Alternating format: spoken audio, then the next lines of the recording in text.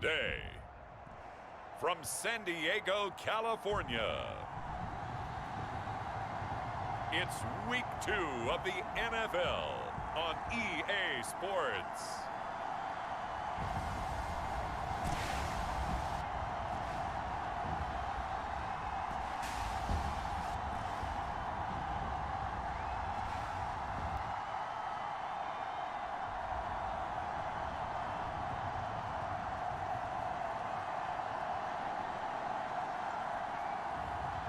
It's San Diego taking on the Carolina Panthers.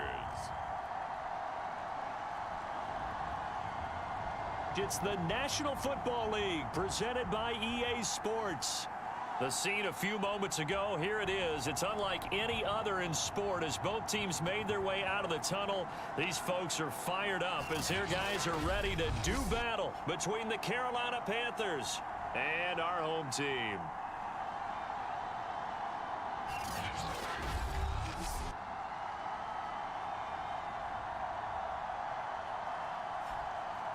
Along with Charles Davis, I'm Brandon Gaudin. And Charles, you take a look at our home side as we enter play here. They've been buoyed by getting 2 home games right at the start, and they come off a good victory in Week 1. And going back through the tape, I thought they looked pretty good last week. It was a solid win, a comprehensive win. On the other side of the field for the visiting Panthers, they come into this one after a loss in the opener, and they're in for another tough test here. And what a battle for an organization to look at your schedule and see 2 road games to start the season and not have a letdown immediately. You got to fight against that. They've got to come out ready to play. So here are the Panthers now for their opening drive. Under center, it'll be the Southern California native standing at 6'4", Sam Darnold. Would you say that last week's performance by him, workmanlike in terms of numbers? 1 touchdown, 1 pick, but obviously a loss. Yeah, and that's the bottom line for him. All he cares about is how do we find a way to win the game. Maybe leans on a few other parts of the offense, and hopefully springs a receiver or 2 free. A throw left side to start out. That's complete. And he's taken down, but able to slip across the 35. Nice way to start the drive. A gain of 12 and a first down. Well, that's what you're looking for when you want to throw the ball downfield. You want one of those guys who can play out on the perimeter, can play out wide, who can not only get open, but when they're covered, can uncover themselves downfield and create catches. Again, he finds more. And he'll go out of bounds, it looks like, right at the 40. 3 yards the gain there, second down. Well, this defense, Charles, really played well in that win a week ago. And as in any game, takeaways are always a big key. They're always discussed on defense. There's an emphasis there, and they came away with 3 interceptions in that game. He'll get this underneath to McCaffrey. Call it a gain of 5, and that'll lead here to a 3rd down. And they'll use him out of the backfield, and sometimes quite a bit. They're just trying to get him touches any way they can. 4 catches a week ago, there's another one right there. 3rd and 2, Darnold. And it's hauled in by Jared Cook. And he is going to have a Panthers first down. They needed 3. He doubled that. He got 6. Give him 6 yards, and they do convert on 3rd. That reception, his 600th NFL catch. Congratulations. Quite the accomplishment.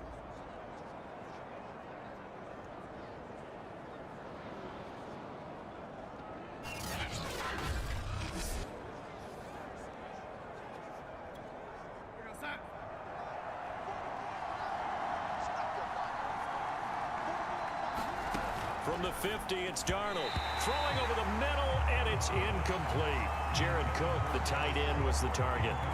And that'll bring up 2nd down.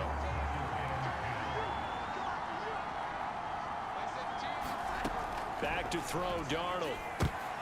Well, he tries to force it in, and it's intercepted. Picked off near the 44. And his crew will take over at their own 45-yard line. So out comes this offense to take over for the first time. At a glance at the man under center at 6'5", he always demands attention. And I liked what his head coach told us about him this week, that no matter what happens, whether he throws 7 interceptions or 7 touchdown passes, He's the same assertive leader in the huddle on each and every play.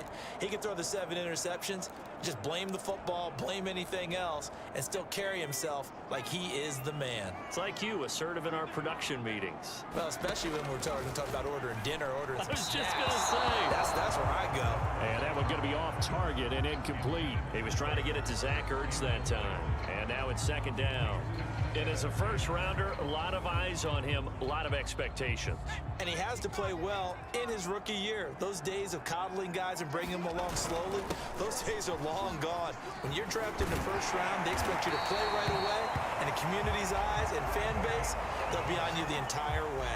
They added a lot of talent to a roster that really needed an infusion of youth. They got a very good infusion of youth. And they didn't really reach to get anyone as well. They stuck to their draft philosophy, got the best players they could at the time they were drafting, and inserted them into their lineup.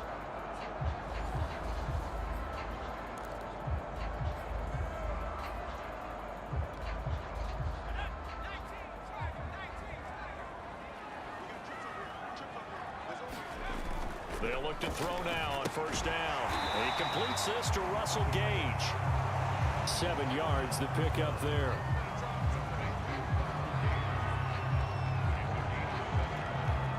Working with a 2nd and 3. From the gun, they'll try to run it. Nothing doing. Barely able to muster a yard to hit the 35. When we talk about defenders, specifically linebackers, keeping their eyes in the right spot, he had that eye down the entire time. And you know that's not easily done because they throw a lot of misdirection at you. They try and fool you and get your eyes in the wrong place. But you're right about that one. He correctly figured that one out and made a really nice play. If you make the stop there, maybe you hold them to 3 on this opening drive. They didn't get the stop. Yeah, new set of downs now. Now you're worried about, just as you pointed out, not just giving up 3, possibly giving up 6. Let's see what they decide to do here because they've got to change up what they have been doing that hasn't been working.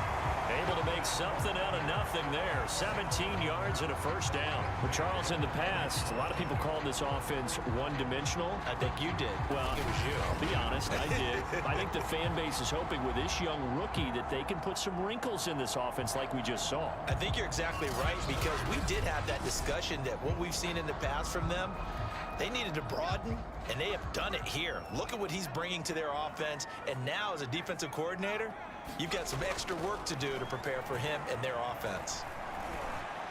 And it'll be intercepted. Dante Jackson picks it, and a big turnover there as his guys will get the football back. Defensively that time, they were in zone coverage. As a rookie QB, what lesson can you learn there? Well, understand this. You saw zone in college, and the defensive backs reacted, but they don't react like they do on this level. So when they're in zone and they see the ball coming to them, they'll react at least a half a second faster. You've got to know where you want to go with the ball and be decisive with it.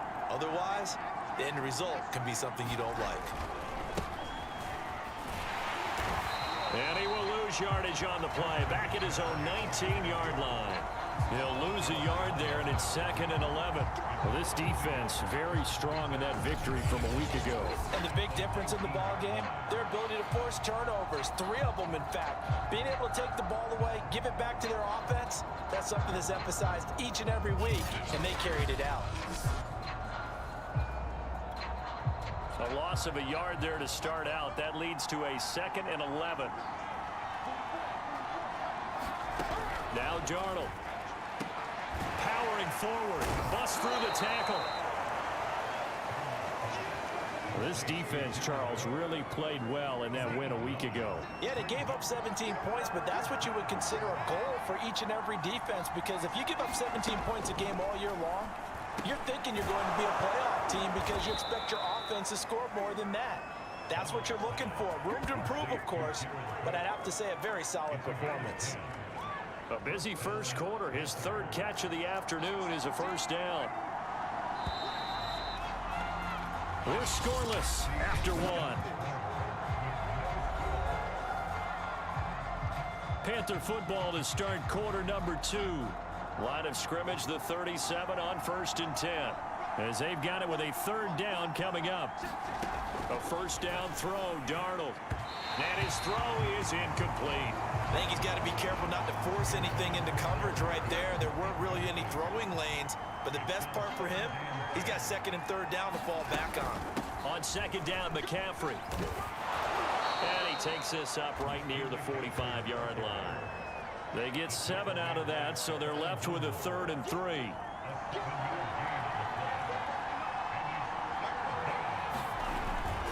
They'll try and pick it up with McCaffrey. And this time he's going backwards. So after the no gain on the last attempt, here they get him behind the line. He lost 2, and it brings up 4th. This defense has really flown around in the first half. They've gotten to the ball carrier before they can really get started. Offense going to have to come up with something else in order to try and get this running game going.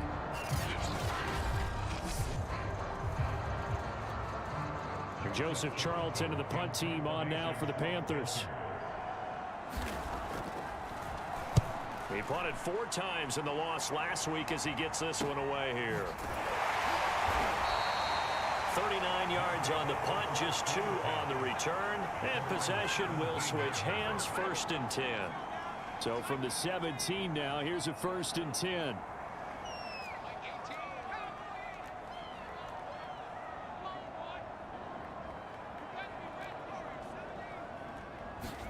Trying to shake off the interception. He'll look to throw. Flush to his right. Open man, that's Devontae Smith. And past the 40 before he's out of bounds. Call that a very strong gain of 24. A good throw there, and this is a quarterback who's still just getting his feet wet, obviously. And by most accounts, last week played okay in the victory. But I want to know, Charles, what was your impression of his play last week?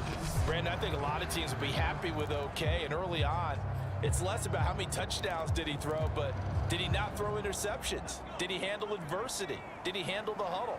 Those types of things. That's what people are looking for. Back to throw now on 1st down. And taking it across midfield and just shy of the 40. I guess no need to force it when you can do that instead. 1st down, 18-yard gain. The last drive, remember, similar situation. He forced the ball into coverage through the pick. He learned better there. Yeah, similar to a golfer that's confronted with a shot that you just can't make. Sometimes you have to take your medicine, as they say, right? Just pull it down, take off, and go. Don't make something worse than what it was. And he'll take it inside the 40 to the 39-yard line. Give him 3 on 1st down. It'll set up a 2nd and 7. Buying time to his left. Give him 7 there on the tuck and run, and they're in better shape now for 3rd.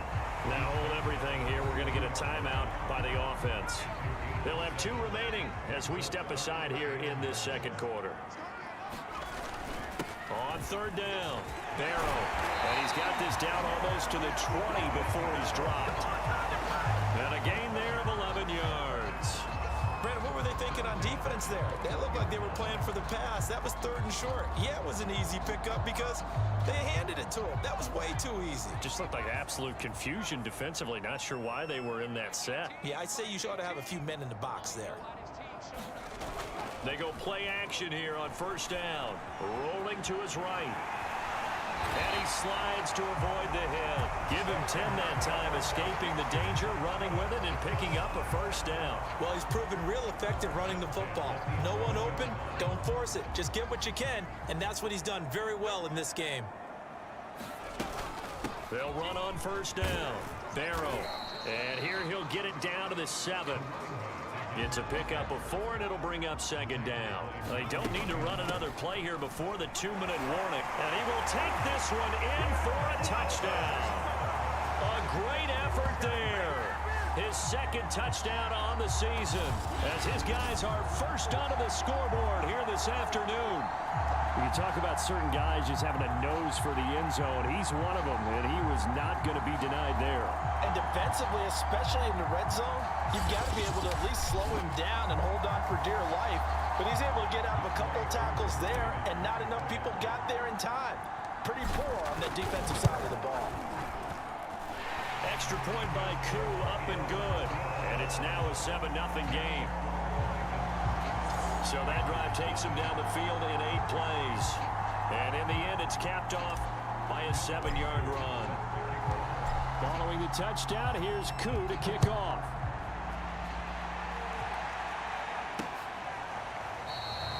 And Smith chooses not to return it, and they'll bring it out to the 25.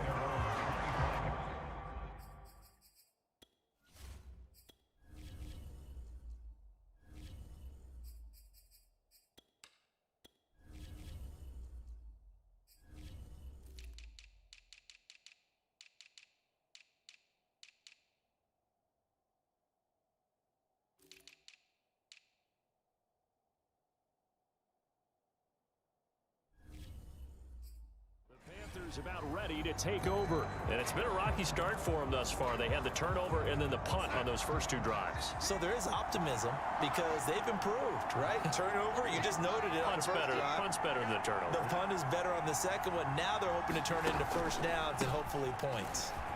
A running play on first down will get 4 up to the 29. 2 minutes on the clock, second quarter, 7-0 ball game. A reminder coming up at halftime, we'll head to Orlando. Standing by there, Jonathan Coachman. He'll have stats and scores from around the NFL in this second week of the regular season. To this point, I've been impressed with the work defensively. They have not allowed a lot of receivers to run free. And there's another example, another incompletion. Throwing here on third down, Darnold. And Cook has it, left side. And he is going to have a Panthers first down as they're able to get the third down conversion. Darnold. They give him 7 yards on the play, and they do pick up the conversion on third down. And able to get this one across the 45 before he's brought down. Throwing over the middle, but it's incomplete. They've given up a few first downs on this drive, but getting the incompletion there, that should give them something to build on and maybe turn the tide. Darnold to throw again. Over the middle, and it's incomplete. He was looking to get that one to DJ Moore. And that takes us from second to third down.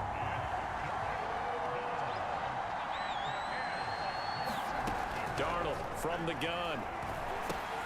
Over the middle, that's complete to McCaffrey. And a pretty nice tackle there, ranging up from his free safety spot as he'll stop him about a yard short. Now a second timeout called for by the defense as he'll stop it with exactly a minute to go before halftime. Here's Joseph Charlton now as he'll kick it away for the second time.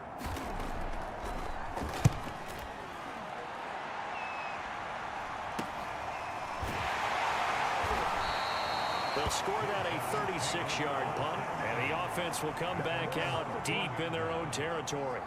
There again is the running back as he trots onto the field. He's over 40 yards here in the second quarter. Been nice and effective for them, hasn't he? He has definitely been dependable, and really shouldn't underestimate what he's getting done here, because anytime you're on a pace that's going to approach 100 yards, you've really done some damage in an NFL game.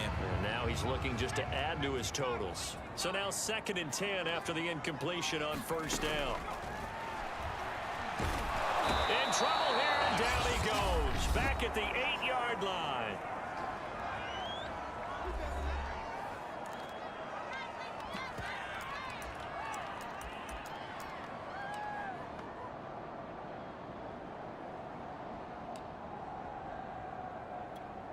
After the sack, they'll come up now 3rd and long. Yeah, I wouldn't be surprised to see them run the ball here just to try and get some space. Now on 3rd and long, they'll look to throw. And they're going to stop him short of the first down as he's tackled at about the 21. The Panthers going to use the second of their timeouts as they stop it here with just under 40 ticks to go in this first half. Here's Thomas Morstead on now to punt it away on 4th down. Christian McCaffrey deep for Carolina. And it's fielded at the 34. That'll go as a 42-yard punt, but a net of 32. They had a 10-yard return. And the Panthers will take over now 1st and 10. The Panther offense going to see the ball one more time in this first half. And with great starting field position and one timeout in their pocket, they could still come away with points here in the late going. He's going to drop this down to McCaffrey. 7 yards on the play, and it'll make it second down. Now the Panthers going to signal for their third and final timeout, as they'll stop it with 13 seconds to play in half number 1.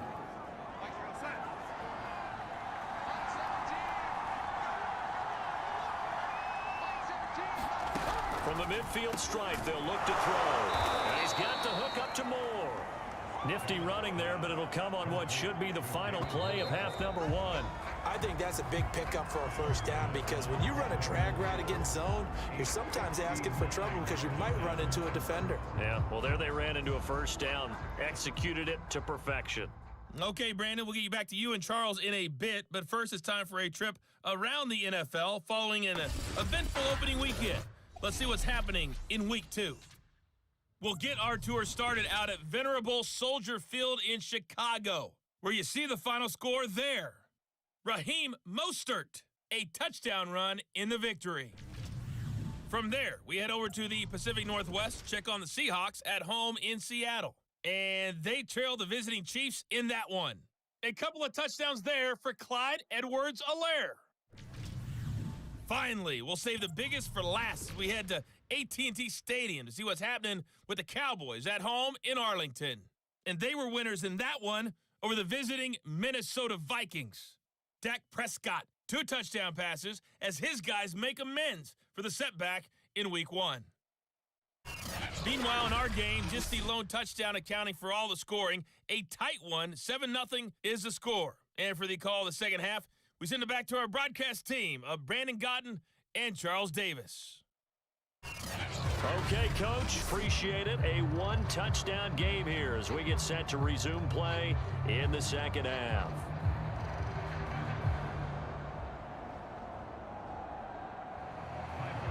Just the 1 touchdown in that first half. 7-0 our score as we get going in quarter number 3. Taken in at the 3. And up to about the 26-yard line, just across the 25. And this offense set to go now to begin the third quarter. And they've got the lead, CD. What do you expect from them in this second half? Well, I like what they were able to do on the ground in the first half because they had a lot of success running the ball, and I certainly think we'll see more of that. But I'd keep an eye on that defense, and I think their coaches up in the box will do the exact same thing. If they start to see 1 or 2 guys start to creep towards the line of scrimmage, that'll be licensed to take some shots downfield. And this turns into a nice gain with a slide at the end. Nothing open downfield. He keeps it himself for 11 and a first down.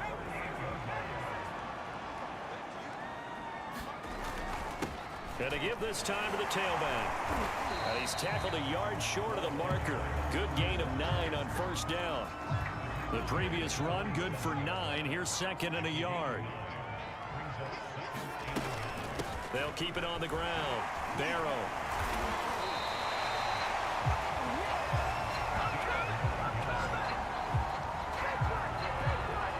Well, you certainly have to give a little credit here because they're playing this game now at their pace. This is ball control football, sustained runs, taking their time, and making it work. On first down, Barrow. And some good tackling there as he stopped up at about the 41. Tracy Walker in on the tackle. This drive is pretty clear. Almost feels like old school fundamentals, doesn't it? Want to impose their will on the defense. What's that, 5 straight runs? Yeah, 5 straight carries to start this drive. And like you said, the way it's working, they may just stick with it. And the lane closes up quickly as he'll get about 3 down to the 38. Let's give a lot of credit to the offensive line. They've been able to move the ball really well on the ground the entire game. And while that wasn't a huge one, that's okay. They'll take them in short, steady bursts. They'll set up a throw. And down he goes. They sack him back right around the 41-yard line. They'll drop to throw. And he's brought down. Can't do anything with a football. It's a sack and a turnover on downs. A big-time sack there on 4th down. And this defense will take over right at midfield. Now, you know I don't often have sympathy for quarterbacks, but in this situation, I don't know what else he could do. Into heavy traffic, and it's intercepted. Picked off around the 27. And he's able to take this one back to the 36-yard line.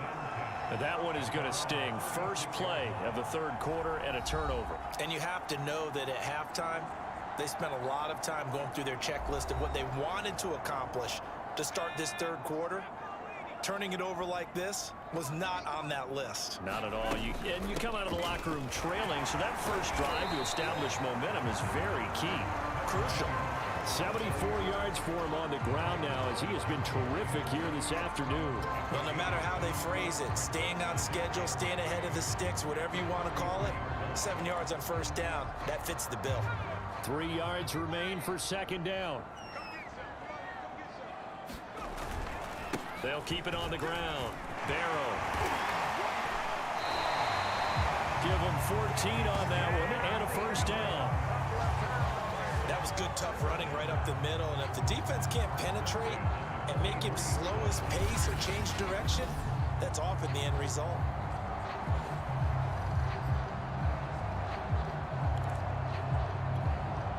So the 14 yards actually takes him from 143 to the other for 1st and 10. They're going to look to throw. This is Smith with a grab. And he's going to get this inside the 30. A good gain again. That's now 31 yards combined on those last 2 plays.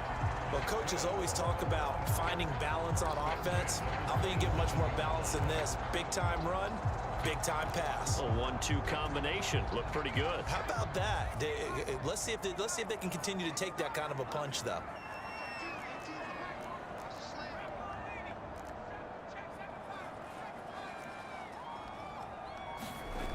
They'll look to throw here on first down.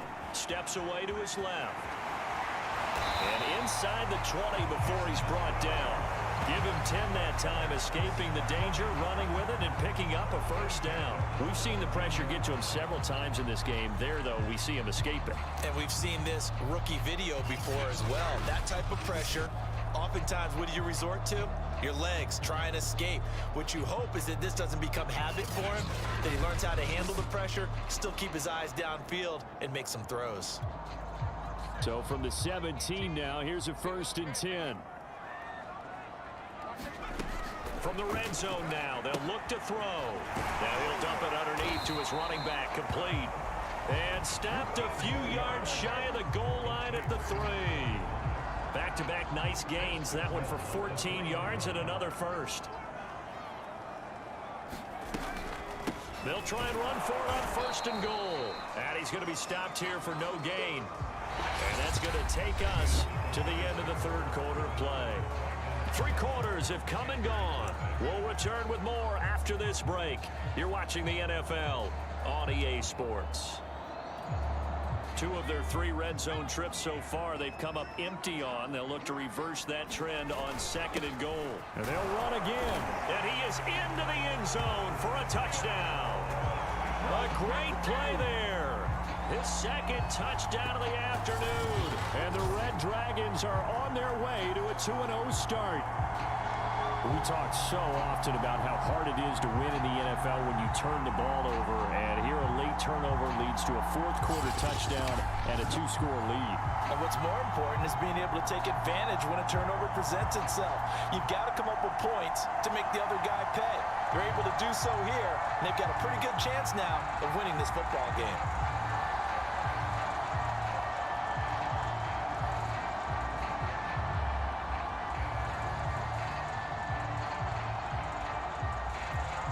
Coup for the extra point.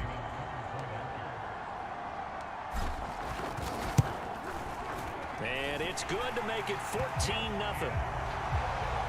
So this drive spans 7 plays, and it ends with a 3-yard scoring run.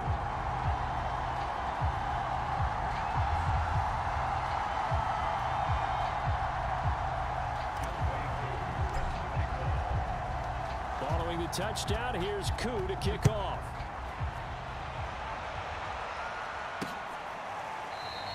And Smith not going to bring it out, so it's a touchback. Carolina getting set to take the field. And you're still in this game. I mean, yeah, you haven't scored. Offense obviously has struggled, but you're only 2 scores down, so all hope not lost. Not at all, because we were talking about the NFL, and teams can score fast in this league. Quick strikes, you're right back in it. You're exactly right. Keeping hope alive. And here's a throw that's taken in by the tight end Cook. And he'll get this up past the 25 before he's out of bounds. 3 yards the gain there, 2nd down.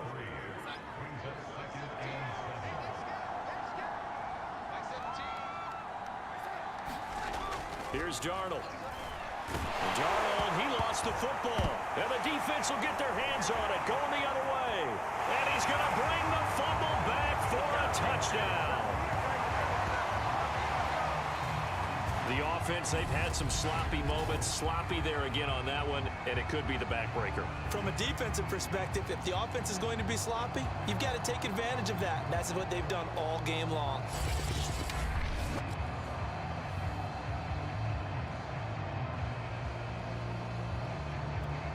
Now Younghoe Koo for the extra point. And it is now 21-0. The scoop and score, always an exciting play in football, and we witnessed it there, grabbing it off the ground and then rumbling it into the end zone for 6. So here's the kickoff now as they'll get it again following that fumble return for a score. And Smith chooses not to return it, and they'll bring it out to the 25. The defense working their way back out now onto their home turf. And they had the fumble return for a touchdown, and boom, they're right back out there again. And you hear so many people talk about opportunistic defenses in today's football. Well, they make their own breaks because they work at it all the time. We've been at the practices, the drills where they're trying to strip the football, the takeaways. They're always working on it, and it paid off for them on the last possession. Paid off. Now can they do it again?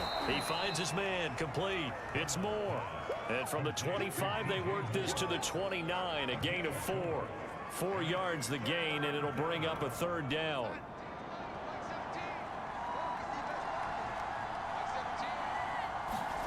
Now it's Darnold. Complete on the quick throw to Moore.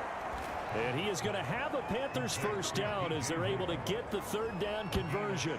Well, I can put my defensive cap on right now, and I know they're saying don't give up any big plays now. They've controlled this game throughout, and all they want to do is see it through to the end. I think they let their guard down a little bit with that last completion. Sometimes when you're trying not to give up bigger plays, you don't react as fast as you should on other throws. One thing I think that's safe to say defensively, the tackling's been really good.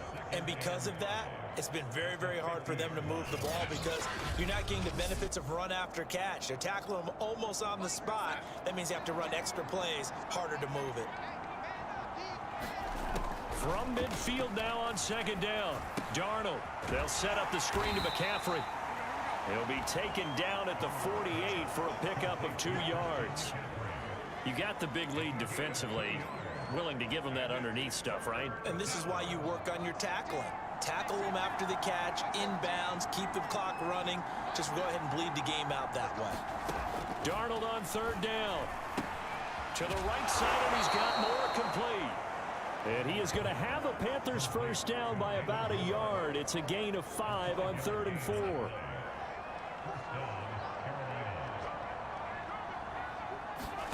Here's Darnold. And he'll dump this off to his running back, McCaffrey.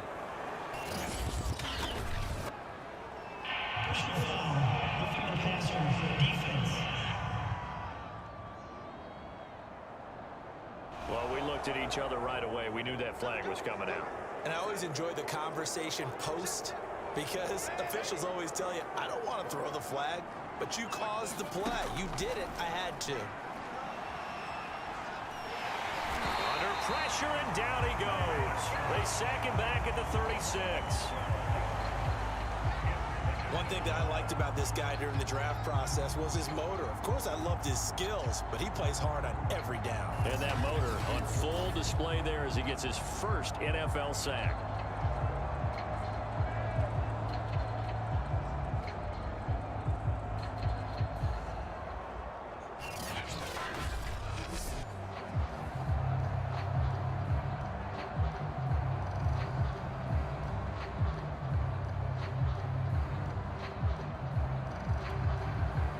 lot of ground to cover. 2nd and 22. And now, defensively, they're going to burn their first timeout. Remember, they get an extra time built in coming up here shortly at the 2-minute warning. That huge loss on the sack makes this job much more difficult. It's now 2nd down and 22 yards to go. Out of the shotgun, here's Darnold. And he takes a shot on the release as this will be incomplete. We've seen this quite a few times in this game. Offensive line unable to keep leverage, unable to keep people away, facing a lot of pressure. Fortunate just to get rid of it. One of the reasons they're down is that inability, though, to stop the pressure. We saw another example of it there. And the throw there going to be incomplete. So 2 third-down conversions on this drive, but not able to get a third, and now they deal with 4th down. 4th down, and for Darnold, it's desperation time. And Darnold going to be intercepted for the 3rd time. It's Chris Harris with a pick. And a great return as he takes us up just shy of the 45. Well, I guess an interception at this point on 4th down is just as bad as an incomplete pass. Either way, the ball goes over to the other side. Yeah, it's a tough spot to be in this late in the game, and there's not a whole lot he could do there, and he winds up giving the ball away.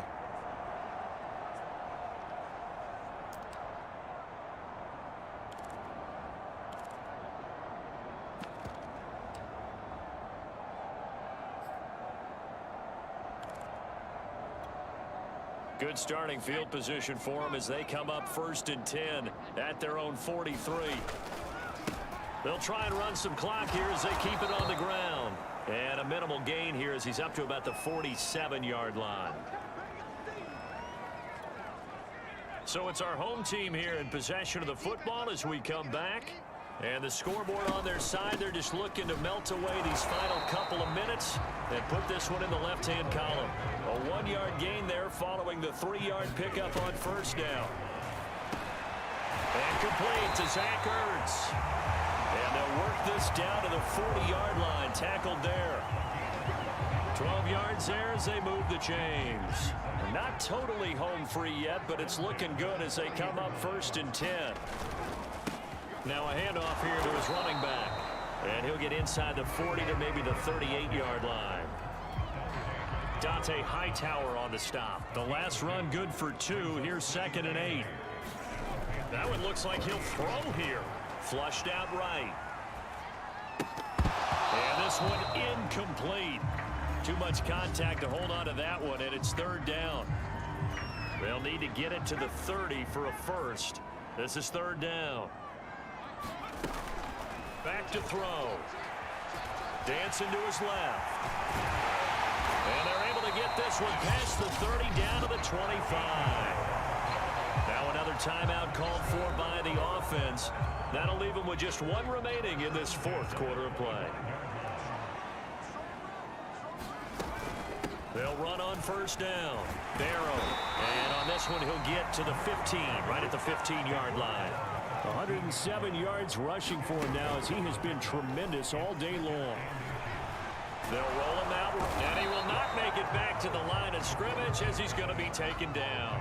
Brian Burns able to collapse the pocket, get to him, and drop him for a loss of a yard. And he's got it. And he's brought down. Now we'll get whistles, and they've signaled for a timeout. Not sure I see the logic in this, but we'll get a stoppage anyway with 5 seconds remaining. They'll try and run for it on 1st and goal. And he'll take it into the end zone for a touchdown. A great effort there. His 3rd touchdown of the game and 4th on the year. And the Red Dragons are looking to make it 2 straight as they add on to this 4th quarter lead. Looking like they're well on their way to a 2-0 start. All smiles right now on that sideline, isn't it? As well there should be. It's hard to win a game in the NFL. We hear it all the time. We know that it's difficult. But guess who's smiling? But inside is thinking 24-hour rule because we're going to have to play again next week. Boss man. Oh, without a doubt. The head coach, he wants them to feel good, but at the same time, find a way to keep improving. Koo able to connect on the extra point. And it is 28-0.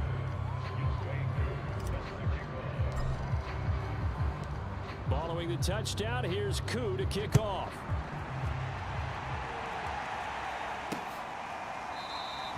And Smith not going to bring it out, so it's a touchback.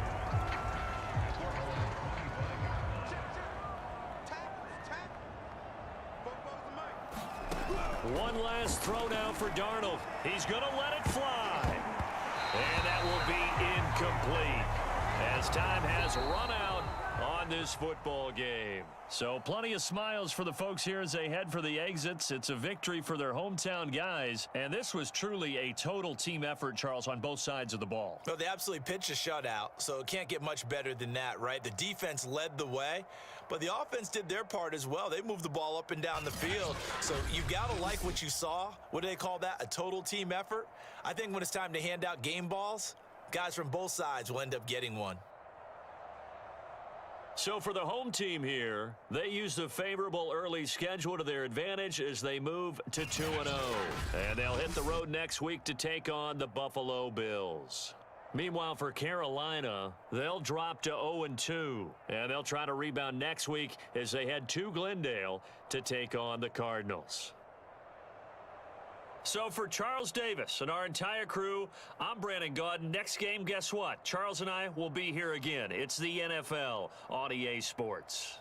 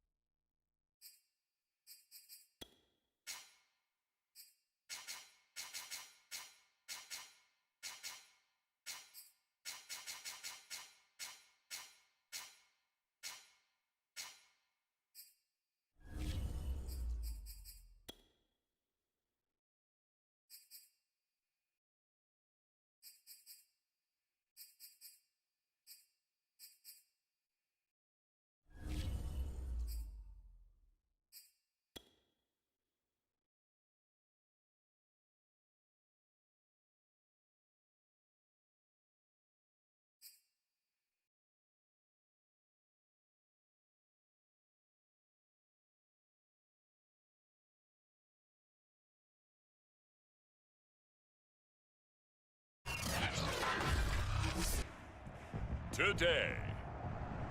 From Bills Stadium in Orchard Park, New York, it's Week 3 of the NFL on EA Sports.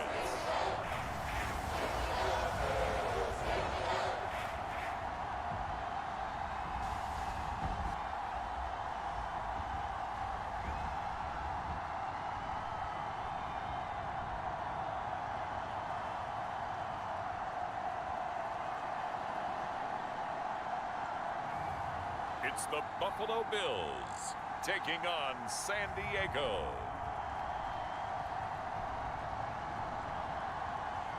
Well, they indeed love their football here in upstate New York as you look inside of Bills Stadium in Orchard Park. Nothing like the fanfare of introductions to an NFL game, and that was in evidence a moment ago. Fireworks, pyrotechnics, you name it. This crowd is ready as their guys get set to match up between our visitors and the Buffalo Bills.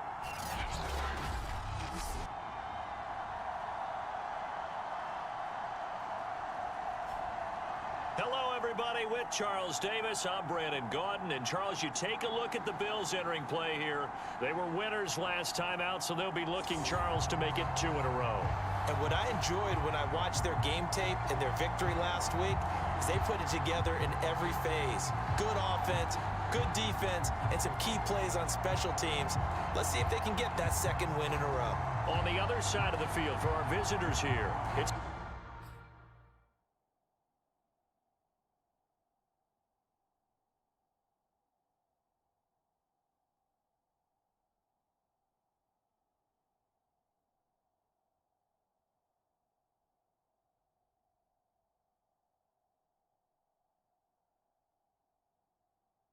been a great start to the season. Back-to-back wins to begin the campaign. Yeah, you don't want to get too excited. There's still a lot of season to go, but they've come out playing good fundamental football, and that might carry them a long way. McKenzie now from his end zone. And they'll get him down right at the 25-yard line, so the same result had he opted for the touchback. Out comes the offense for the Bills, led by their quarterback at 6'5". That's Josh Allen. It's a pretty bland game he had last time out. Ended up throwing 1 interception, didn't have a touchdown to offset it.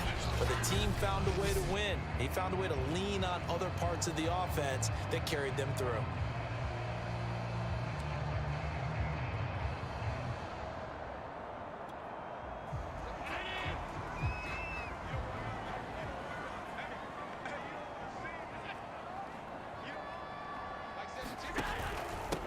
They'll run for the first time with Raheem Mostert. And right away, they're going to stack him up right at the line of scrimmage. Call it no gain on the game's first play. And it's second down now. Well, this defense very strong in that victory from a week ago. Even better than that, they pitched a shutout in that game. And I'm telling you, trust me on this one. That's a confidence builder for the rest of the season. When you get a defense that puts together a performance like that. Oh, Allen cannot get away, and down he goes. Fletcher Cox gets him for a loss of 8. What great push up front. Well, competition comes up in so many different ways. And right now, this unit, their competition is who's going to get to the quarterback the most times. Had about 5 sacks last week, and we just saw their first one of this game.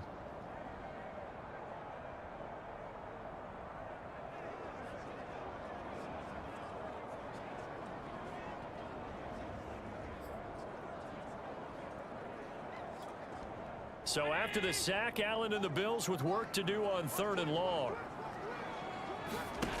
Allen. Into a double team, and it's intercepted. Picked off at the 39.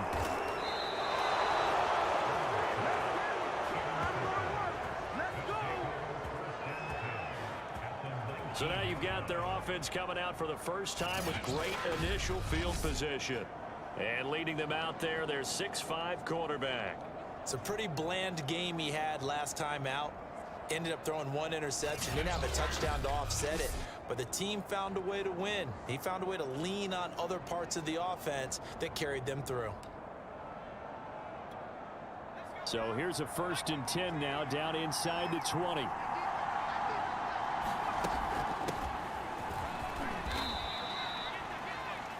simply not much more you can ask out of your running back. Over 100 yards and the 3 touchdowns. And for an old coot like me, I loved it because he did it on the ground. A running back taking control of the game. That's what I like to see. Hold on. An old coot? Coot, C-O-O-T. All right, I'll look that up later. On second down now, Barrow. And the stop will come inside the 5 at the 4. 9 yards on the play there, and it sets them up 1st and goal. This running game so important for them, and they know that. It helped lead them to a victory last week when he was over 100 yards. Let's face it, it's their identity, and that's what they want to play to. They want to be that team that runs the ball really well each and every week, and right now we're seeing a pretty good pattern of that happening. Now a stoppage here as we've got a Bill shaken up on the play. We'll check on his status when we return to Orchard Park. On second down, Barrow, and he will take this one in for a touchdown. A great play there. His 5th touchdown now on the year. And the Red Dragons have taken the early lead on the road here in Buffalo. Well, first quarter, maybe too early to talk about statement drives, Charles, but that sure seemed like a statement drive right there. Well, if we're going to talk about statement drives, I think what they're saying is we're going to establish the run. They gave it to him early and often on this drive, and he wound up taking it into the end zone.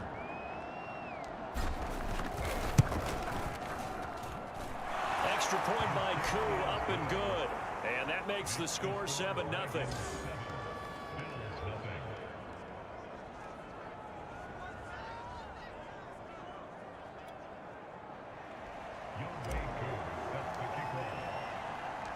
Following the touchdown, here's Koo to kick off. This fielded right at the goal line. And a nice return sets him up pretty good here right at the 30-yard line. Josh Allen leads the offense out for their next possession. And he'll look to rebound from the early interception that led to 6 points the other way. And when he threw the interception and he had to come to the sideline, I guarantee his first thought wasn't about the interception itself, but what could result. And I know he was thinking to himself, come on, defense, bail me out. Well, they weren't able to in this situation.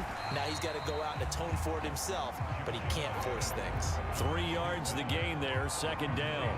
Well, this defense, Charles, really played well in that win a week ago.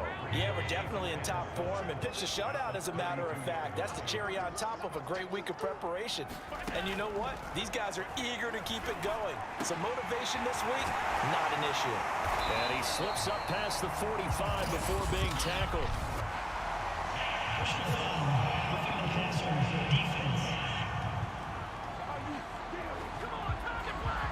So a pretty early first quarter roughing the passer penalty. Seems like the officials are going to let everyone know they're taking charge of this game. They're always going to protect the quarterback. Play action. Now it's Allen. That's caught by his tight end, Dawson Knox. And he'll get this one down to about the 20-yard line. Another first down, this time on a gain of 19. Back-to-back good plays have him on the move on first down. On the handoff, this is Mostert. The numbers for him from a week ago: 22 carries, 91 yards, and a touchdown. And I'm eager to see how they deploy him in this game. Last week, a heavy workload. Do they decide to bring that down a little bit and try and keep him fresh? Or do they say, guess what? He's locked in. Keep handing him the football. From the 16, Allen finding Knox there, complete. That catch good for 5. It's third down. But Charles, we get a look there at the draft class for this offense. What do you make of it?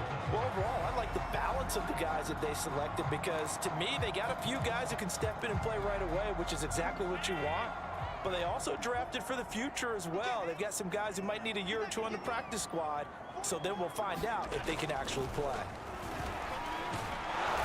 And he's going to go down. Sacked right around the 17. Well, the pass rush has been a real strength of late. They know how to get after the quarterback. And absolutely, 4 sacks last week. That's their first one here. Anything in particular you've seen from them or on film? I think that they're winning athletically up front, winning those one-on-one battles, but also when the offensive line wants to keep everyone in and mass protect, they know how to scheme their way back to the quarterback as well.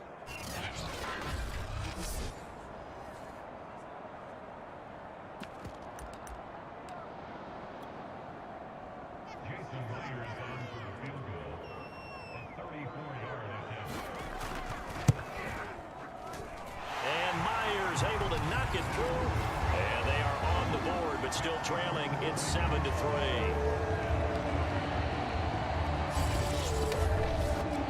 So the 3 points there, and CD, that helps them inch a bit closer.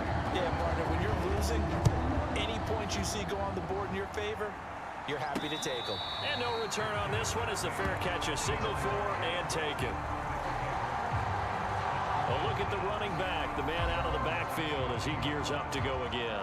Last week, over 100 yards, 3 touchdowns. We were talking with him on the field before the game. He said simply, I was in a groove. He obviously was. And I think he's been a little modest about that, being in a groove. That's a big-time game right there. And I think he feels like his entire team is coming along with him because they're creating spaces and holes for him to run through. He's making people miss, running through tackles. They are locked in a big way and confident about this game as well. Solid way to start the drive. 13 yards, picking up the first. His first carry of their second drive, pretty solid. And, of course, remember back to their first drive, really strong throughout that one. Not only is he getting good blocking up front, but how about his vision to find the holes? And he's seeing things before they even open and hurdling through them. They'll contain him to just 4. Second down.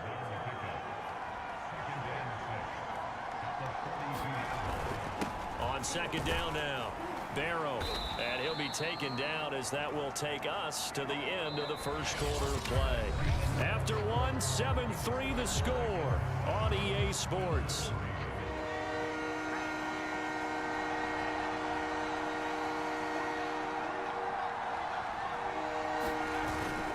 On third down, Barrow running right through him, and he's able to get this one down to the 40-yard line. 49 yards now on the ground on just 7 carries. Now this is an example of breaking down a defense, because on a lot of these runs, he's getting past the point of attack, and guess what he's doing? Forcing the secondary guys to have to make a lot of tackles.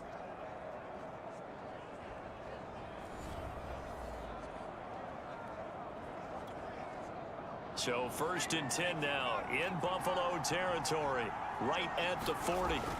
Looking to throw. And he'll be hit as he releases it, and that'll fall incomplete. Well, we always talk about how you've got to be quick when you go through your progressions, and here's another prime example. Trying to look downfield, he was standing in the pocket, but just couldn't find anyone open, could he? No, not enough time. They hit him and forced that incompletion. 9 yards, and that leaves him just short, so it'll be 3rd and less than a yard. And he'll give it here to his running back. And he's able to pick up the first before he's taken down at the 27. 4 yards on the pickup, good enough to extend the drive. Just about every coach we talk to says the crowd shouldn't affect us. That shouldn't be an issue. And in the next breath, they talk about taking the crowd and taking them out of the game by picking up first downs and keeping them at bay. I think we just saw an example of that there, didn't we? Important to do, especially early in the game like they have. Right back to him on first down. He's able to get 6. A nice pickup down to the 21. That's a strong pickup right there on first down. And as this drive goes on, we're seeing offensive line and running game imposing its will. On second down, Barrow. He'll have a first down inside the 10. And he's brought down after a very nice gain. I'm not sure how much more evidence they need, partner, than to understand that if they don't start to slow him down, it's going to be a long afternoon here at the stadium, because he is just... And he'll take it into the end zone for a touchdown. A great effort there. With his second TD of the game, his 6th on the year. And the Red Dragons are able to stretch out their lead. Well, fair to say they've got something here in this rookie running back, and he's in for the second time of the ball game. And Brandon, it's a position where there's often a lot of turnover, a lot of competition at that spot. But he's proven to them that he wants to be the bell cow guy that his franchise can rely on.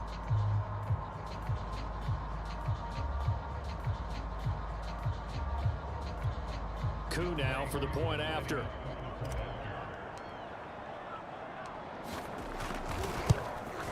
And oh my goodness, this is nowhere close. Well to the right and no good.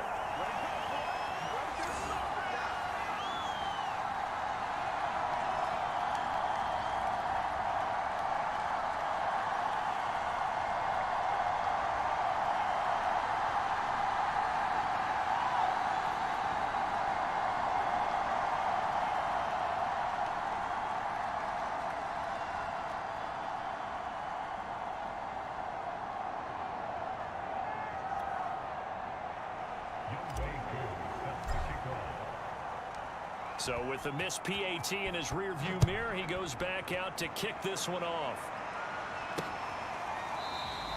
McKenzie will not return this, and it'll be brought out to the 25. Here's the Buffalo offense now as they get set to take over here. And tough to win games if you're going field goal, field goal, field goal here. They got field goal last time. Now they'll be looking for a touchdown. They're looking for the big chunk now because, as you noted, the field goal, field goal, field goal way of doing it makes it that much harder and puts more pressure on every possession for you now. Go ahead and get 6 and feel a lot more comfortable about the position they're in. Bigger chunks. We'll see if they can get the score. And from the 25, they work this to the 29, a gain of 4. Well, it's time for them to be good teammates right here. And what I mean by that is possess the ball for a little while. Get at least 2 first downs. Give their defense a chance to settle down a little bit after they give up a touchdown. And they get him down, but not before he takes it across the 40-yard line. Partner, it's a lot of fun watching the NFL now, isn't it? Because when the big fella runs routes, it used to be when we were kids, he'd run about 3 different routes, and that was it. Now he can run anything and catch the balls we just saw there. 5 yards on the carry. Good pickup on first down.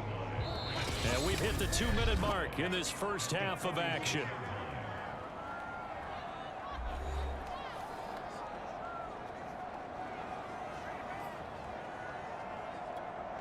And we'll remind you that coming up at halftime, we'll join Jonathan Coachman and the gang in Orlando. Coach will have stats and scores from the early games going on here around the NFL. Allen's throw is complete, and he goes out of bounds and looks like right at the 50. 4 yards on the completion, and it sets up a 3rd down.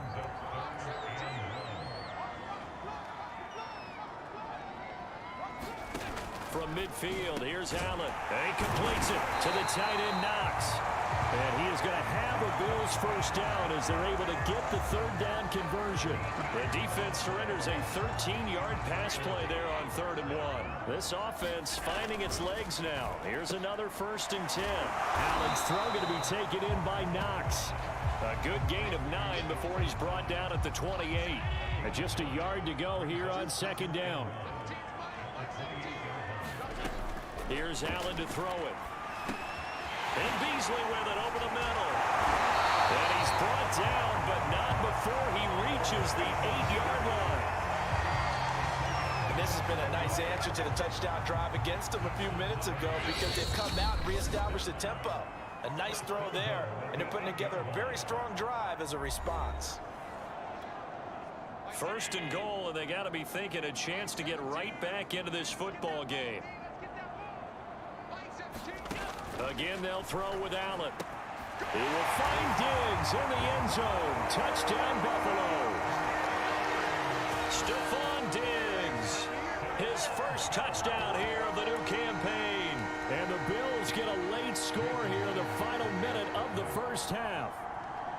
I think everyone in the league talks about finishing, don't they? Doesn't matter whether it's a quarter, a half, a game, a series, whatever. But they're finishing the first half in fine style, putting that one in the end zone. They did. They didn't leave much time on the clock either. Well done. And after the touchdown, here's Myers to boot it away.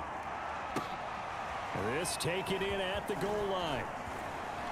And he's up past the 20 to the 22-yard line.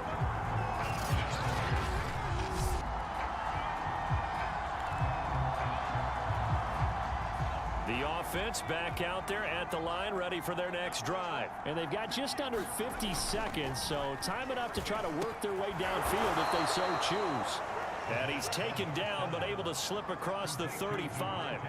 First play of the drive going for 14 and a first down. And he's going to have the hook up to Gage. Now the offense going to use the first of their timeouts as they'll stop the clock with 24 seconds to go in this first half. Back-to-back good plays have them on the move on first down. Now back to throw. Forced out to his left. He'll get 3 yards on the scramble there at second down. Now another timeout called for by the offense as the clock will stop with 18 seconds to go in the first half.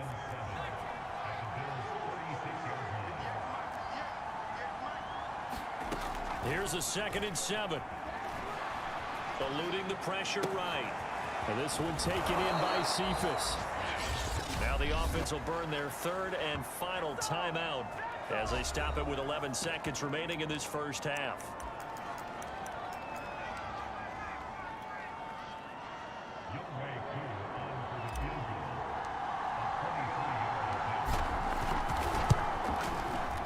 And his kick is indeed good, and that extends their advantage to 6. It's 16-10. So a nice kick there as they are able to add on to their lead. And that's exactly what you're looking to do. Maneuver yourself into range. That way, if your drive stalls out, you're able to get something out of it. And they do so right there. And not wanting to risk anything here late in the half, he'll just take a knee, and they'll bring the football out to the 25. The Bills come to the line to start their next drive. And you wonder if with Allen's arm, they might just take their chances by dialing up a long one. A run there with Mostert as he'll push this forward and call it a 4-yard gain on first down.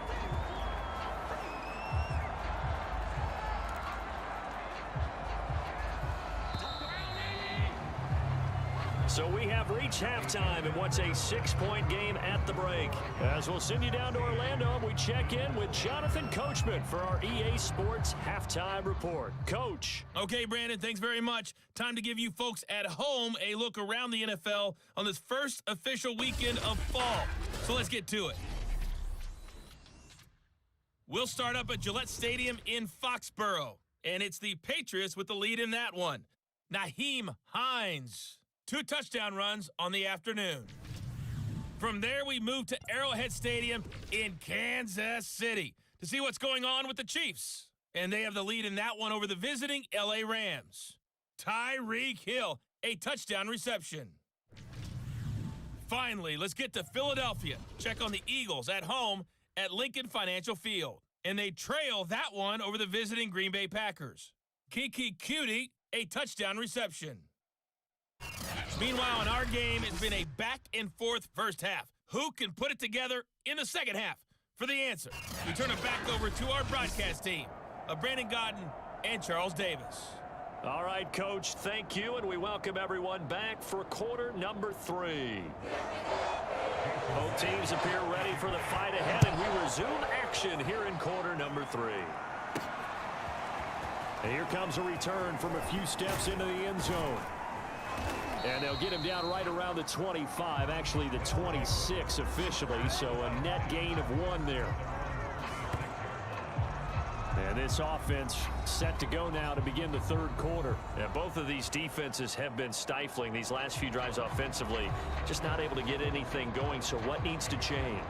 I think a lot of the guys will go back and review, so to speak, because everyone has someone assigned to how did each play work. Okay, what did we use that kind of worked for us during this game? Try and get back to some of those plays, as well as the possibility of showing something you haven't shown already in this game and trying to change things up. We'll see if they take the advice of Mr. Davis. 86 yards rushing for him now with a couple of touchdown runs to boot. And he'll get it out near the 40 to the 39. 6 yards the pickup, and that's a first down. So many teams want to throw the ball in this situation nowadays, but I love watching a team that has enough confidence to go ahead and run the football in that situation. That's almost a tendency breaker. Now on first down, he'll drop to throw it. Escaping the pressure. And he's going to lose a yard or two. Taken down behind the line. Ed Oliver, that time the one to get in there and bring him down. Under pressure, and they got to him again. And quickly, they get to the line. He'll look to throw. And that's going to be incomplete. The contact there enough to jar that ball free, and it brings up fourth down. Here's Thomas Morstead now. And surprisingly, this is the first punt of the game for either team.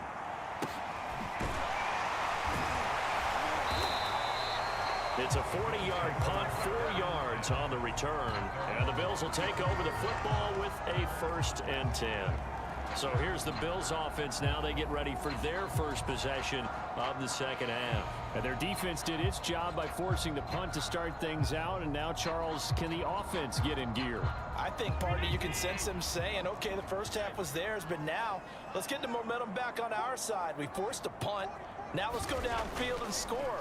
If we do that, we'll be set up well for this second half. Oh, he was hit as he threw it there, and that one winds up incomplete. Third quarter of a tight football game as we come up on a 2nd and 10.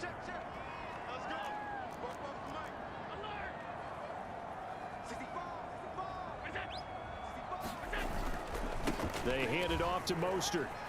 They find some open field here. And he'll be stopped right at midfield. 16 yards there, and the Bills have a first down. Sometimes it's hard to believe, but there are times this game is about patience, isn't it? Has had the game he expected, but that run there, that may get him going. I was just going to say, maybe that gives him a little juice, because you're right, he struggled, especially in that first half. Yeah, and I know the great ones always think to themselves, just hang in there. I'm just one big carry away from busting this open. That's a good start for him. On play action, Allen. Oh, Allen cannot get away, and down he goes. LaMarcus Joyner just would not be denied. That's a loss of 7. So one quick, easy analysis about why they've struggled so far. They keep putting themselves in 3rd and long situations. They just took another sack right there. And the offensive film session tomorrow may be a little longer than it normally is. Not a lot of positive grades will be handed out thus far.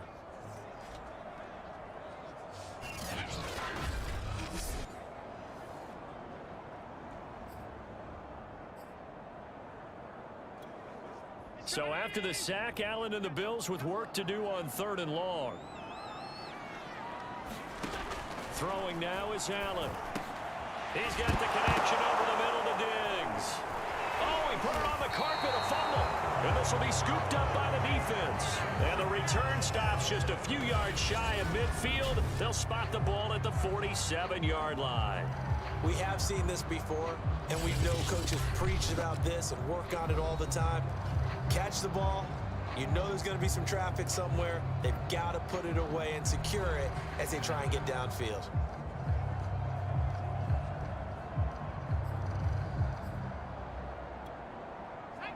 The offense now at the line, ready for their next drive. And a tight game after punting last time. See if they can get something going on this drive.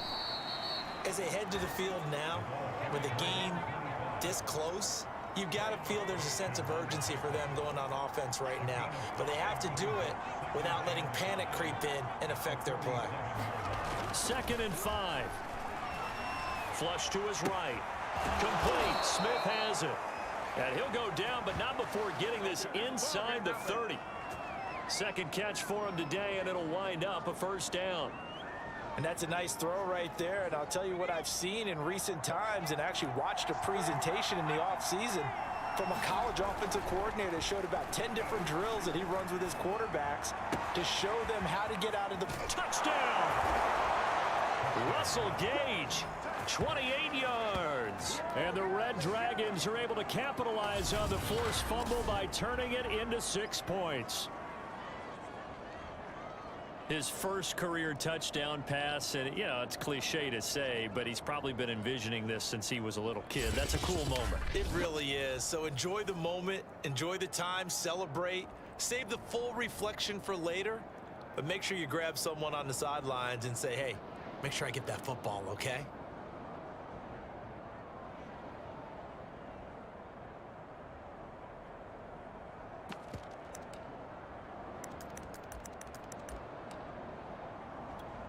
Coup for the extra point.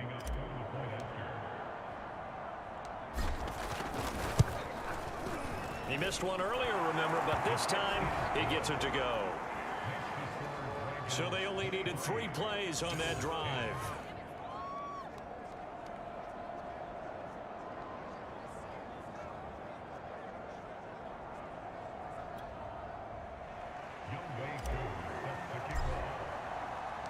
Following the touchdown, here's Coup to kick off. McKenzie now from his end zone. And he'll be stopped right around where he would have been had he gone down to a knee, maybe a yard shy of there at the 24. Buffalo set to get the football back here. And they had the fumble last time that led to a touchdown. That's a no-no. We'll see what they do here this go-around. A big no-no. Put that in capital letters. Turning it over, the other team takes it down and scores. That can be a deflator for a football team. Now it's up to the offense to get back out on the field and pick things up. Now they're out there. We'll see if they can pick those things back up. And the drive starts with a completion left side. And they work this well upfield across the 45. Good work after the catch. Going to net him 23 and a first. And what a nice example there of a tight end doing exactly what he needs to do. How about how he worked his way to the outside, made sure he secured the catch, and then anything after that, we count that as a bonus. And indeed, he gets enough for the first down. And this will leave him a yard short. Nice pickup of 9 yards on first down. Brandon, perfect defense in this situation would have meant that there was an incompletion and would have picked it off. Okay, so they gave up the completion, but I really enjoyed watching how the defense stayed in sync, stayed in great communication, and as he dragged across each zone, you see him pointing, communicating, there he is, and they passed him off to each defender. Ended up making a nice play, even though it was complete.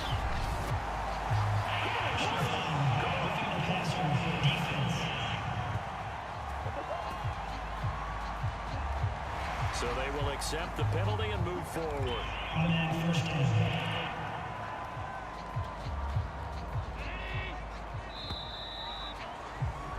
And as they come to the line, they will not be able to get off another play as time has run out on this third quarter. This is the National Football League on EA Sports. Back-to-back good plays have them on the move on first down. Now Allen. Being chipped. And I think the ball's out, but this will get out of bounds, so possession will stay the same. You can almost see inside his face mask there the look of relief. He coughed it up, but it goes out of bounds. They keep it. Someone carrying around the lucky horseshoe, aren't they? If I were him, I'd go out and play the lottery after that one. A very fortunate man. And it's out. He put it on the carpet. It's going the other way. And a big turnover there as his guys will get the football back. Whenever I see a team turn it over on back-to-back drives, fumbles on their last two, I know one person's blood pressure who is starting to rise, and that's the head coach. Absolutely. And when's it going to go down? When they stop fumbling?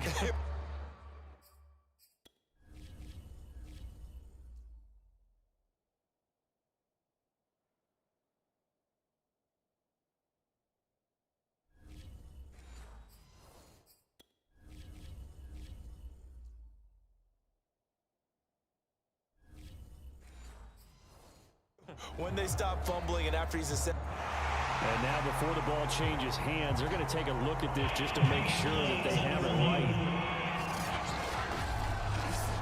And the question, was the knee in fact down before this ball comes loose? And is the video convincing enough to overturn it? A lot of factors here. Remember, you also need clear possession of football afterwards. This is a tough one to overturn.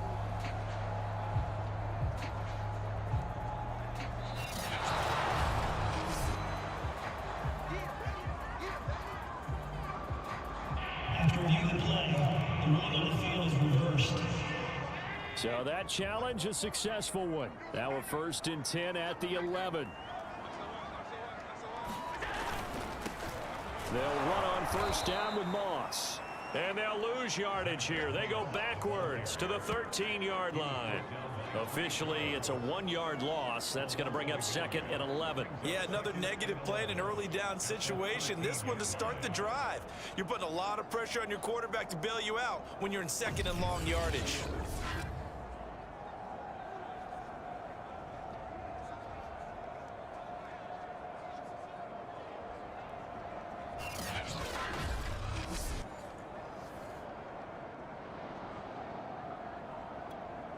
After the loss to start out, here's 2nd and 11.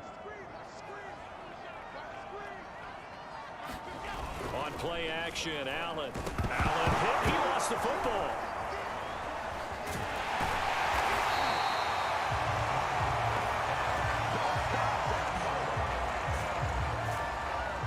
Fortunate to get that football back, because trailing here in the second half, last thing they needed was to lose the possession. And the word I think of here is opportunity, because it could have been lost there, their chance to score points.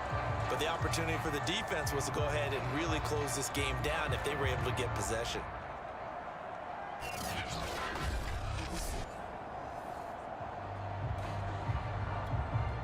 So possession still theirs, but now they face a 3rd down.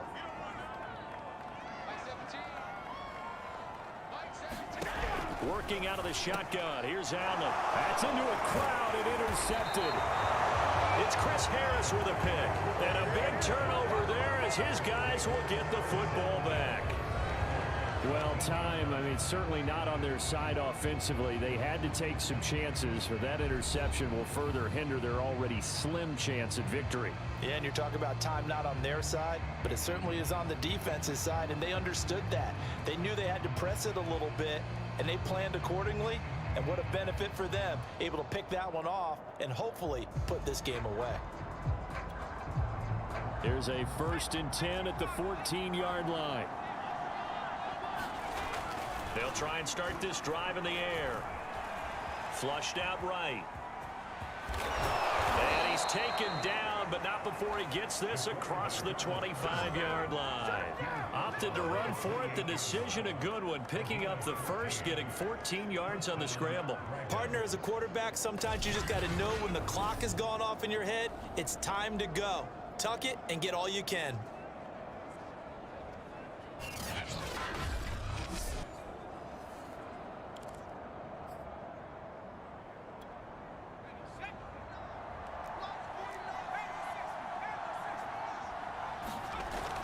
To throw now on 1st down. Quick slant here to Smith. And they get him down, but not before he takes it across the 40-yard line. They give him 13 yards there on the play and a fresh set of downs. On 1st down, Barrow. And he'll be taken down, but not before he works it past the 50. 108 yards on the ground for him now as he's done that on 15 carries. No doubt those are the types of carries they're looking for here, Charles. The lead in the 4th quarter. This is when coaches that have a reliable running game, they breathe a little easier on the sideline. Yeah, they love the idea that they can take the air out of the football at this point of the game. That means they're really counting on that offensive line, counting on the runners, taking care of the football. Because you're going to tell your quarterback, hey, no time to be a hero. We're not going to throw it here. Just eat up that clock. And if you have the ball, they can't score. Running game working. They'll stick with it on 1st down. And he's corralled, but not before getting it inside the 35. And now we won't see a play on 1st down. We're going to get a timeout instead. It's just their first. They'll be down to 2 remaining as we step aside here in the 4th quarter.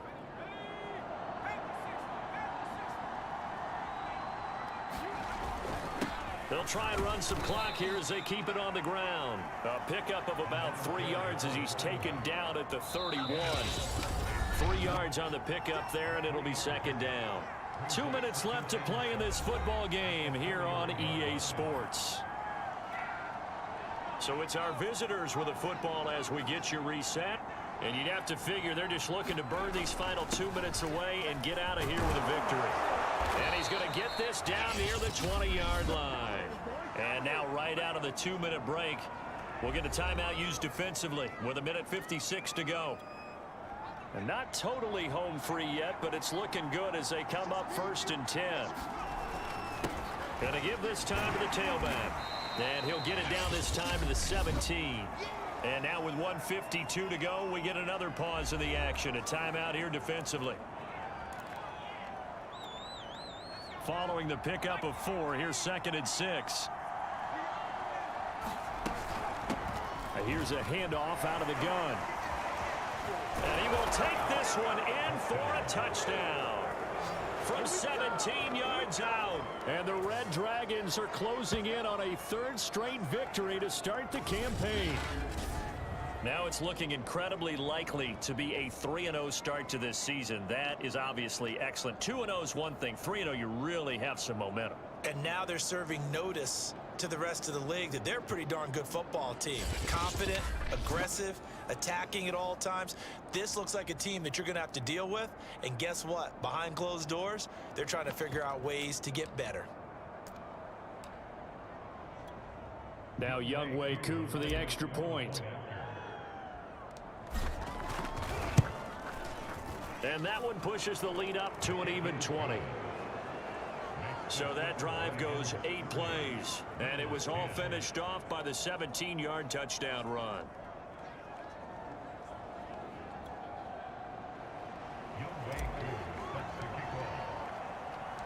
Following the touchdown, here's Koo to kick off.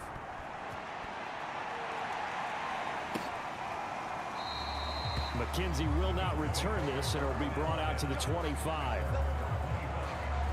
Buffalo offense back out ready to go. Let's just be frank. They're playing for pride at this point. That's all that's left, because victory, not a chance now. And I can't wait to see how they actually go about doing it, because there are a lot of people watching the body language of the guys on the field now, and if they call plays they want executed, they need to do that and do it really well. Otherwise, there could be repercussions. We'll see how they handle the waning moments of this one. 5 yards on the catch there, brings up 2nd down. That's taken in by Knox. And he'll be out of bounds across the 30-yard line. Only 3 yards on the catch. It's 3rd down.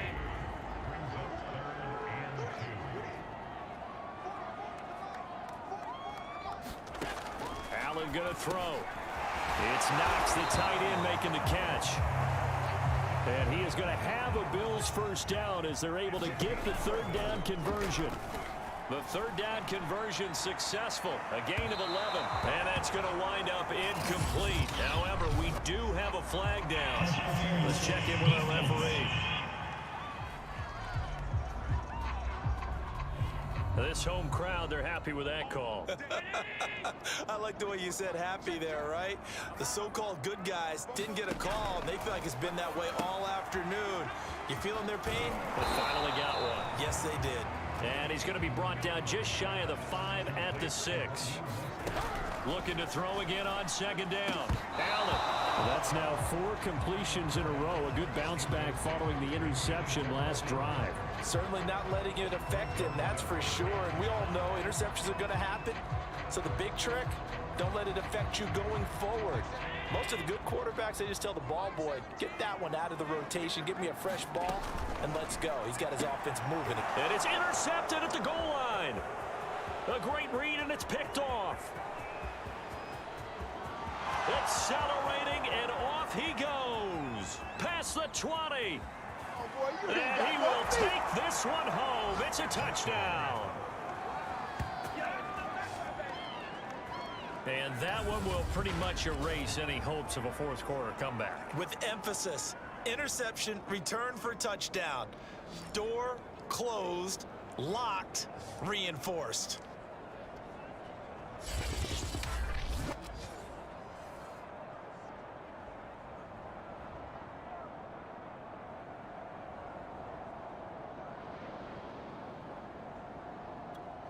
Koo now for the point after.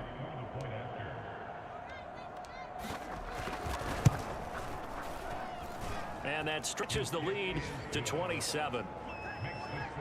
A heck of a play there defensively, getting the interception, navigating his way into the end zone for the touchdown.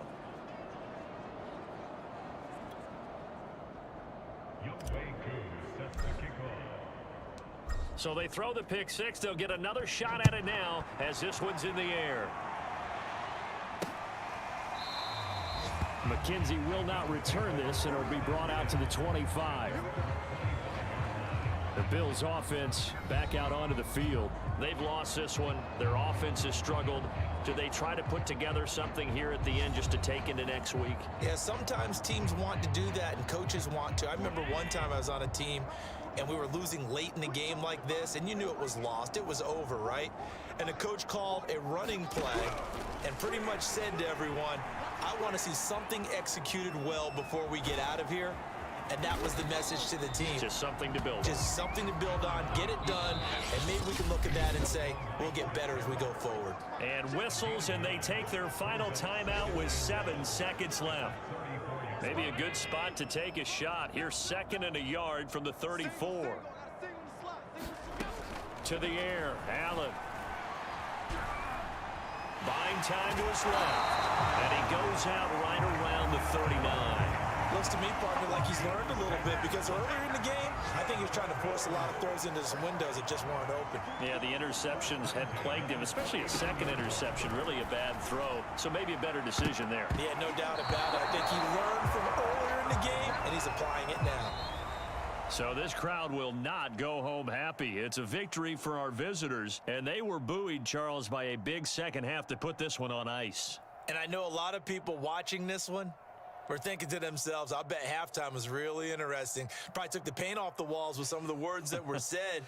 But I get the sense that it was much more of the adjustments they made. They came in with a game plan that we saw that didn't work in the first half. They made the adjustments necessary, went away from that, and then they got it together, got a spark, and then took off. It's really nice to watch in the second half. So for our visitors, it's an ideal start as they move to 3-0 now on the young season. And they'll return home next week to take on the New England Patriots. Meanwhile, for the Bills, they'll fall to 1-2. And they'll look to regroup next week as they head down to Miami to take on the Dolphins. Thanks for tuning in, everybody. Alongside Charles Davis, we thank our entire crew. I'm Brandon Gaudin. This is the NFL on EA Sports.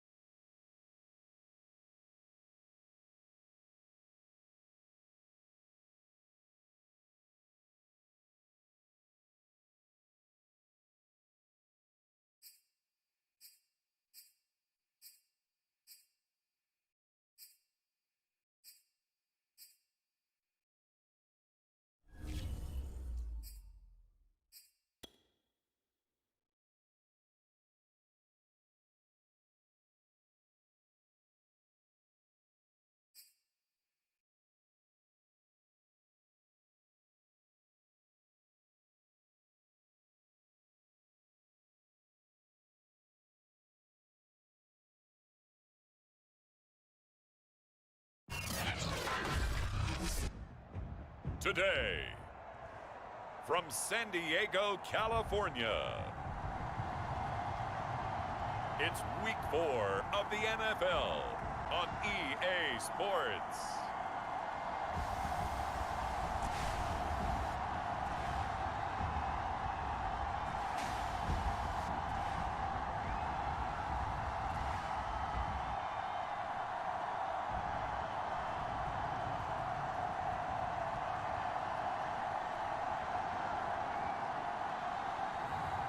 It's San Diego taking on the New England Patriots.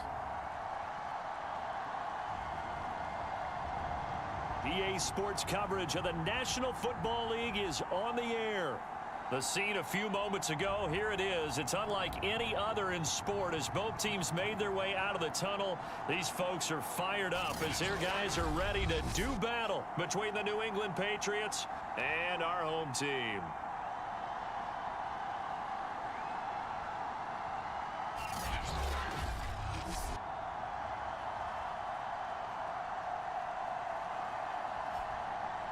Along with Charles Davis, I'm Brandon Gaudin. And Charles, you take a look at our home side as we have...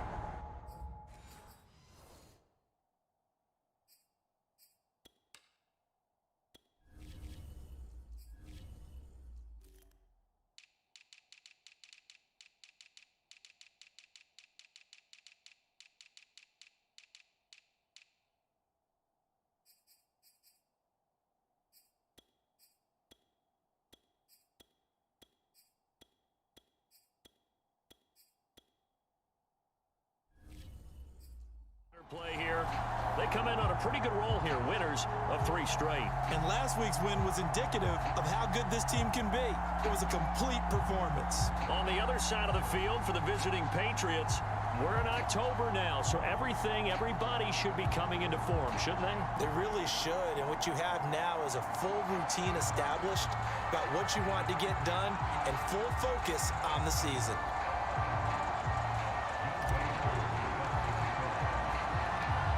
Pair of 3-0 teams set to lock horns for the right to remain unbeaten. And we're off in Week 4. Taking it about the 1. And he'll take it up past the 25 to the 26-yard line. Out come the New England Patriots, led by their 6'5" veteran quarterback, Cam Newton. And we both know it's a league where they seemingly throw the ball in just about every play. But watching him perform last week where he threw 3 touchdown passes still caught my eye in a big way.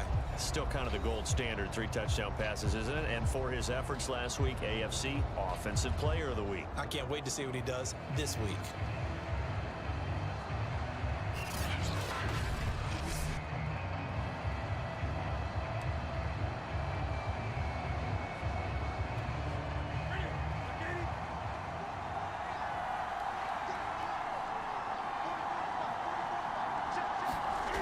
Now a first down throw for Newton. And incomplete to open things up. Nelson Aguilar, the intended receiver. And that'll bring up 2nd down. Now keep in mind, they did have 3 interceptions last week. Couldn't quite come up with a first quarter pick that time. But they had to like what they saw in terms of reacting when the ball is thrown. We had an expression when I played. It was called break on it. Every time the quarterback puts the ball in the air, break on the football. Go make a play and accumulate those interceptions. Former defensive back. You remember those 3 interception games. It can be contagious, give you a little momentum. They really can, and it doesn't matter whether it's one person or if you spread them across your entire defense, everybody wants a piece of that pie. And this is going to be incomplete. So the defense able to get off the field here on 3rd down. And it's one of the goals of the game. They've got to be effective on passing downs. It's one of the few things defenses chart. How did we do on 3rd down? That's a nice start for them in this one. This is taken at the 23. A nice return that time of about 14 yards. And that will come the offense as they take over. So out comes this offense to take over for the first time. And trotting out there, their tall quarterback standing at 6'5". And what's a quarterback's best friend? Balance? I think you're right. I agree with you. You know, a lot of guys would say great receiver, right? A terrific offensive line. But I agree with you, balance, because if you can run the ball effectively, that just opens things up for guys who want to throw it and gives you easier passing lanes and easier coverages to read. And they said balance will be a focus in this one. Yeah, they don't want it all just heaped on his shoulders, I don't believe. I think they want to make sure they take some of the pressure off.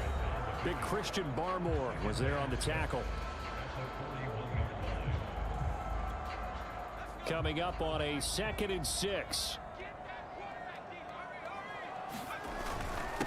Now a handoff here to his running back. And he'll go down right around the 47 this time. 6 yards the pickup, and that's a first down. He was well over 100 yards last week. He told us this week, a little ambitious, said he wants to hit that 200 mark. We'll see. Makes sense, though, doesn't it? Have we ever run into a running back that had a great game the week before that didn't think that's just going to naturally continue? Just make sure you feed me the football. And that's what they're all about. Continuity, rhythm, number of carries. Just keep giving it to him.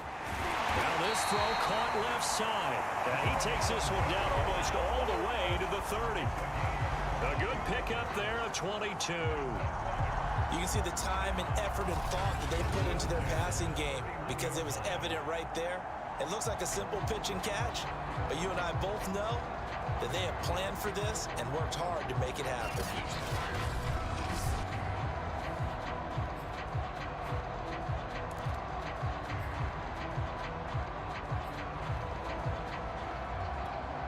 So into Pat's territory now. Here's 1st and 10 down at the 31.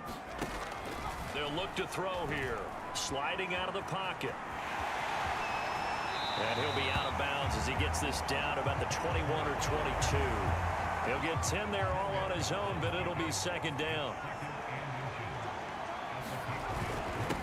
And he'll give it here to his running back. And he'll get him inside the 15 down to the 14-yard line. 7 yards there and a first down.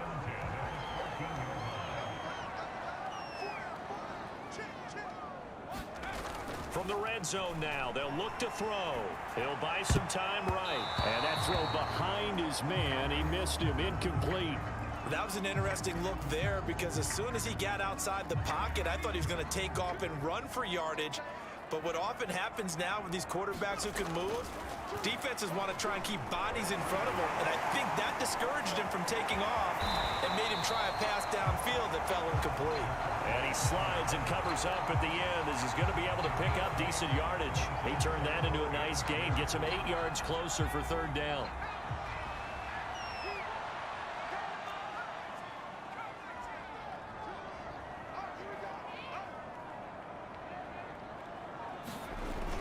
They'll drop to throw. Under pressure now, and he's going to go down. Sacked back around the 8. Christian Barmore able to get him down behind the line of scrimmage, and it will be 4th down. And this one is right through. And with that, they will move out in front by 3.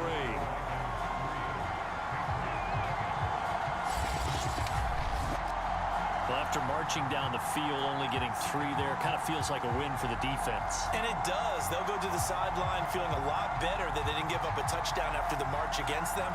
But if I were the offense, I wouldn't hang my head over that one. That's a good drive, and 3 points were put on the board. Aku just hit the field goal. Now he kicks off. Taking it about the 1.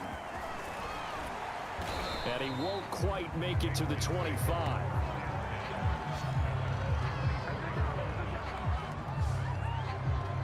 So back onto the field come the Pats for their 2nd drive. And on the first drive, 3 and out. And I know that these are professional athletes, but I would imagine sometimes you get the nerves at the beginning of a game still, don't you? Those don't ever go away.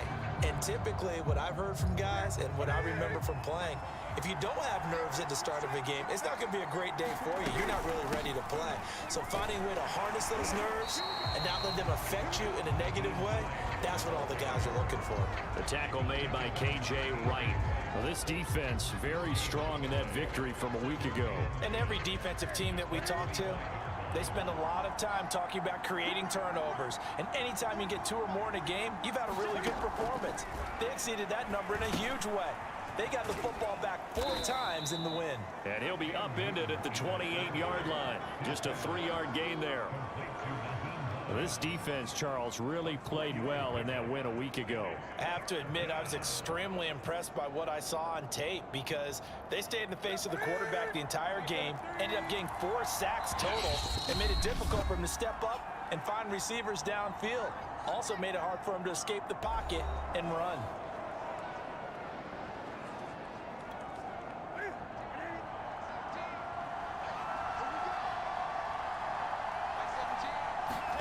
Throwing on 3rd down, Newton. Rolling to his right. Into the secondary past the 40. And he will have a Patriots first down as they're able to get the 3rd down conversion. Newton able to use those legs and get past the marker to pick up the first.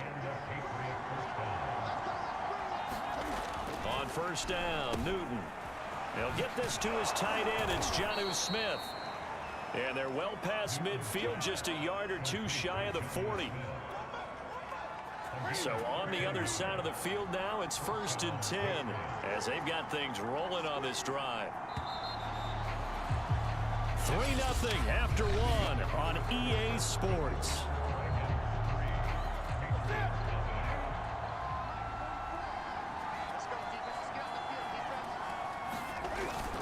They'll run on 1st down. It's Hines. Got some real estate inside the 30. He's going to go out of bounds, but he takes this one down just shy of the 20. Chewing up big yardage. Another nice gain there. This one goes for 20.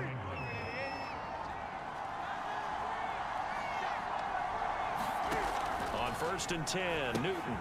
Complete. Hunter Henry with a grab. The completion, but they go in the wrong direction. A loss of yards, and now they're dealing with a 2nd and long. We'll put that one in the win column for the defense. Trying to contain tight ends in the passing game is so difficult nowadays, but they did in a big way there.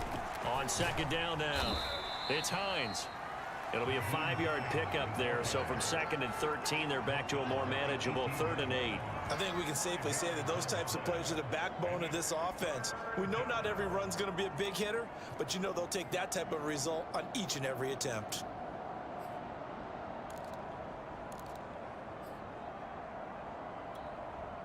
Seventh play of the drive forthcoming on 3rd and 8.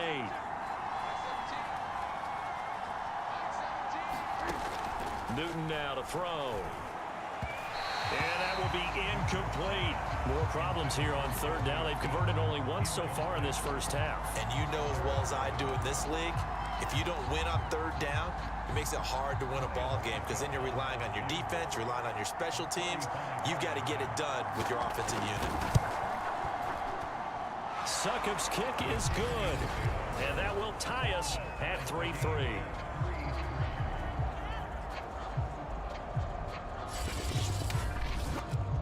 So they put together a good little drive there, but ultimately stalling out in the red zone. Yeah, I know a lot of people look at it as a little bit of a negative. They didn't get 6 points out of it, right? Didn't get the touchdown.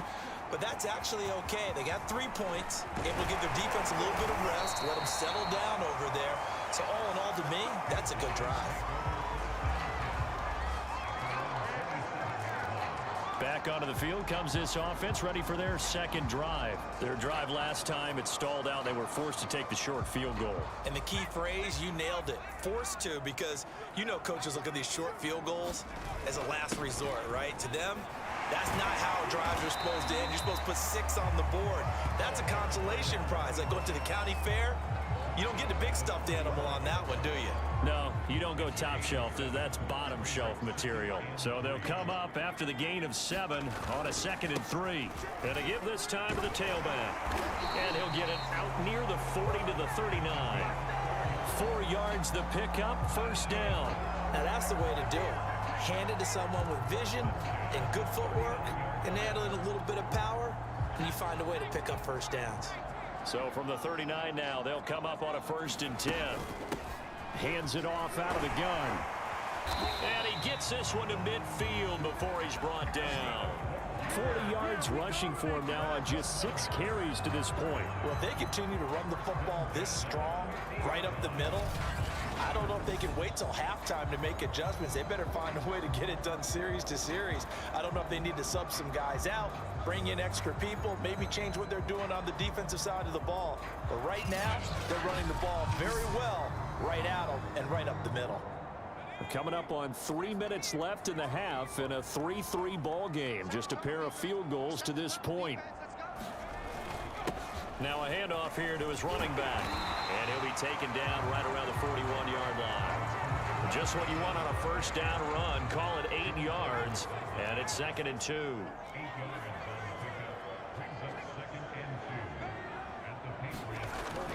Now they'll switch it up here and look to throw. Eluding the pressure right. And he will slide to a stop. He does have the first down. And now before this first down play, we're going to get a timeout here. That's their second, so they'll have one remaining here in this second quarter. We'll be right back.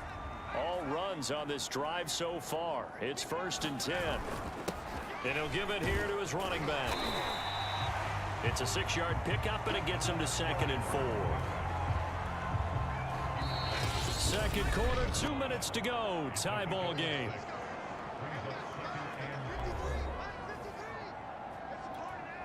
Working with a 2nd and 4. Coming up at halftime, I'll go from one personality, that's you, Charles Davis, to another one in Orlando, the coach. He'll have stats and scores from around the NFL. You and Jonathan Coachman both larger than life. No doubt about it. But you're stuck with me in this booth, yes, and he's miles away and smiling. And happy. A nice job there on the escape and scramble. A first down, a 16-yard gain. Offensively, they liked their situation, so they tried to take a shot downfield, but no one was open. So it was tuck it in run time, and he picks up a first down. They had to settle for 3 last drive, hoping this second go-around ends in 6. In good position, 1st and 10. They'll look to throw. And he'll take it into the end zone for a touchdown. It's their quarterback. His 3rd touchdown now on the year. And the Red Dragons have moved out in front.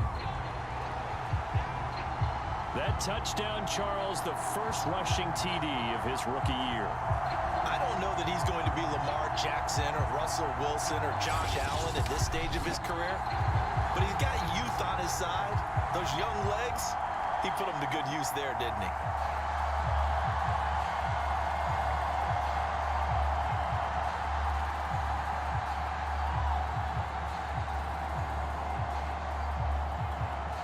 Point after try forthcoming.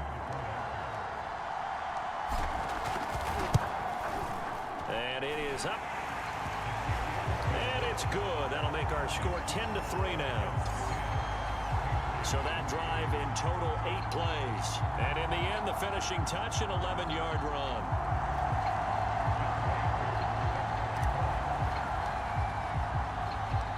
Following the touchdown, here's Koo to kick off.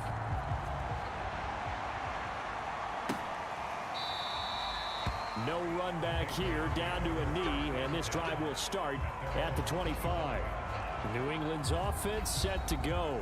Just a lone field goal for them so far, trailing 10-3 as they come up 1st and 10.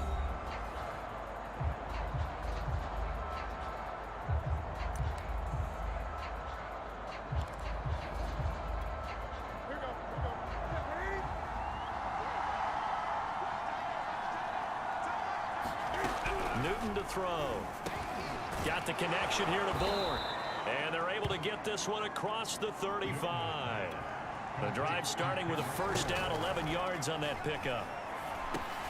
The pass underneath. Here's Hines with it. And he'll be taken down, but not before he gets into enemy territory. Now the defense will burn their 3rd and final timeout. And they'll be disappointed to have to burn one there after giving up the first down. Newton. Finds Hines again for the completion. And he'll go down inside the 45 before going out of bounds.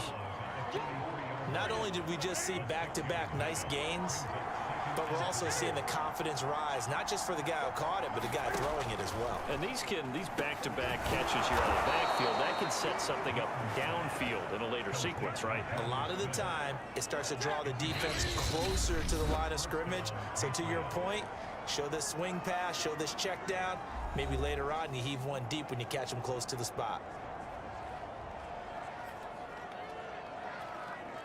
This offense finding its legs now. Here's another 1st and 10. From the gun, here's Newton. He'll check this down to Hines.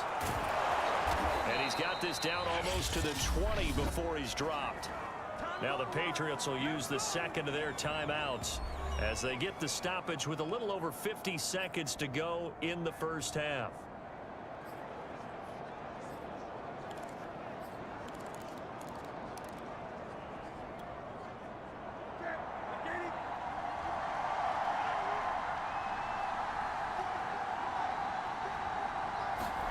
To the air again, Newton. Open man is born. They'll contain him to just 4. 2nd down. Nothing fancy on 1st down, but a very consistent type of a play.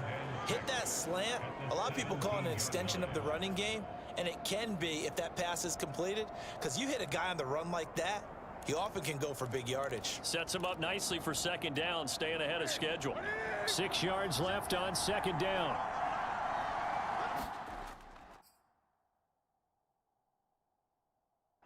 Now it's Newton. They'll try and set up the screen to Hines. And he's brought down just outside of the 10 at the 11. 6 yards the pickup, and that's a 1st down. Throwing the out route and complete. It's Smith. And he'll get this down inside the 5 to the 4 before he's out of bounds. 7 yards the pickup there. 2nd down, ball on the 3. 1st down marker at the 1-yard line.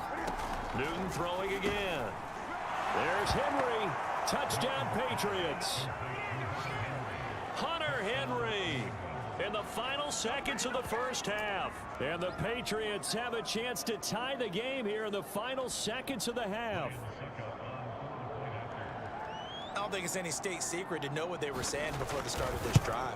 Let's go and punch one in the end zone and go into the halftime feeling a heck of a lot better about ourselves. Let's go get this done. Yeah, tie things up, and then you got a brand new ball game. Extra point up and good by Suckup. And we are tied here in the 2nd quarter. All level now at 10 apiece as the kick's away. From the 6. He takes this near the 25. Just a little pass there. Call it the 26.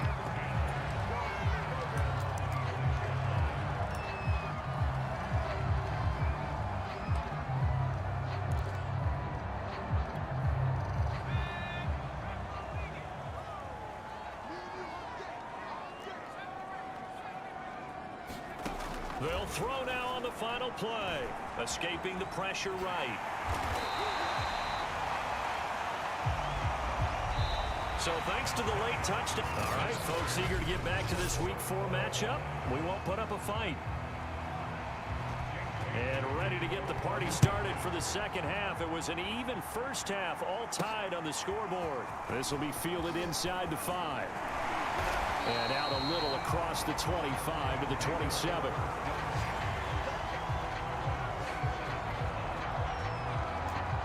And this offense set to go now to begin the 3rd quarter. It's a tie football game here. What do you think, Charles, the message was at halftime? Well, I think that they probably just looked at things and said, we're fortunate that this is a tie game. No need to panic, no need to change a whole lot. We didn't play anything close to our best in the first half, so we don't have to go out and win one for the Gipper. Let's just go out and play our best football and win one for us. And oh, that nearly their first pick of the game, but it falls down to the ground incomplete. And 2nd and 10, he'll look to throw again. Flush, and he can't get rid of it. He's taken down. It's the former Michigan man, Chase Winovich, who gets in there to bring him down. We've seen him escape similar situations earlier in the game and get away from pretty good yardage. At that time, they get him down. Yeah, they've had enough evidence that he can get away and run for good yardage, haven't they? That time it felt like, okay, enough of this. Let's play it the right way and get him on the ground before he does any damage.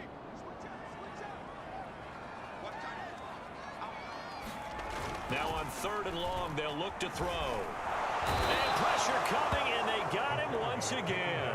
Off the edge, the sack by Matt Ioannidis. Here's Thomas Morstead now as the drive goes backwards, so he's on to punt it away. He was only asked to punt once in the victory last week as he sends this one away. Taken from just outside the 30. A 46-yard punt, 8 yards on the return. And the Patriots take over.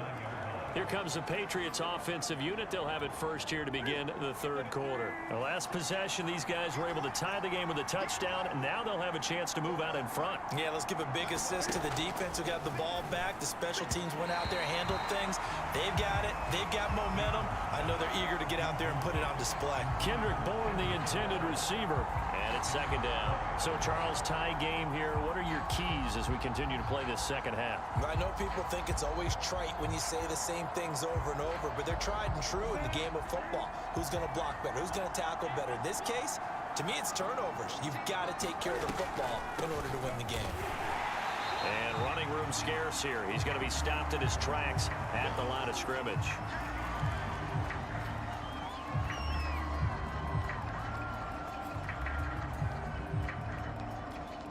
An important play right here, 3rd and 10. And I would expect pressure here. A shotgun snap for Newton. This to Hines on the drop-off. And he'll only get this to the 47. He needed a few more yards to pick up the first.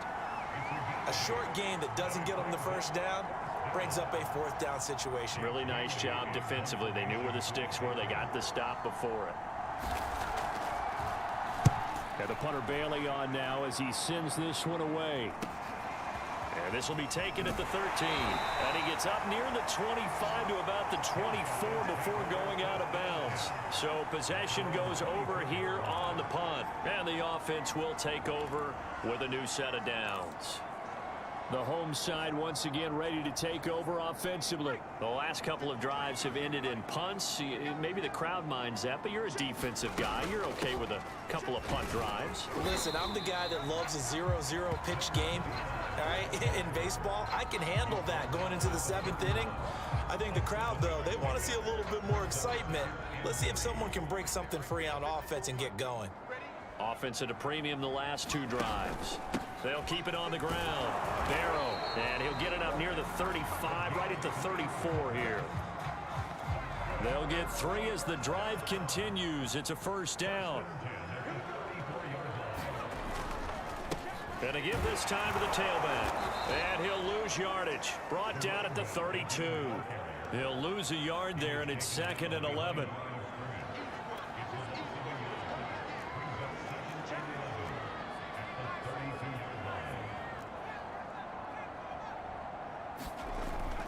They're going to look to throw. Flushed out right. And he will slide to a stop. He does have the 1st down. Give him 12 yards on that one. It earns him a fresh set of downs. Partner, he was going through his progressions. Not there, not there. After about the 3rd one, he decided he better pull it down and run for it. And he slides down and avoids the hit for good measure.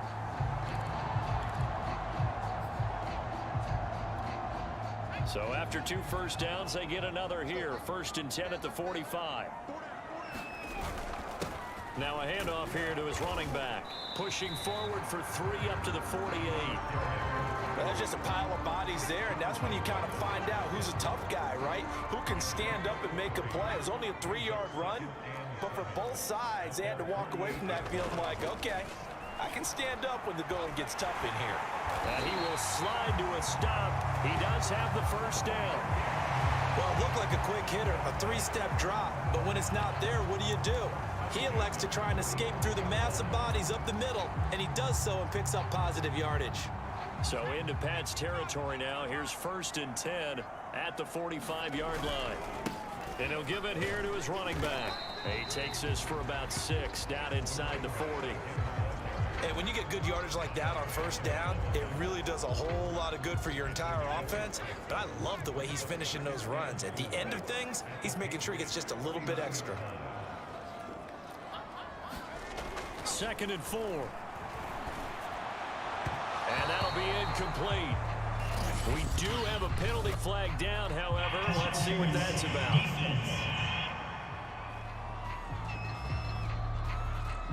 So pass interference the call, and that does not look to be going over too well on the defensive side. Or on their sideline, because I believe their head coach is saying right now, hey, you've got to call that both ways.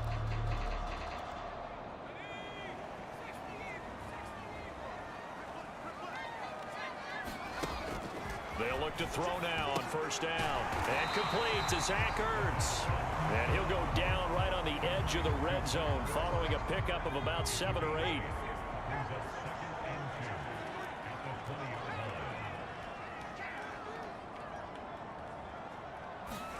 Second and 2. And he's not able to get away. Sacked back at the 22.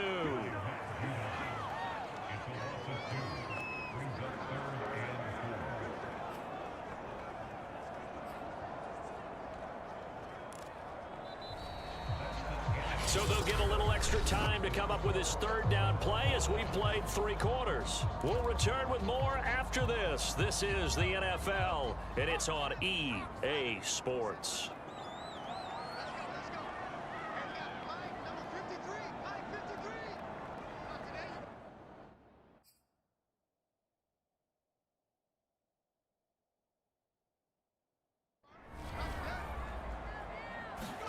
They'll set up to throw. Eluding the pressure right.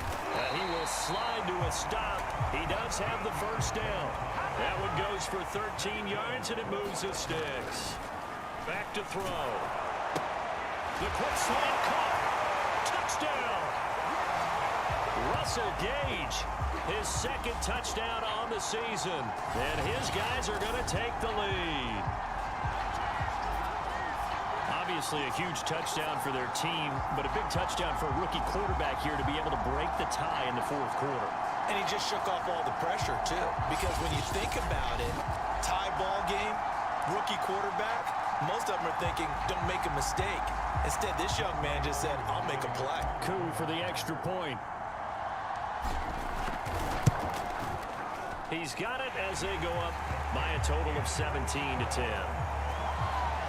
So that one a long 11-play drive.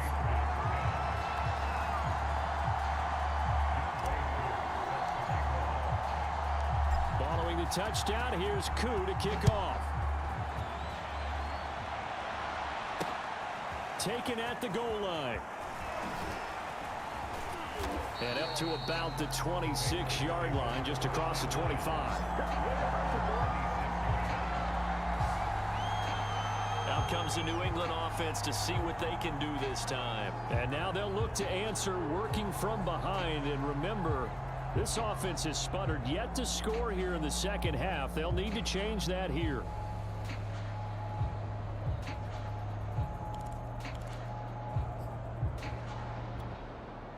Cam going to bring the Patriots up now, 1st and 10 at their own 26. Here's Newton. He finds his man, complete. It's Russell. And he's going to get a solid gain of 9 before being brought down. 2nd and right at a yard. Give him 9 there on the first down completion.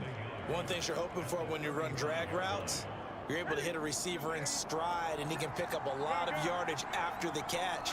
But in this situation, the defense was effective, able to stop him before he get a good head of steam going. And he'll be brought down shy of the 40 at the 38-yard line. They'll get 3 as the drive continues. It's a first down. Now Newton. Cam fighting. He lost the football. It's out. And this is picked up by the defense. And he's going to return it to the 21-yard line. That feels like an accumulation of the pressure we've seen all game. I mean, he's been on the turf a whole lot because of sacks. Eventually, something else happens as well, and this time it was a turnover. And it caught up to him. Getting set to go again as we look at the back, heading onto the field again. And there are the numbers. Got off to that torrid hot start. We thought he was in for maybe a career day. Not the case. No doubt about it. It almost looks like a misprint after what we saw in the first half. But let's give a little bit of credit to the guys on our side of the ball. They went in at halftime, made a few adjustments, and you know what else? They didn't lose their confidence in their ability to play. Because a lot of times you get beat down in the first half, it gets ugly in the second half. They've come out with a new resolve and a renewed determination. Officially no gain on the play, and it's second down. They'll set up a throw, escaping the pressure right. His throw incomplete. I know he was trying to get the completion downfield, but the way this game has gone, with a few of the runs he's made along the way, he should have kept the ball and taken it with his feet downfield. That's the big play that shreds a defense. Instead, he thought to himself, I'm a quarterback. I've got to throw it. He bailed. And he's not able to get away. Sacked back at the 22. Now it looks like we've got a Patriot down, slow to get up. While the training staff works on him, we'll step aside and be right back. And his kick is good. And they double him up here. That makes our score 20-10.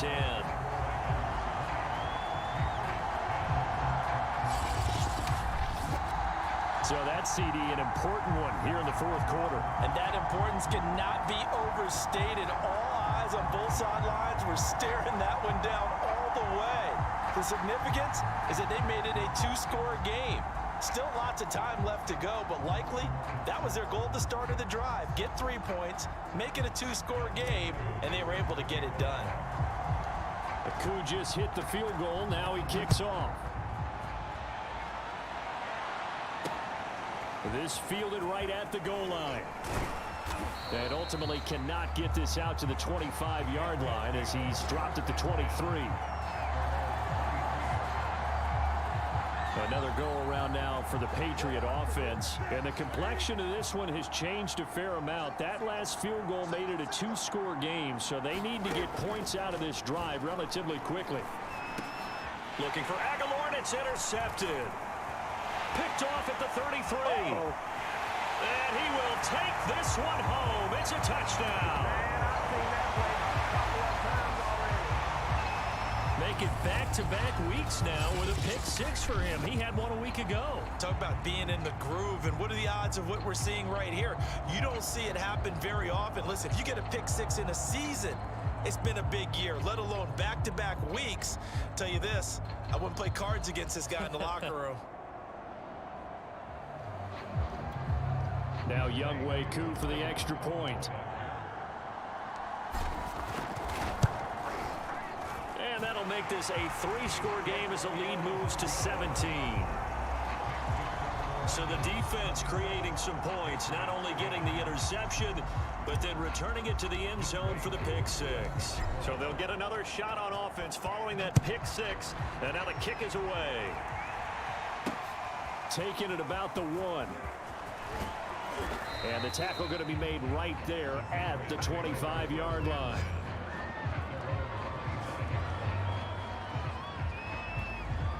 The Patriots gearing up to go now. Remember, they have won 3 straight, but getting to 4 straight does not appear to be in the cards as they are in a big fourth quarter hole. And that is incomplete. He couldn't hold on through the contact. Brings up second down. My first thought is surprise, because that's one of the better tight ends around, and I've seen him pull in balls like this before. But how about a little credit to the defense forcing that incompletion? To throw again on second down. Newton over the middle to Smith. And they'll get it all the way up about 5 yards shy of midfield. That one a gain of 20 and a first down. And that's a more than acceptable read right there, because it's zone coverage, so timing is everything. This time he waits for his man to come open, puts it right on him, and they pick up a first down. And the timing a bit off that time as that one falls to the ground. He was looking for his tight end, Hunter Henry, but it's going to be second down.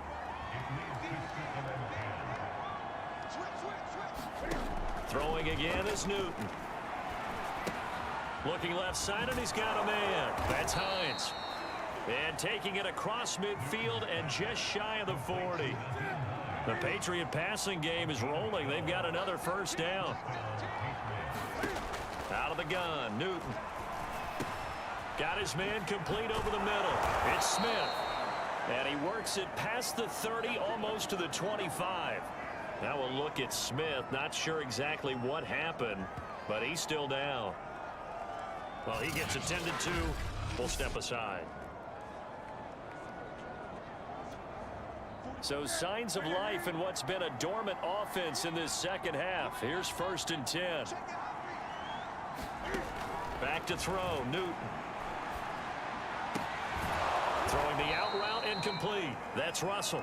And they'll get this down to the 10. 17 yards on the play as they try to eat into this 17-point deficit. 2 minutes left to play in this football game here on EA Sports.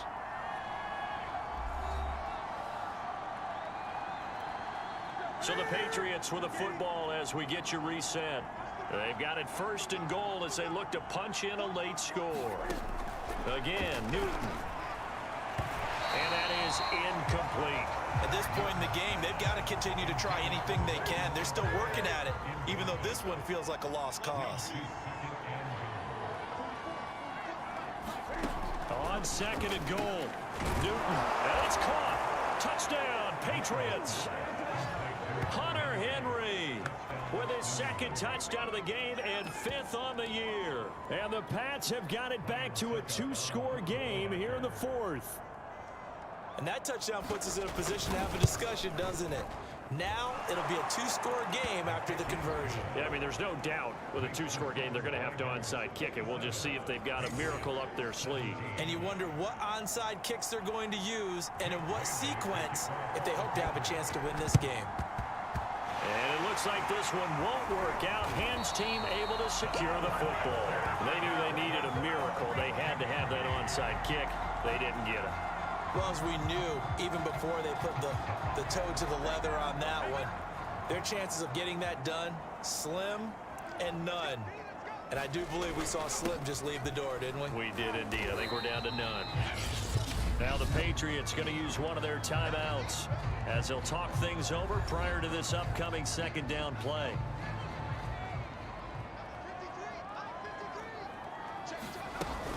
They'll keep it on the ground. Darrow, and he's dropped right at the 40. Gain of 3. Now the Patriots will use the 2nd of their timeouts as they'll talk it over here before what will be an important 3rd down.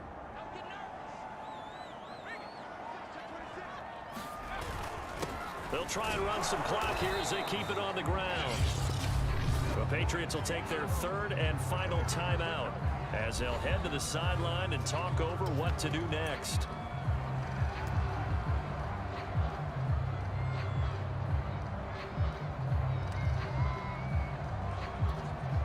And with things looking pretty good on the scoreboard, they're going to keep the offense out there and go for it here on 4th. They'll try and run for it. And he gets it to the 32. Good enough for a 1st down. That one a backbreaker as they wind up converting there on 4th. At carries like that, that's how they're going to continue to salt this thing away here, Charles, in the 4th quarter. Yeah, how about that? A new set of downs. Clock continues to move. No better way to close out a game than to tap those mastodons you have up front and say, guys, keep pounding them. Let's keep the ball, keep their offense on the sidelines, and let's close this one out. 2 yards on the pickup there. It'll be 2nd and 8. Flush to his right. And down inside the 15 he goes. Now another timeout called for by the offense. That'll leave them with just 1 remaining in this 4th quarter of play. From the 13 now, they work on 1st and 10. Gonna give this time to the tailback. And he couldn't quite get there. Tackled down at the 1.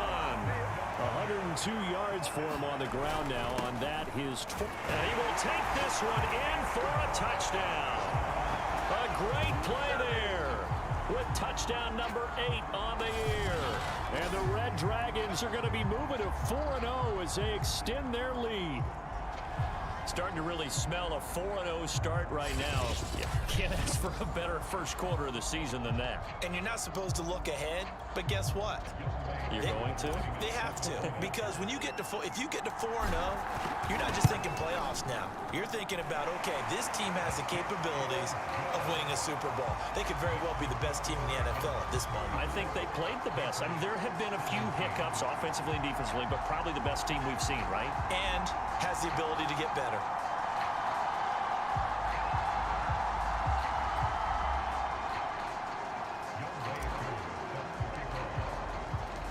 Following the touchdown, here's Koo to kick off. And here comes a return from just beyond the goal line. And they'll get him down right around the 25, actually the 26 officially, so a net gain of 1 there. New England trying to get to place on offense. They're down big here late. I don't know. You just one last drive here for pride. Some people like to do that. And they get to Newton and take him down for the sack. Fletcher Cox able to get in there for his second sack of the afternoon. Throwing the out route incomplete. That's Russell. And this is not going to be what they needed. They get a few here, but now 3rd down as the clock runs.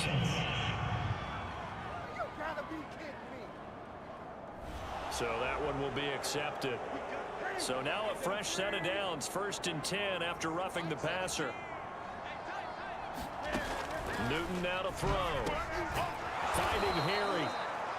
Call it a pickup of 7, and it's a 2nd down.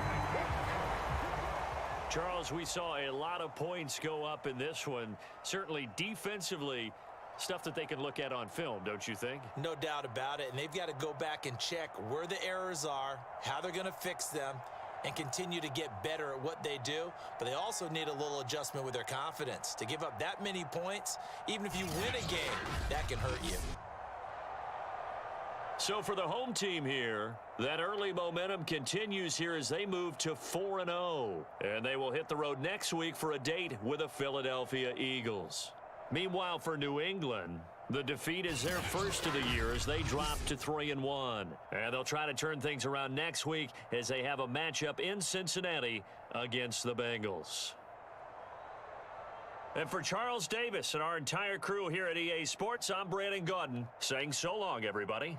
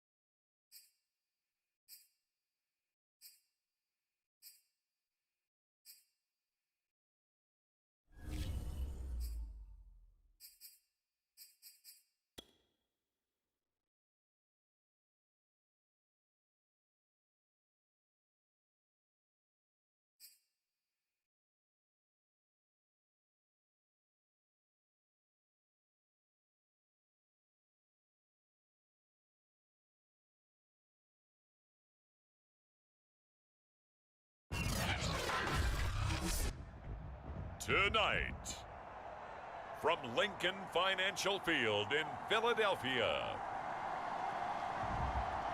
it's a special prime time edition of the NFL on EA Sports.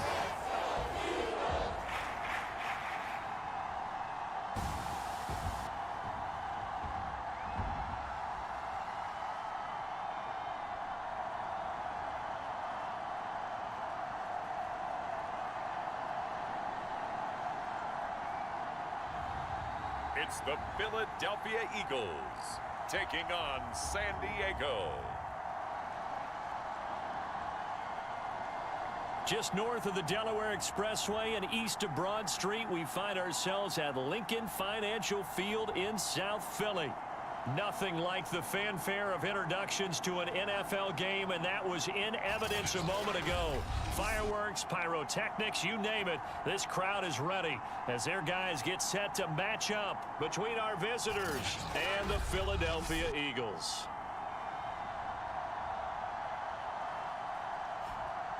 With Charles Davis, I'm Brandon Gaudin. And Charles, you look at this Eagles team as they interplay here. They come off a disappointment last time out that put an end to their modest 3-game win streak.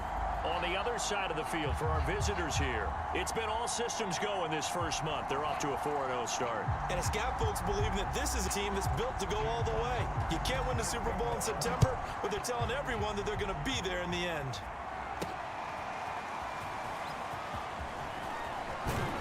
And they'll get him down right around the 25, actually the 26 officially, so a net gain of 1 there. So out comes this offense to take over for the first time. At a glance at the man under center at 6'5", he always demands attention. And the guys on the other side of the ball know they'll have to be on their toes. And it's obviously not just the passing, but the running element that makes him dangerous. He ran for over 100 yards in that game last week, so keeping him contained will be a big emphasis for this defense.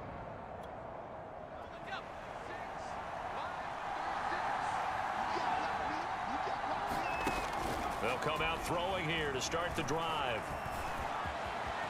And he'll protect himself at the end here as he winds up getting pretty decent yardage. He'll get 10 there all on his own, but it'll be second down.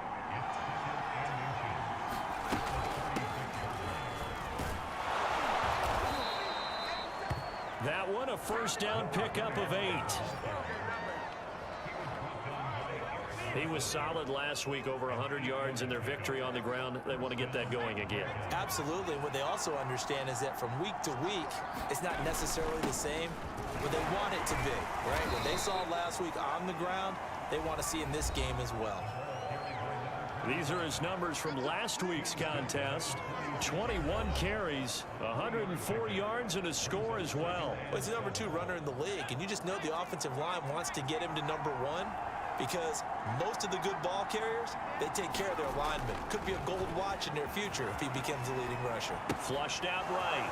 Open man, that's Devontae Smith. And all the way down to the 5. The chain gang hustling to catch up. Here's first and goal from just inside the 10. Eluding the pressure right. And it's caught. Touchdown. Devontae Smith, his second touchdown on the season. And the Red Dragons march it right down the field on their opening drive to take the early lead. One of the keys to their long winning streak has been scoring first. An ideal drive right there, getting the first 6 points of the ball game. Do you go back to our meeting with the offensive coordinator? Remember what he told us? Absolutely. With some teams, I script to probe in the early part of the game.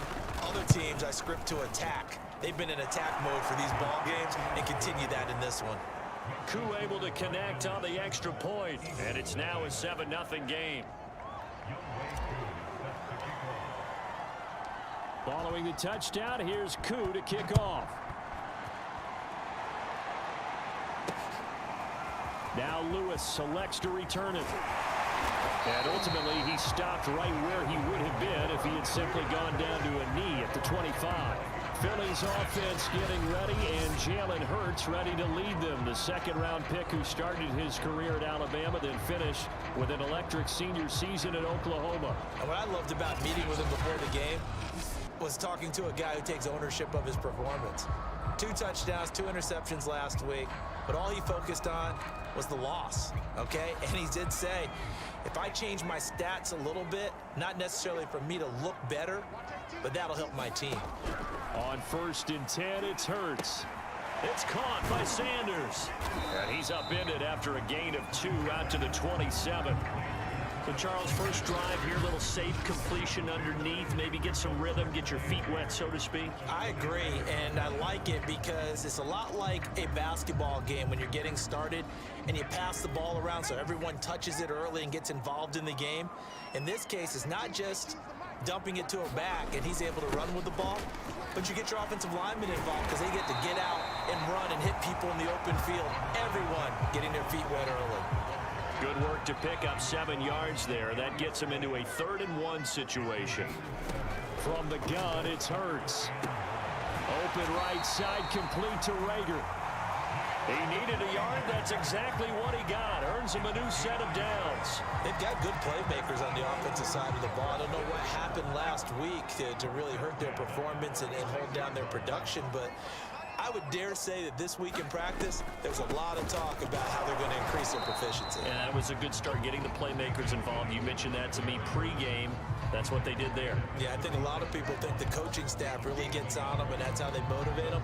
Most of these guys are self-motivated. They have a lot of pride in their performance. Here's 2nd and 9, just a yard on that last run.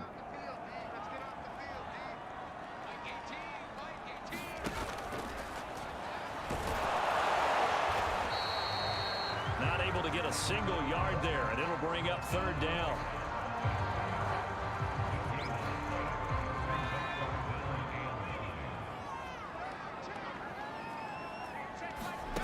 Throwing is Hurts. That's swung out wide to Sanders. And he'll be out of bounds, but able to get it up past the 45. 10 yards there and an Eagle 1st down. Hurts sets up to throw it. And that one off the mark behind him. Incomplete. Well, this defense very strong in that victory from a week ago. And no matter what's done throughout a ball game, it always comes back to blocking and tackling. That's the essence of football.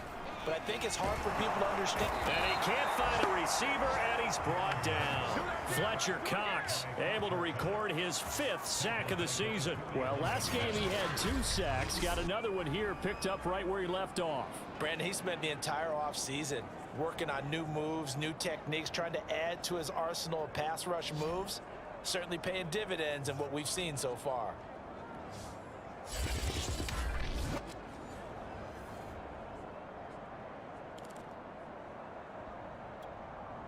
A long way to go here on 3rd down for the 8th play of the drive.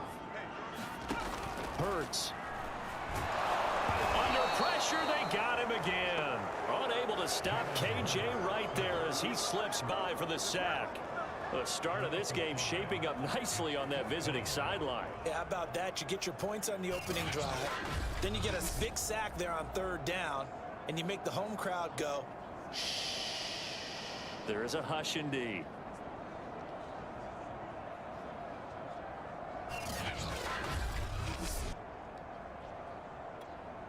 Jack Fox out to punt here on 4th down. He punted 3 times in the loss last week as he sends this one away. This is brought in at the 21. After 1, 7-0 on EA Sports. The offense back out there at the line, ready for their next drive. They have to be thrilled with that first drive. They got them the touchdown. Now they'll be looking to make it a 2-score advantage here on the road. And you know they spent all week in practice, in meetings, talking about taking an early advantage. Being the road team, going up a score, that takes the crowd out of the game and puts some doubt in the minds of their opponents. Those are the types of run, Charles, that they say this first-year running back can provide a lot more of in the future. He made it look easy, didn't he? Picking up that first down. Some have described him as a diamond in the rough with a lot of polish, nice little buffing. This guy could be one of the top backs going forward. And they're well past midfield, just a yard or 2 shy of the 40. All told, they get 13 yards on that play. Couple of very nice carries to start this drive out. Yeah, 2 first downs. And how about that second one? What a nice run on that particular play. I'm telling you, they're going to start to think that this game is easy if they continue to rip off yardage like this. 44 yards rushing for him now in the ball game. This drive is turning into an extended one, and the guy carrying the ball, he's becoming more like a body blows guy. Every carry is putting some damage on the defense. So after a while, I'm not too sure how many guys are going to want to run up and tackle him. Rookie to rookie on the hook up there, and it's a first down. That was a route run not just with dexterity, but with intelligence. Found the hole in the zone, made sure the quarterback saw him, and was able to make the sure catch and flip the down marker back to 1. On first down, he'll drop to throw, escaping the pressure right. And inside the 20 before he's brought down. Opted to run for it. The decision a good one. Picking up the first, getting 14 yards on the scramble. Man, defensively, that hurts. They got him out of his rhythm. They had him hemmed in, but somehow he was able to tuck it away and get away for a gain.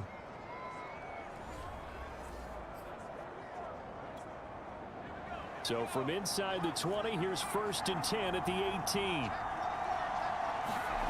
From the red zone now, they'll look to throw.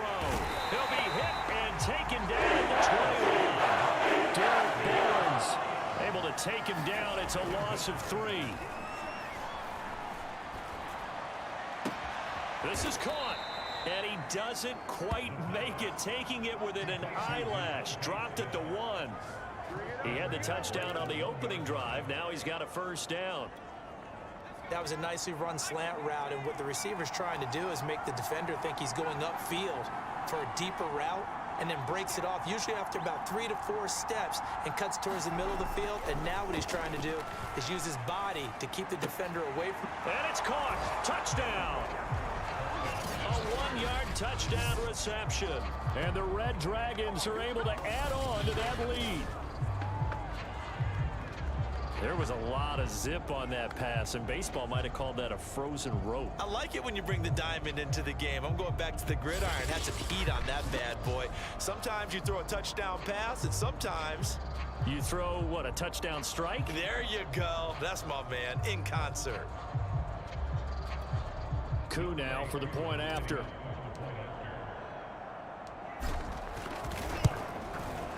And it's good to make it 14-0.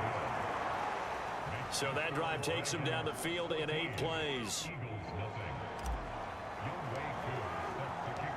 Following the touchdown, here's Coup to kick off.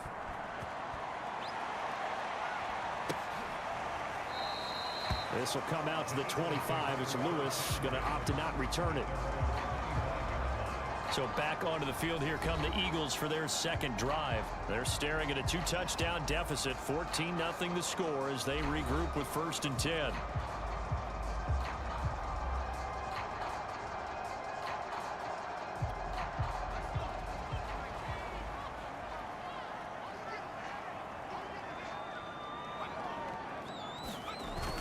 They start on the ground here at Sanders. And not much to speak of. Call it a 1-yard gain up to the 26. The run only got a yard. Here's 2nd and 9. 2 minutes to play first half. It's 14-0.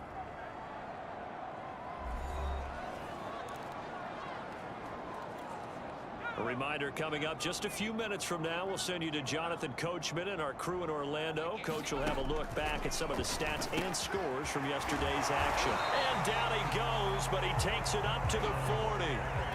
14 yards there and an Eagle first down. That'll be caught. Rager with it. 3 yards the gain there, 2nd down. The Eagles hustling to the line, clock rolling.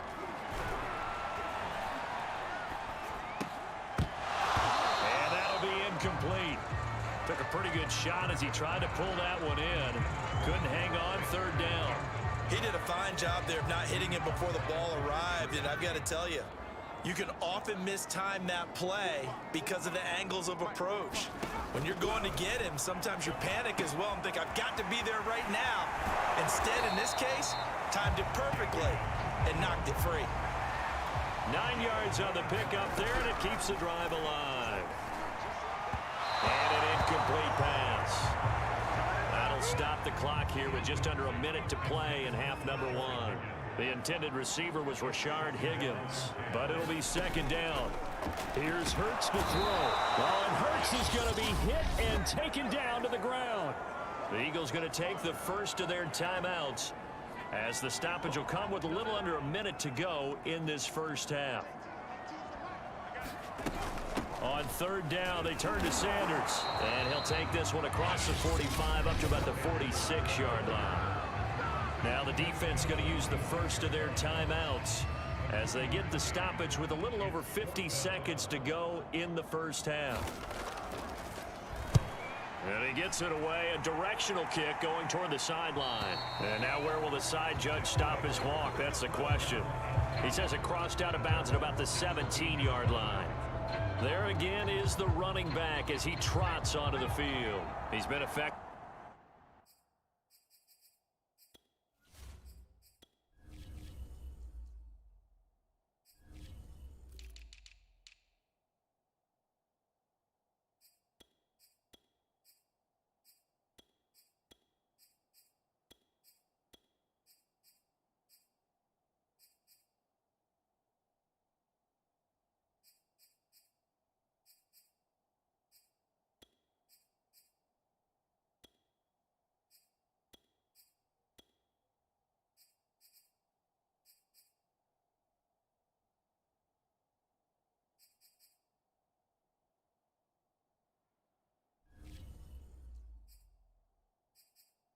So far over the 40-yard mark here in the second quarter. Don't forget about those guys up front, though. They've been effective, too.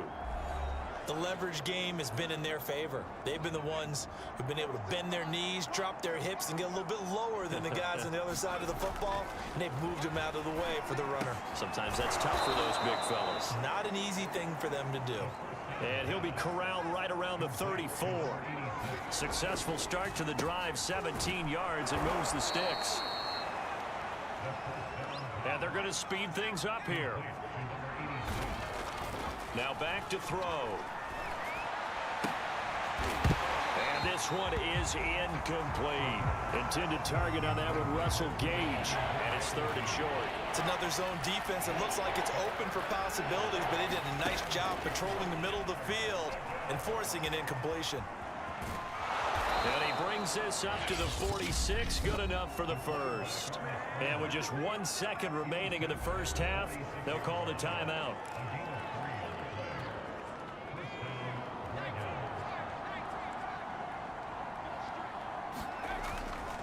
On first down, Barrow. And he'll work it across midfield inside the 45. So we are at halftime here. All right, hang on. We'll jump over halftime.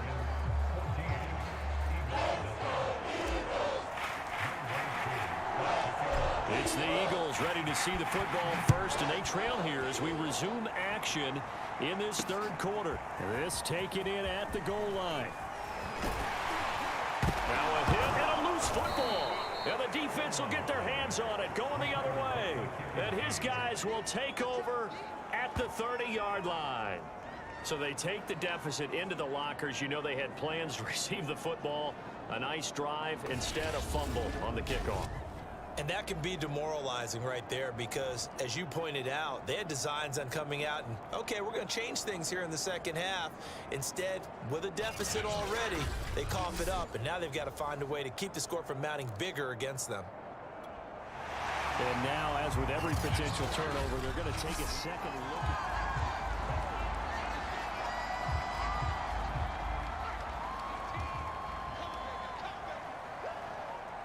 So that one overturned. They say the knee was down, and that will not be ruled a fumble. And he'll be out of bounds, but able to get it up past the 45. This drive starting off on the right foot, 18 yards. A big hitter to start the drive has him up near midfield here for 1st and 10. Hurts a handoff to Sanders. And he got blown up. Losing yardage on the play back at the 44. Now we'll get a stoppage here as it appears we've got an Eagle slow to get up. While the training staff takes a peek, we'll take a break. After the loss, they'll come up 2nd and 13. Back to throw here.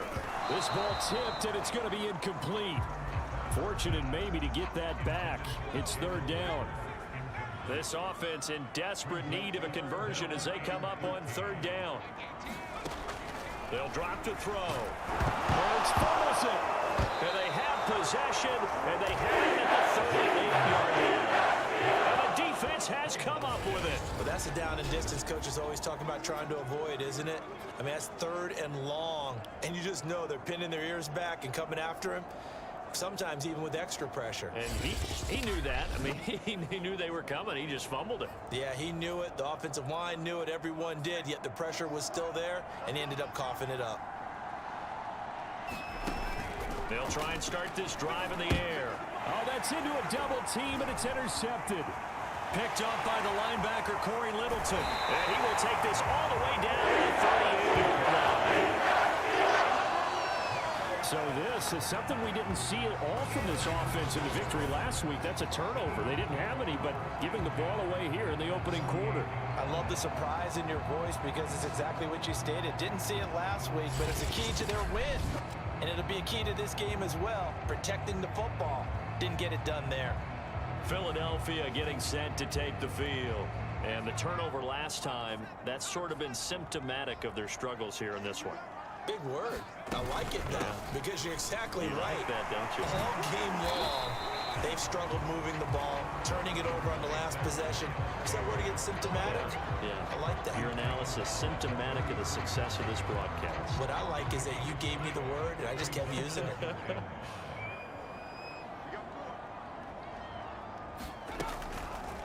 On 2nd down, here's the option. And oh, he coughed it up. And this will be scooped up by the defense. He's at the 50, the 40, 20, 10, 5. And they will finally put it into the return, but not until he takes it back all the way inside the 10-yard line.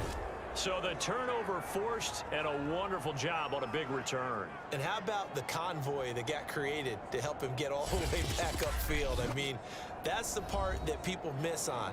That's practice. That's worked on. It doesn't just happen in a game and everyone rallies. They discuss it prior to, and everyone knows their role when they create a turnover like that.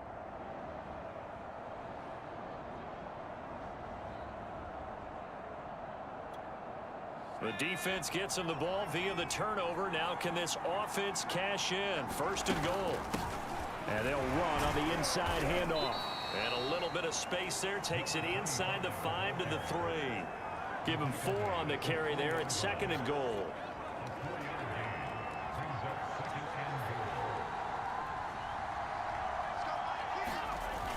They'll try again. Call it a gain of a couple. The defense stiffening here. It's 3rd and goal. And the offense moving quickly to the line. On 3rd down, Barrow. And he'll take it into the end zone for a touchdown. A great effort there. His 9th touchdown of the season. And the Red Dragons use the short field to get in for 6.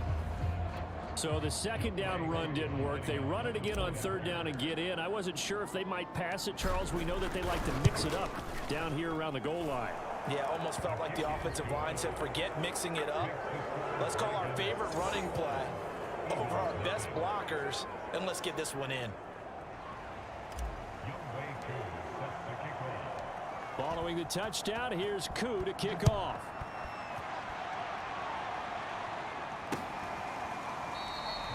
This will come out to the 25 as Lewis going to opt to not return it. Jalen Hurts in this offense trotting back out. And he has not really been able to have a lot of comfort back there in the pocket. Pressure's been coming at him a lot, hasn't it? And they've got to figure out how to tamp down that pressure. How do they decrease it? Is it getting rid of the football quicker? You know, shorter drops? Maybe they do something different with their pass blocking and their protection schemes. Maybe you meet them on the line of scrimmage instead of retreating to try and protect your quarterback. They've got to figure something out, though, because you cannot let your guy get hit that much, not if you intend to win. I know they'd like to erase that video and those 4 sacks that they've seen so far. 2 yards on the carry there. It'll be 2nd down. He'll drop to throw. Oh, and Hurts is going to be hit and taken down to the ground. Fletcher Cox, he's the one to get him, and that is sack number 7 for him on the year. My man, it's been a rough night for that offensive line, and it's only getting rougher. 5 sacks now that they've given up in this contest so far. It feels like the witching hour out here, doesn't it? Okay, stupid question. What's the witching hour? Yeah, the witching hour. That's when everything goes haywire late at night. This offense in desperate need of a conversion as they come up on 3rd down. Throwing from the gun, it's Hurts. This one swung out to Williams. And this will not get close to the 1st down marker as he's brought down at the 26. 3 yards all they could muster there, and it'll bring up 4th down. The Eagles send out their punter now as he'll come on to kick this one away.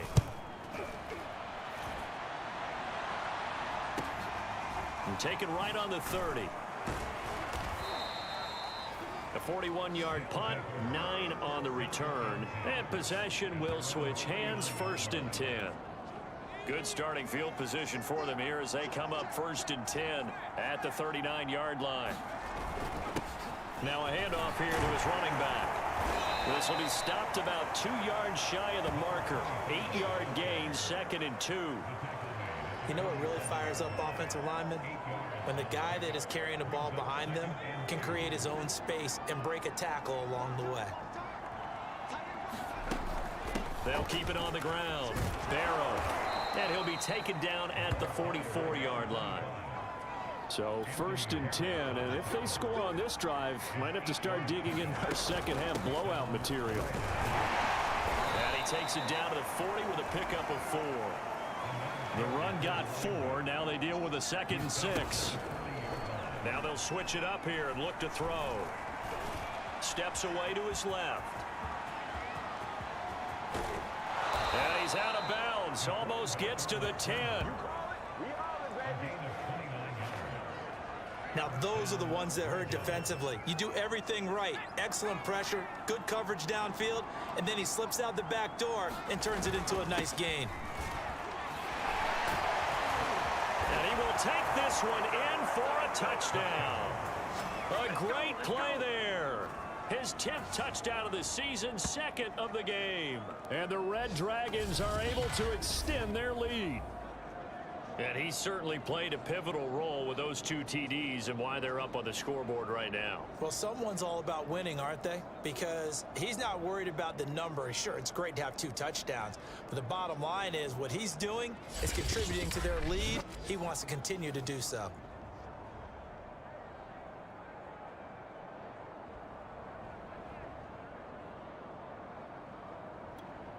Coup for the extra point.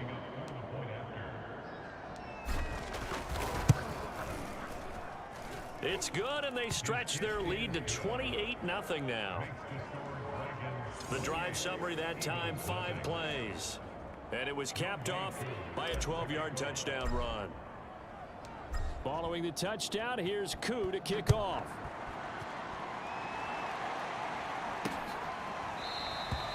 This will come out to the 25 as Lewis going to opt to not return it. Philadelphia's offense ready to give us another look.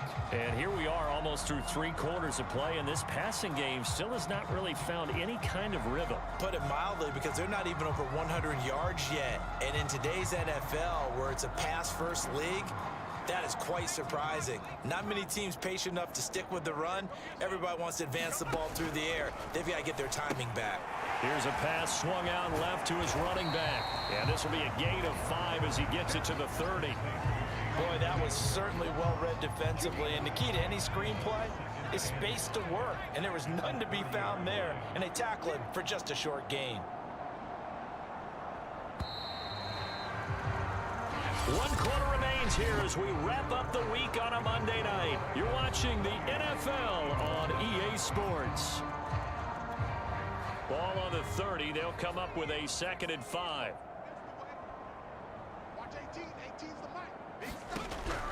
He'll look to throw. Finding Williams once more, complete. And he's able to take this one up to the 35-yard line. 6 yards the pickup, and that's a 1st down. looking to throw. Oh, and Hurts is going to be hit and taken down to the ground. Fletcher Cox make that now 8 sacks for him on the season. And you could say that is just another cherry on top for this defense and that entire team. But really, this defense has sparked what's been an impressive effort here in this one. And I notice you used the word sparked because you're not seeing that on the other side of the ball, are you? The offense right now, the spark has left their game, and it's been because of what you described, that defensive pressure. And this throw a bit late as he couldn't reach back for it. Jalen Reagor was the intended receiver. And now it's 3rd down.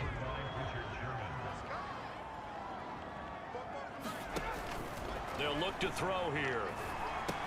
And he's going to drop this off to Williams, complete. And he can only manage to take this thing to the 38, well shy of the 1st down.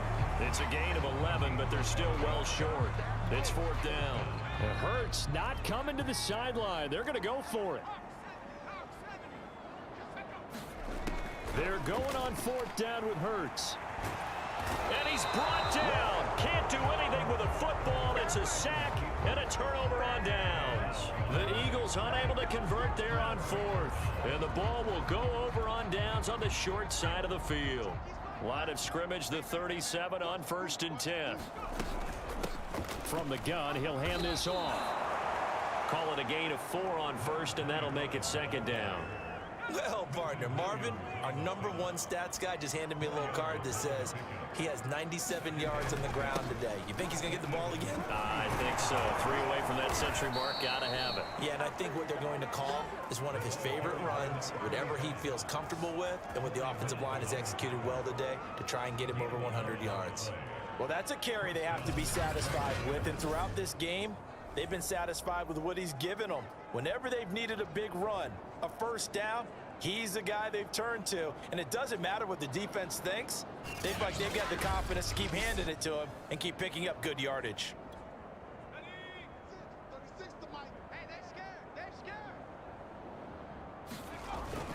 They'll run on 1st down. Barrow, and down inside the 15, shy of the 10. 118 yards rushing for him so far as his terrific season continues here. And it's caught. Touchdown. Russell Gage, his 3rd touchdown now on the year. And the Red Dragons add on to their lead, and they are also closing in on a 5th straight victory. He has really settled in throwing the football, and that touchdown here in the 4th quarter gives him a pretty comfortable cushion.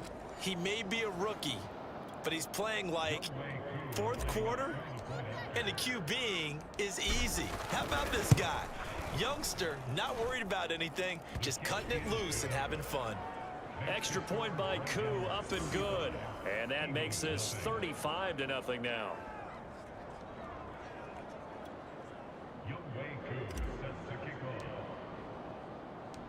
Following the touchdown, here's Koo to kick off. Now Lewis selects to return it. And he'll be stopped right around where he would have been had he gone down to a knee, maybe a yard shy of there at the 24. The Eagles just about set to go to work on offense. And let's face it, this drive is not going to have any bearing on this game, but it's kind of important for one reason, isn't it? It certainly is. You got to get points. And okay, all right, I'm being facetious here, but you get points, you feel a little bit better about yourself as you move on to the next one. Hurts and the Eagles come up here 1st and 10 at their own 24. They'll look to throw. He finds his tight end, Goddard. That's complete. 7 yards, the pickup there. He's been quiet today in the passing game, just his 2nd catch. Yeah, and people have to come up with schemes to limit him, and what a lot of teams do, they'll double him, you know, use a linebacker underneath, a safety over the top. Sometimes it Hurts fumbles it.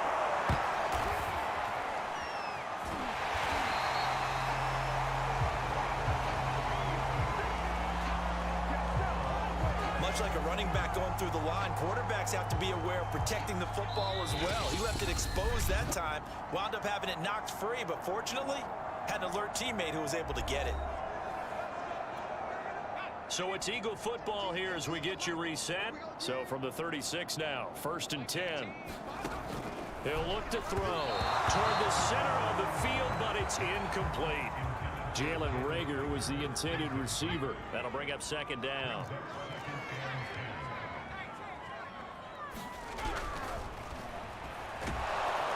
Oh, and Hurts is going to be hit and taken down to the ground.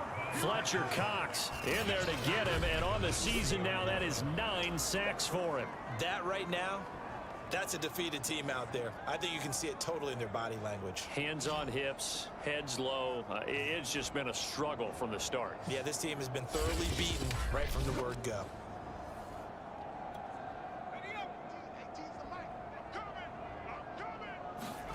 Now on 3rd and long, they'll look to throw.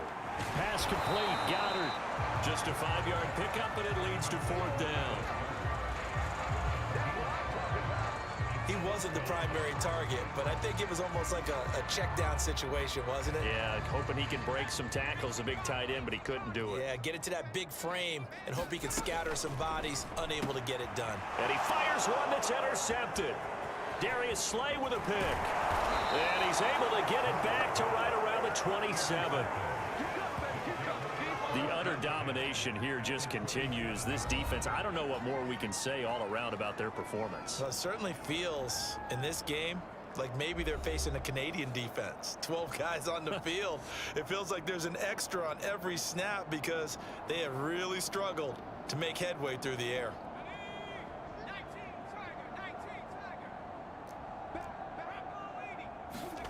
That one looks like he'll throw here. And he's going to have the hook up to Gage. And he will get into the end zone. It's another touchdown. This thing is ugly. And for them, this train, it just keeps rolling, doesn't it? Well on their way to yet another victory. Yeah, it's almost a runaway, isn't it? And you just wonder how anyone could stop this. They got full momentum going, full confidence going. But it's not just their own confidence that is leading them. It's the lack of confidence against their opponents now because they see them coming and think, we've got no shot to beat this team.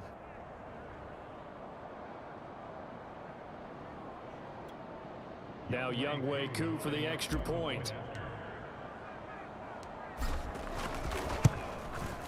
Now this one was over a while ago as they just add on to their big lead.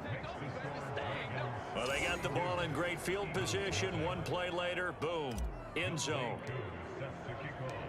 Following the touchdown, here's Koo to kick off.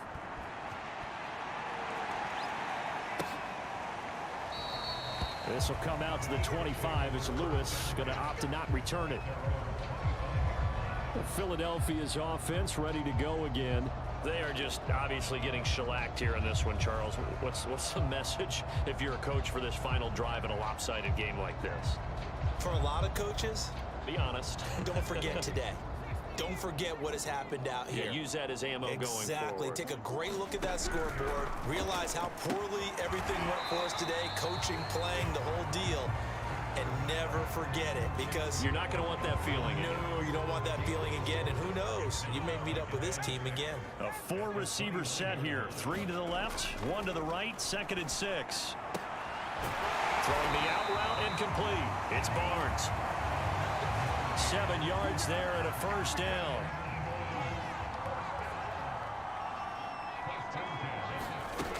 They're going to look to throw. And that's going to be incomplete. Too tough to hold on to that one. It's 2nd down. Here's 2nd and 10.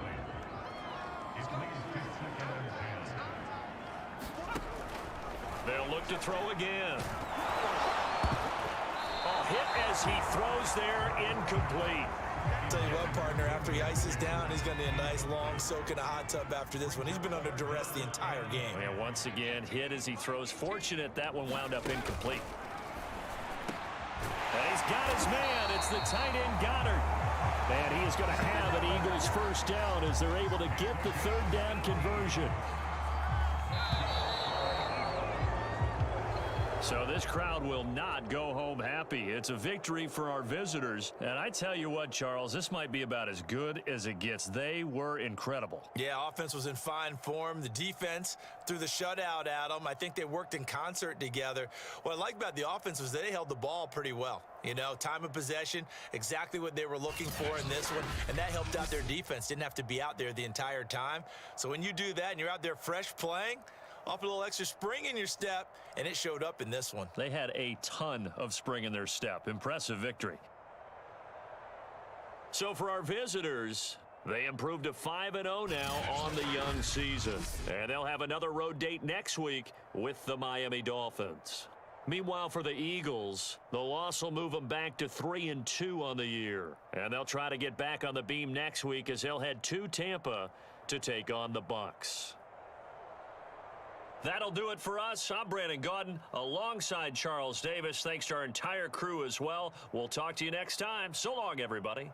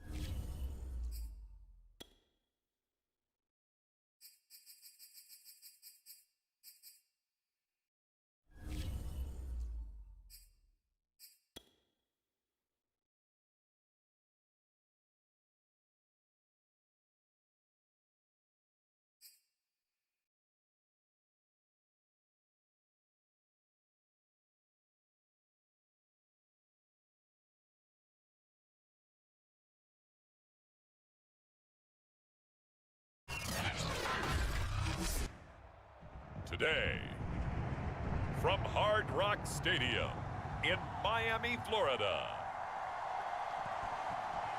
it's Week 6 of the NFL on EA Sports.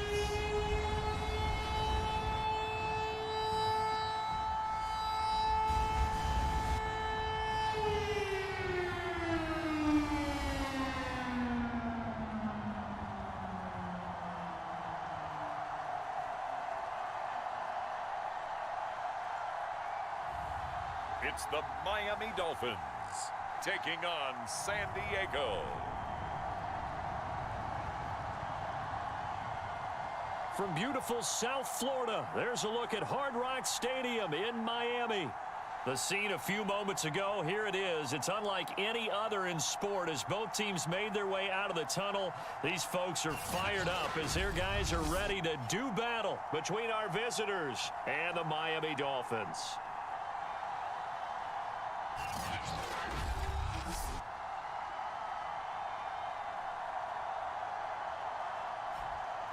Hi, everyone. Brandon Gaudin, Charles Davis. Charles, you look at the Dolphins as they enter play in this one. And losers their last time out, so they'll look to make amends here. And one of the best ways you can do that is to be at home, and they are. They're going to try and ride that home crowd and that wave of emotion to a victory in this one.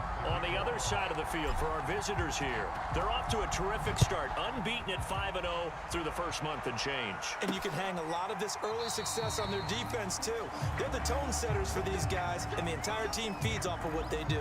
And we will not get a run back here to start. It's a touchback, and it will come out to the 25. The Dolphins take the field with Tua Tagovailoa, their quarterback from Alabama, at the helm. Coming off of a loss their last time out, I think he's just seeking to make a bigger impact on the game. He threw a touchdown pass, didn't throw an interception. I think he just wants to jump those numbers up in terms of flinging it around and letting his receivers get into the end zone.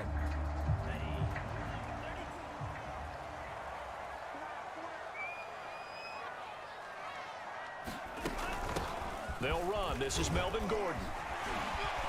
And he's going to get a good gain of 9 here up to the 34. The numbers a week ago for Melvin Gordon, very productive. 3 touchdowns, 2 of them on the ground, 1 through the air. And it will always be a compliment to say that a guy's got a nose for the end zone, and he sure had it last week. The last run got 9. That leaves him with 2nd and a yard.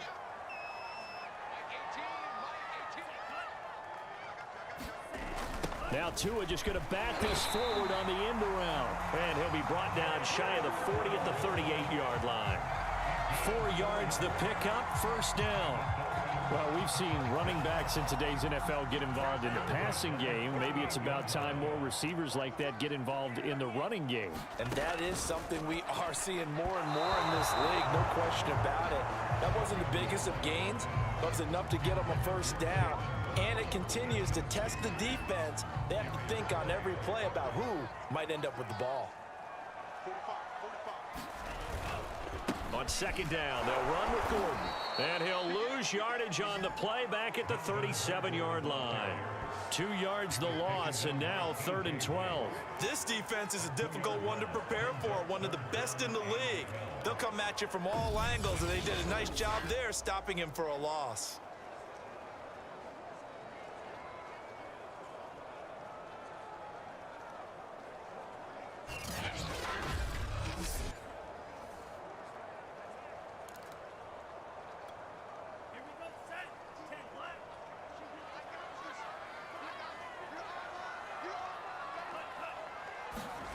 Throwing is Tagovailoa on 3rd down here. And that is incomplete. That's a pretty good opening possession defensively. And you know the goal is to make something of a statement, especially on the road with your first defensive possession, isn't it? Go right out and establish yourselves and let them know this is going to be tough going all game long. So a good punt there, but a very strong 14-yard return. So out comes this offense to take over for the first time. And leading them out there, their 6'5" quarterback. You enjoyed watching that game tape, didn't you? Yeah, Last week's game. it was good. 4 touchdowns with 1 pick. Now, you were a little upset about the pick. I didn't know if you would play him this week or not if you were the head coach. Hey, they got the win. You got the win, so you're going to give him another chance? I'm going to give him another shot. All right, I think the ratio is pretty good. He'll try and eliminate the interception, but he wants to keep that hot streak going, throwing touchdown passes. They run on first down as they're able to get this forward for about 4. North of 100 yards, the 2 scores. And, you know, you got to give a lot of credit to the O-line. We talked a lot about him, but offensive line was good, too. They're obviously in sync with each other, whether it's zone blocking, power running game, no matter what. He understands that. Now the ball comes loose, and this is picked up by the Dolphins. And they take possession 2 yards away from midfield at the 48-yard line.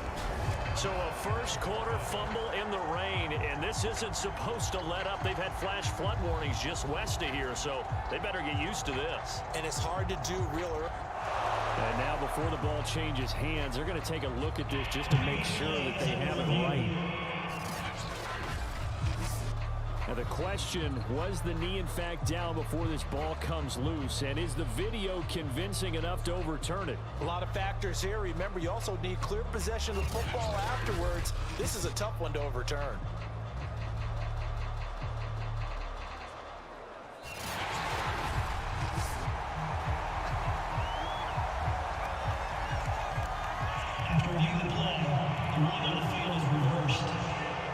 So that one overturned. They say the knee was down, and that will not be ruled a fumble. On third down, Barrow. And he's got the first down yardage as he brings this up to the 47. I always appreciate runners who understand situations. That was just 3rd and inches. No reason to dance around in the backfield and try and break off a bigger play. Just go pick up the first down, and that's exactly what he did. And now we won't see a play on first down.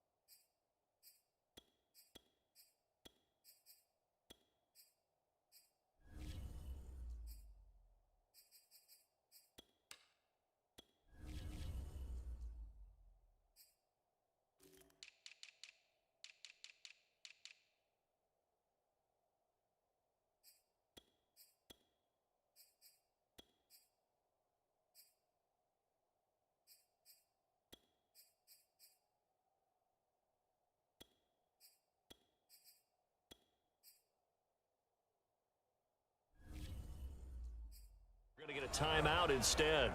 They'll have 2 remaining as we step aside here in this first quarter.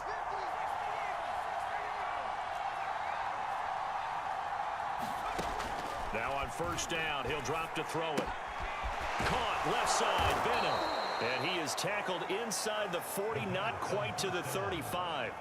They may want to go back to that one. First play of the drive, good for 15 and a first down. Right after the turnover, they come out throwing. And that means it's a sudden change situation. We used to practice it on defense. Sudden change, get out there, stop the offense. But you typically run out there a little bit unsettled. I think that's why he came right out throwing the football, hoping to catch him off balance. And he did. He'll get a nice chunk there on the first down run, and it's 2nd and 4. And he'll give it here to his running back. And he'll be brought down at the 27-yard line. Now a stoppage here as it looks like we've got a Dolphin shaken up on the play. We'll get an update when we come back to Miami. On first down, Barrow. And down inside the 15, shy of the 10. 15 yards on that play. Well, there's plenty of real estate for him to maneuver on that run, and let's face it, it shouldn't be a surprise. He's one of the better backs in the league. Had to come into this game with the idea, slow him down, otherwise it's going to be a long afternoon. And he'll be brought down this time at the 5-yard line. 2nd and 4. That's a gain of touchdown. Zach Ertz, his first touchdown on the year. And the Red Dragons have taken the early lead. I'll let you do the analysis, partner, but with every touchdown pass this young quarterback throws and with the success that his team has had, I just continue to be more and more impressed. Let's both do the analysis. Impressed. Aren't we both? Yeah. I mean, and why shouldn't we be? We've seen him improve throughout the year.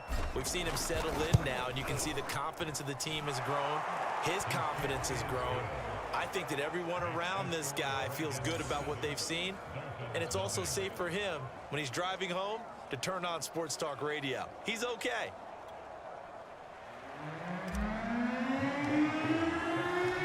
Following the touchdown, here's Koo to kick off.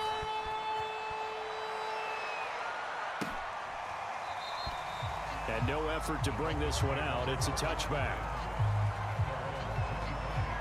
So Miami coming out for their second drive. And they have the game here followed by the open date on their calendar next weekend. And Charles, this is a crew that you have to think really is relishing the opportunity to be on the couch for a few days. Yeah, they certainly are, but let's face it, partner. They can't get caught looking ahead to that couch time while they're playing this one. They've got to take care of business first. They'll be dropped after a gain of about 6 across the 30 to the 31. They'll come up now 2nd and 4 from the 31.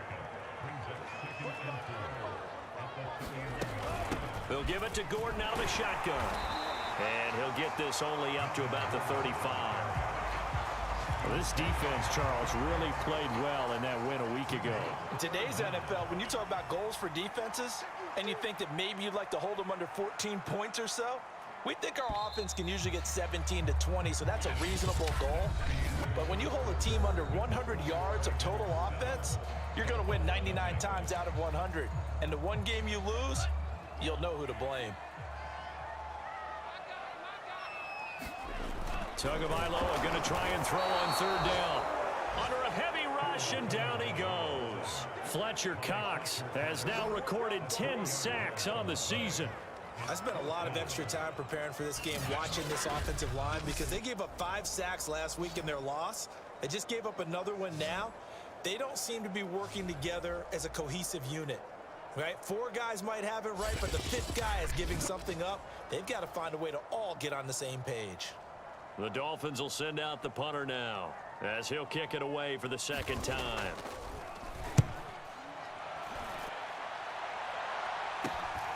Pulled in at the 24. A good head down running on the return, gets about 15 yards. A look at the running back, the man out of the backfield as he gears up to go again. He's been good. His guys are winning. So far, the recipe working here in the 2nd quarter. He doesn't like to just tote the rock. He wants to carry his team on his back, and that's what he's done throughout this game. Yeah, he's done that. He'll be hoping to continue that trend. Give him 5 on the carry there, and it'll be 2nd down.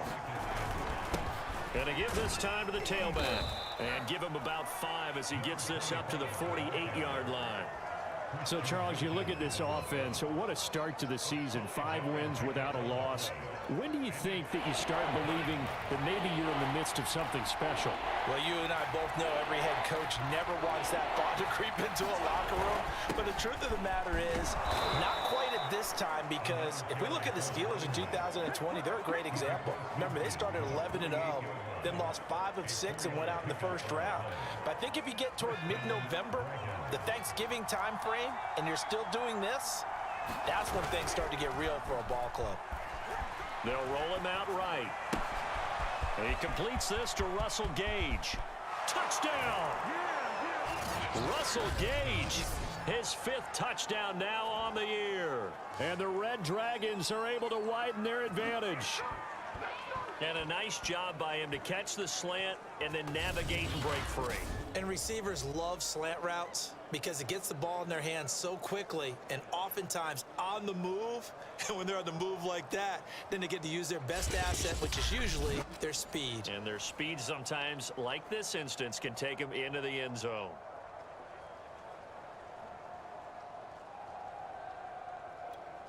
Koo now for the point after.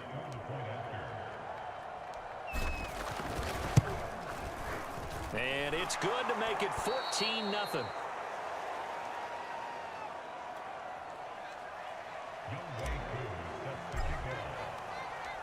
Following the touchdown, here's Koo to kick off. fielded just outside the goal line. And not much happening on the return as he'll get this to about the 23. Out comes the Miami offensive unit now. They get set to take over. And they dipped a game below 500 following the loss last week. And you get the sense that maybe this team's at a little bit of a crossroads here. Yeah, I think that's a really good way to put it, because what's that old malaprop? If you come to a fork in the road, take it. Because this crew, they're losing ground fast. They've got to start winning some ball games. And the good teams, they're starting to separate themselves, and these guys are being left behind. Tua to try again on second down. This one complete to Jalen Waddle. And he's got it past the 30 before he's hit and dropped. Tua to his Alabama teammate Waddle. First down, Miami. Tua now on first down. He'll get this to his tight end, Gesicki. And able to get this one across the 45 before he's brought down. Another nice gain, 13 yards that time, and another first down. Tua going to throw. That's out to the flat for Gordon. And down he goes at the 45 after a pickup of 9. It'll be a gain of 9, and that'll make it second and short. Now they run from the gun with Gordon. And this one goes nowhere. Losing yardage on the play back at the 46. Yes, indeed. That play there, that reminds me of some of the guys that I played with that have that suddenness, able to get into the backfield almost about the time the ball snapped and make a play. How about that tackle for a loss? Absolutely. He did a lot of that last week when he was named the NFC Defensive Player of the Week. One of the guys on the team was saying, hey, yeah, we called him the disruptor. And that's carrying forward again. Makes sense, doesn't it? A reminder, coming up at halftime, we'll send you up to Orlando. Jonathan Coachman is there, and he'll have stats and scores from a busy Sunday in the NFL. And this one complete to Will Fuller. And he is going to have the Dolphins first down. It's a gain of 6 that time on 3rd and 2. Tua to Fuller for a Miami first down. This offense finding its legs now. Here's another 1st and 10. This one complete to his fullback out of the backfield. Well, this has certainly been a nice drive with the way they've spread the football around. Here, they even get the fullback involved in the passing game. That's got to cause a lot of consternation on the defensive side. You've got to cover him, too. That makes things really difficult. A gain of 6 there on first. Not a big window to throw. Coverage wasn't too bad there. Yeah, they had him under wraps pretty well, but somehow able to muscle his way open and catch the ball. Second down at 4.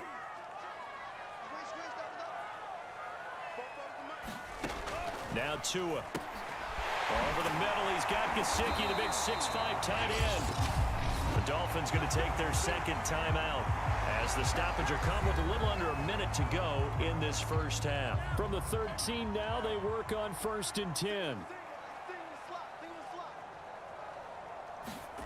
And again, it's Tagovailoa. Now he's got it.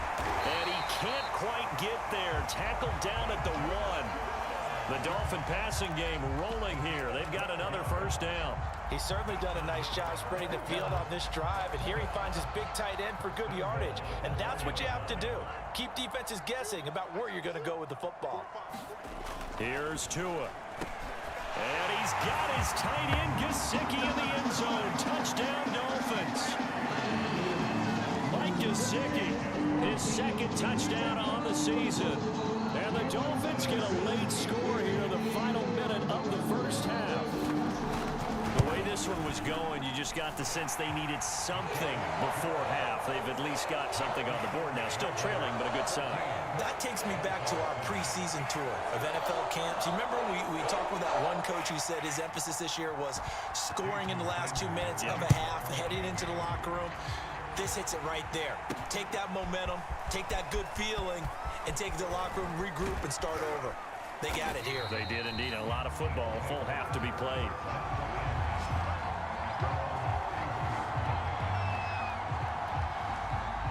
The offense now at the line, ready for their next drive. And with a 14-7 lead, they might just be happy to take this thing on into the tunnel. They'll come out throwing here to start the drive. Dancing to his left. He'll wind up getting 9 after tucking it and running, so it'll leave him with 2nd and a yard. Now another timeout called for by the offense as they stop it with 19 seconds to go in half number 1. 2nd and 1. Flush to his right. Throwing right, and that's complete. And he makes it all the way down to the 19. Now a timeout signaled for, and they'll get it with 10 seconds to go before halftime.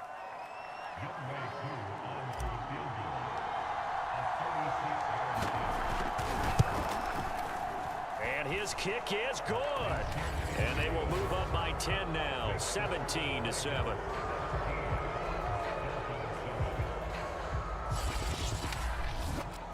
So he's been automatic to this point of the season, and he connects on the field goal there. And what a luxury it is to have a kicker you can depend upon, partner, because he hasn't missed all year long. Converts on that one as well. And kudos to you. You didn't jinx him. And able to take it past the 25 and up to the 28-yard line.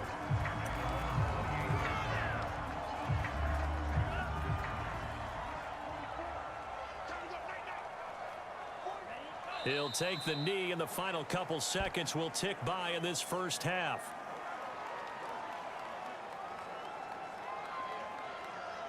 So we reach halftime here in a 10-point game as we go up to Orlando now and hand it over to Jonathan Coachman with our EA Sports Halftime Report. Take it away, Coach. All right, Brandon, thanks. A few teams starting to rise to the top as it's time to take you around the NFL here in Week 6.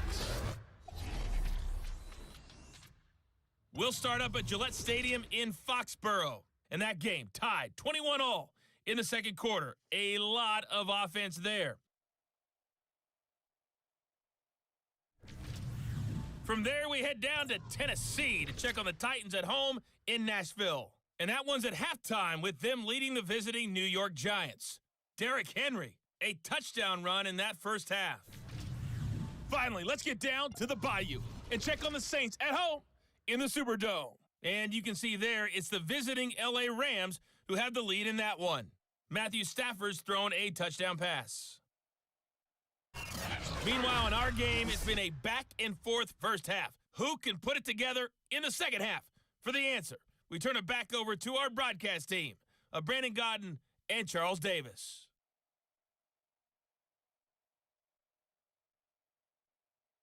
All right, Coach, thank you, and we welcome everyone back for quarter number 3.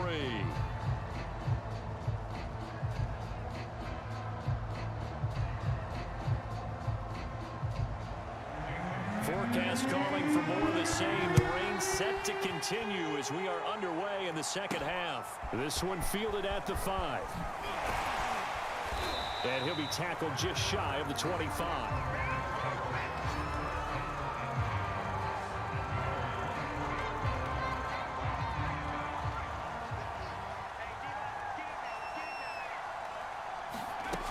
They'll come out throwing here on first down. Throwing left side, it's complete. And they get him down, but not before he takes it across the 40-yard line. 2 catches in the first half. Now he's got a third here, and it's good for a first. And now we get into the psychology of the whole thing, because a lot of teams with a 2-score lead in the third quarter, they almost become defensive with their offense, just playing not to lose. I think with this team, you got to figure at this point, this is a great spot for them to go into attack mode, really try and put the hammer down and finish this one off. 61 yards rushing for him now to this point. On any explosive run, you can almost feel the ground shaking, and that's from the offensive linemen creating space for their runners. I had an old coach tell me before, they always told his runners, run around the offensive line in pregame. Get used to the ground shaking so you don't trip and fall when it happens in a game. And now it looks like we're going to get a timeout here. We've got a man shaken up. We'll get an update when we come back to Hard Rock Stadium. So here's a 1st and 10 at the 38. Boston Scott, his first carry. It's a 6-yard gain on the ground, and that'll make it 2nd and 4. Good, strong run against the 3-4 set, and that 3-4 And now the red flag out on the field. We'll have a challenge forthcoming.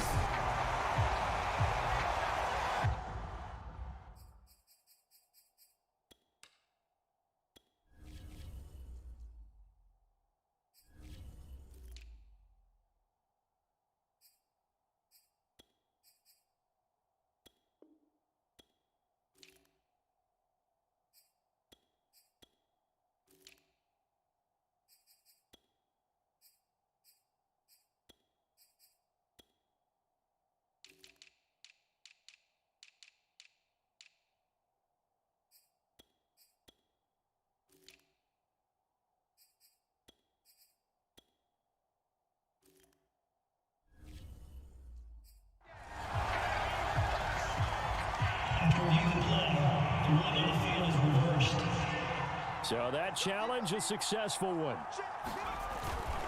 Now it's the fullback. This is Kyle Juszczyk. And trying to push forward, but he is going to be stuffed up in the backfield. They'll set up a throw. Call that a loss of a yard, and things get a little more difficult here, 3rd and 5. And he's got another first down as he's brought down at the Dolphins' 19. The play-action fake. They'll look to throw. He was held without a catch in the first half, but he's got one here, and he also picks up a first down. One thing you hope to see out of a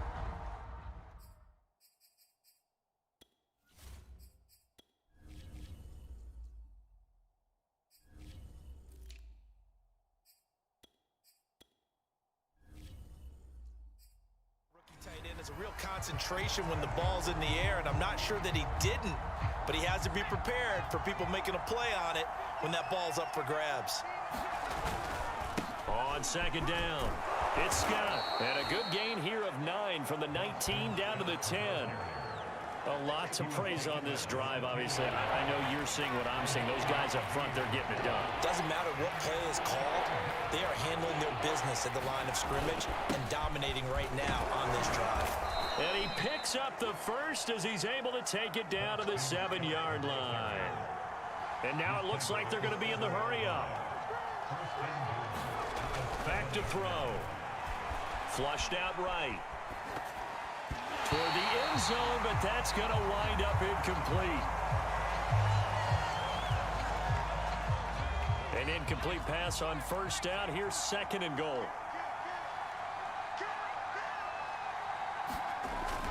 They'll set up to throw. To the goal line, but it's incomplete. When you run in the slant, timing is everything, and against that man coverage, there was no space available, and incompletion as a result.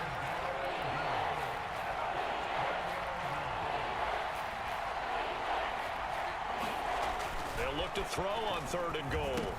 Oh, that's into double coverage and intercepted. Picked off by Xavier Howard. And a big turnover there as his guys will get the football back. So it was a drive that had real promise here to begin the 3rd quarter, but ultimately derailed by the INT. And that was the position you wanted to be in, coming out to start this 3rd quarter, get a nice drive going, looking for the end zone. Possibly got a little bit too greedy right there. Yeah, he put up a good fight, but he's going to be taken down behind the line of scrimmage. Officially, it's a 1-yard loss. That's going to bring up 2nd and 11. Throwing now is Tagovailoa. Looking middle, and it's incomplete. I'm getting the sense that this offense is getting frustrated. Here we are into the 3rd quarter, and they've had plenty of opportunities to get in sync. Thus far, that hasn't happened. In trouble, and the ball's out. It's in the end zone loose. And it looks like the offense did get the football back, but it is clearly in that end zone, and it's going to be a safety. And, Charles, at some point, you can't keep worrying about big play. Can this be perfect? You just have to get the ball out of the end zone. And in the offensive huddle, that was discussed when they called the play. Just get out of the end zone. But you know what's interesting? A lot of the times in the defensive huddle, they actually call a set and then say at the end of it, get a safety. So it's preached, it's coached, it's thought about. Scott to return it.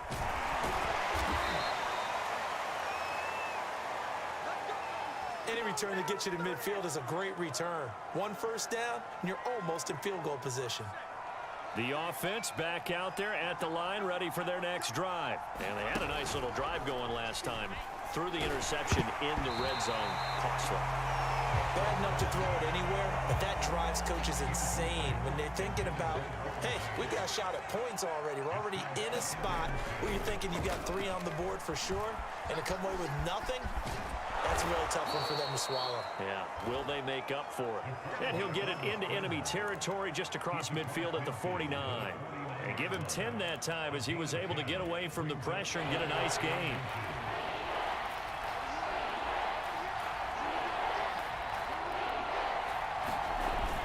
On third down, it's Scott, and he has the first down yardage before they bring him down right at the 45. They're able to convert with a gain of 4. They'll look to throw here on first down, eluding the pressure right. He'll get 5 out of the scramble. It's second down. Now a stoppage here as it looks like we've got a Dolphin shaking up on the play. We'll get an update when we come back to Miami. Ball at the 40 here for 2nd and 5.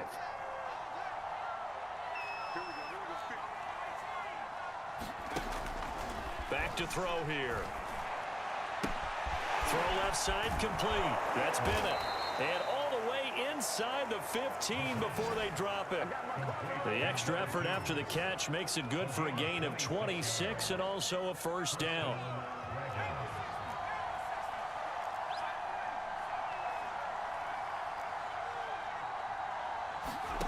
From the red zone now, they'll look to throw. Escaping the pressure right. And it's caught. Touchdown. Russell Gage with his 2nd TD of the game, his 6th on the year. And the Red Dragons are able to extend their lead in the final seconds of this 3rd quarter. Coup for the extra point. And that one makes this a 19-point game. So the drive there took 6 plays.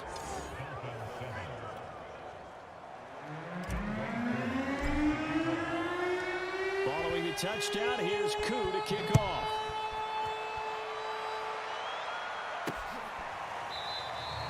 And this will not be returned. It's a touchback, and they'll begin at the 25. First down Miami as they get set to start the drive. And the last time they had the football, they surrendered 2 points on the safety. Well, you don't want to do that one again.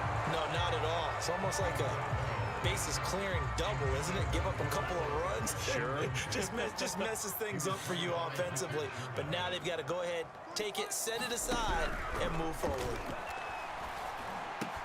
Now an open man, that's the tight end Gesicki. It's complete. And they work this well upfield across the 45. We have played 3 quarters. We'll return with more after this. You're watching the NFL on EA Sports.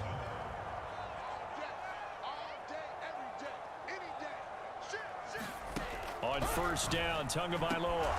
He's got long, his tight end complete. And he'll be down at the 46. Well, they go from 146 to the other on a pickup of 8. A good pickup there. 8 yards on the first down completion. Now that's staying ahead of the chains. Really good pickup on first down, hitting the tight end there. Now it brings up a 2nd and manageable. Just found a hole in that zone.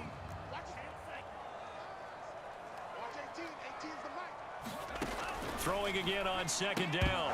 Tua, and that is incomplete. A lot of force bearing down on him there. He could not hang on. It's 3rd down. The Dolphins on 3rd down. They've only converted once in 4 tries. This time they face a 3rd and 2. Tua setting up shop to throw again. And he's got the first before he's brought down at the 39-yard line. Call it a gain of 7, and it gets him a new set of downs. So from the 39 now, they'll come up on a 1st and 10. Going to the air, Tagovailoa. And that is incomplete here. He was looking to get it to Parker again, and that'll bring up 2nd down. Well, he leads the NFL in interceptions and nearly added to that total. Got his hand on it, couldn't quite corral it. It's been a Pro Bowl-type season for him, and the term ball hawk really comes into play, doesn't it? Yeah, I like that one a lot because teams want to avoid that type of a player, but sometimes you just can't. He just knows where the ball is. They'll get only 3 there, so it leaves him with a 3rd and 7 ahead. Well, that's always a good place to throw it just because he's one of the biggest targets not only on this team but in the National Football League. And you and I both know the quarterbacks love these large-bodied tight ends, and why not? Nowadays, they're really wide receivers who are just taller and have a little bit more weight. These guys catch the football, make big plays downfield. In the old days, we wanted them to block. Now coaches want them to catch the football first. Again, they will throw it with Tagovailoa. And this is caught. It's Parker. And he'll be out of bounds as he gets this down about the 21 or 22. 5 yards on the catch there. Brings up second down. Looking to pass. Tua. Over the middle, complete. That's Gordon. And he takes it down to the 10-yard line. The Dolphin passing game rolling here. They've got another first down.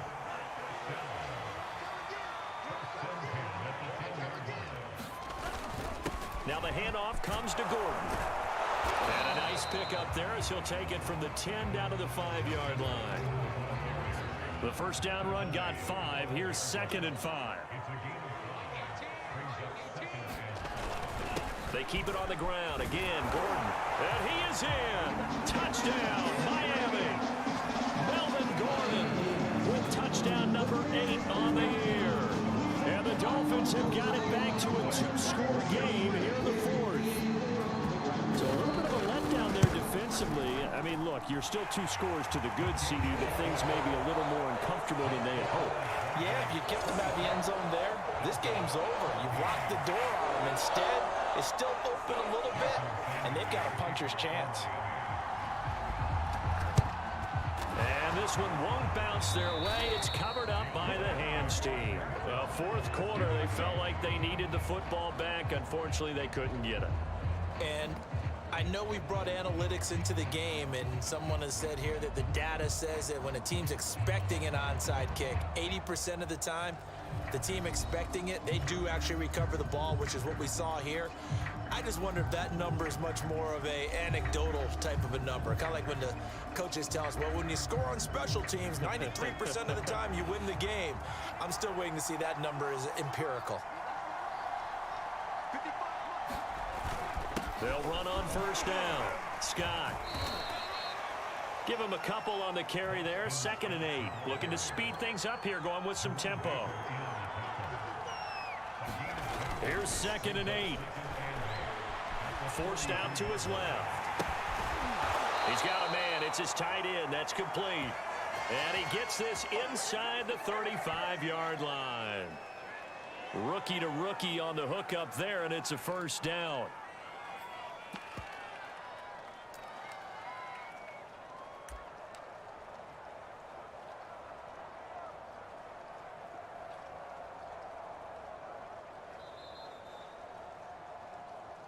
Two minutes left to play in this football game here on EA Sports.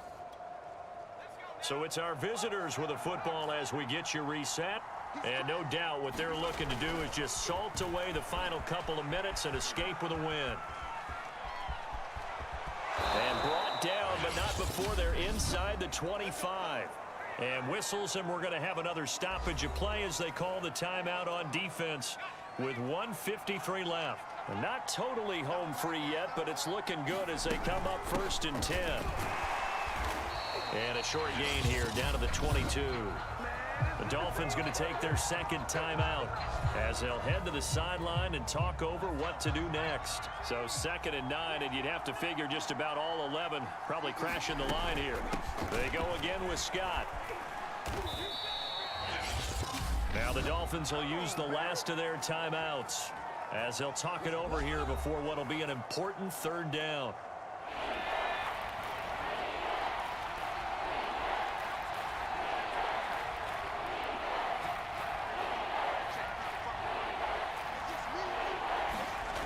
Here's a play fake as they set up to throw. Sliding out of the pocket. And stopped a few yards shy of the goal line at the 3.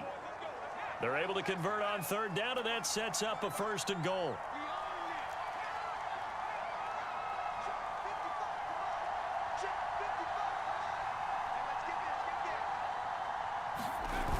On play action, they'll throw. Oh, the ball comes out on the hit, but they'll say it's incomplete. Oh, that's got to frustrate him a little bit because they nearly got to him there, and it would have been the first sack of the game. Instead, they're able to influence the release, and they did force the incomplete pass. They'll go again from the 3 here on 2nd and goal.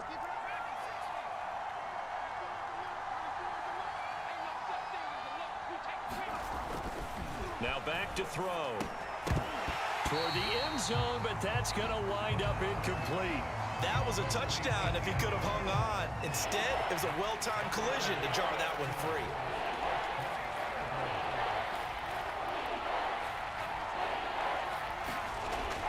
Again, he'll drop to throw. To the goal line, but it's incomplete. From a defensive perspective, they had exactly what you want anytime they want to throw the football. There was pressure on the quarterback. They were getting after him, and they tightened down on the receivers and forced the incompletion.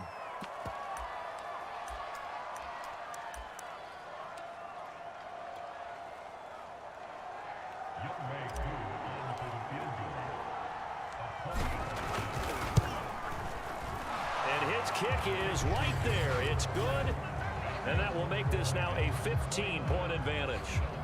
So they settle for just the 3, but clearly right now anything helps trying to salt this one away in the 4th. Without a doubt, obviously a touchdown probably would have been the final nail to finish this thing off, but they still ate up time, got points. So while it's not mission accomplished, it's darn close. And he'll take it up past the 25 to the 26-yard line. The Dolphins at the line ready for their next drive. And that last drive, so effective in the passing game, resulting in the touchdown. Maybe not many people were focused on the trenches. There was good protection there. Excellent protection. So now defensively, you've almost got to get down to those starters blocks like you're a sprinter. Get lower than those guys on offense and find a way to roar through them or around them to get into the face of the passer. Easier said than done, though. Way easier said than done. But they've got to try something because right now they're just cutting them to shreds. Well, when you're leading in the 4th quarter, that's not the penalty you want. Not at all, and now your discipline comes into question. Having poise this stage of the game, you can't have those kind of plays. Well, the pressure gets there, and Tua is going to be taken down. Fletcher Cox in there to drop him for his 11th sack of the year. And that's going to be incomplete. 12 seconds left. Will Fuller was the intended target, and it's 3rd down. Tua to throw. That'll be incomplete with 9 seconds now showing on the clock. And they're indeed going to go for it here on 4th down. So trailing here in the last quarter, let's see how this plays out. Tagovailoa going for it on 4th down. And it's incomplete. They cannot convert, and they turn it over. They had to go for it with such little time remaining, and that's going to be just about all she wrote for this one. They'll go ahead and take the knee here, and the unbeaten season will continue. So this crowd will not go home happy. It's a victory for our visitors, and I think they might have something in this young rookie quarterback because he certainly looked the part. I have to ask you a question. Are you thinking similar to what I'm thinking? That these rookie quarterbacks, they come in more prepared than ever before? Year after year, they just seem more comfortable from day one. I think you start really young now. These quarterback coaches, they play against a better competition. They go to camps across the country. Then they play big-time games in college. So when they get to the NFL, it's not quite the same, how would you say it, pressure that they felt in years past. And these kids just go out and perform. And keep in mind, he led them to a road victory here, even more impressive. So for our visitors, they remain as hot as anyone. 6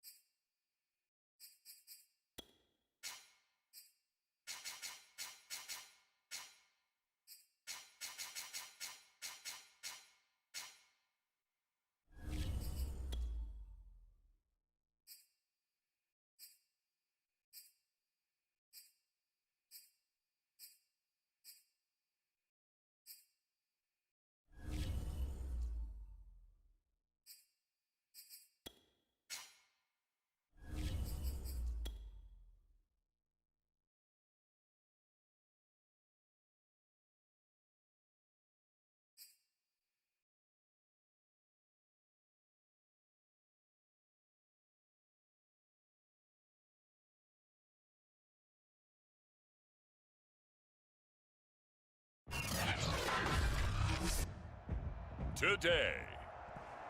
From San Diego, California, it's Week 7 of the NFL on EA Sports.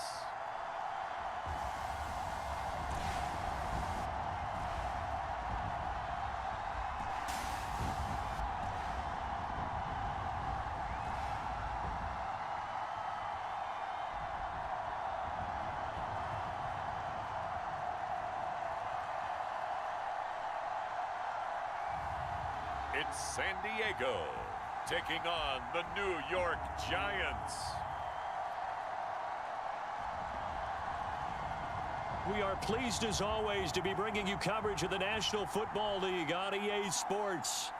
Nothing like the fanfare of introductions to an NFL game, and that was in evidence a moment ago. Fireworks, pyrotechnics, you name it. This crowd is ready as their guys get set to match up between the New York Giants and our home team.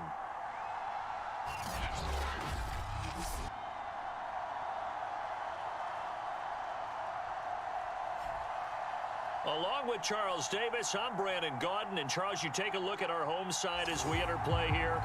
They've got all W's on the ledger so far, a perfect 6-0. Yeah, still a long way to go in this season, but they're showing everyone early on that they intend to be there in the end. On the other side of the field for the visiting Giants, they were losers their last time out. They're going to try to get back in the win column, but obviously they're going to have to do that in a hostile environment. And sometimes that actually works to your advantage. Now you've got to band together your team, the us against the world mentality. Let's see if they can use it and get a victory.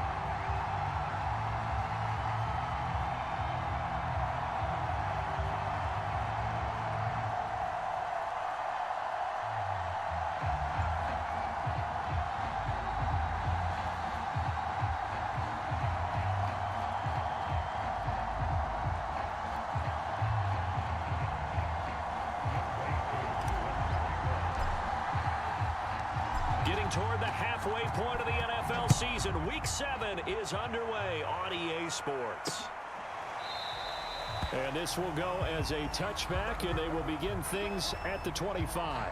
First go on offense for the Giants under the guidance of Daniel Jones, the former Duke Blue Devil. Would you say that last week's performance by him, workmanlike in terms of numbers? One touchdown, one pick, but obviously a loss. Yeah, and that's the bottom line for him. All he cares about is how do we find a way to win the game.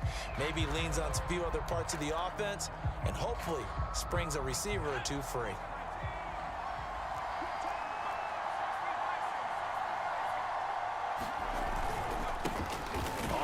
This is Saquon Barkley, and not much to speak of. Call it a 1-yard gain up to the 26. The numbers for him from a week ago: 24 carries, 94 yards, and a score. And he's hoping to have the same type of game, but he's going up against the #1 defense in the league, and they're very good at fitting the run. So now you've got to think offensive strategy, maybe a little more play action, and try and find some people open downfield. They follow up the first down 1-yard run with a minimal gain of 2.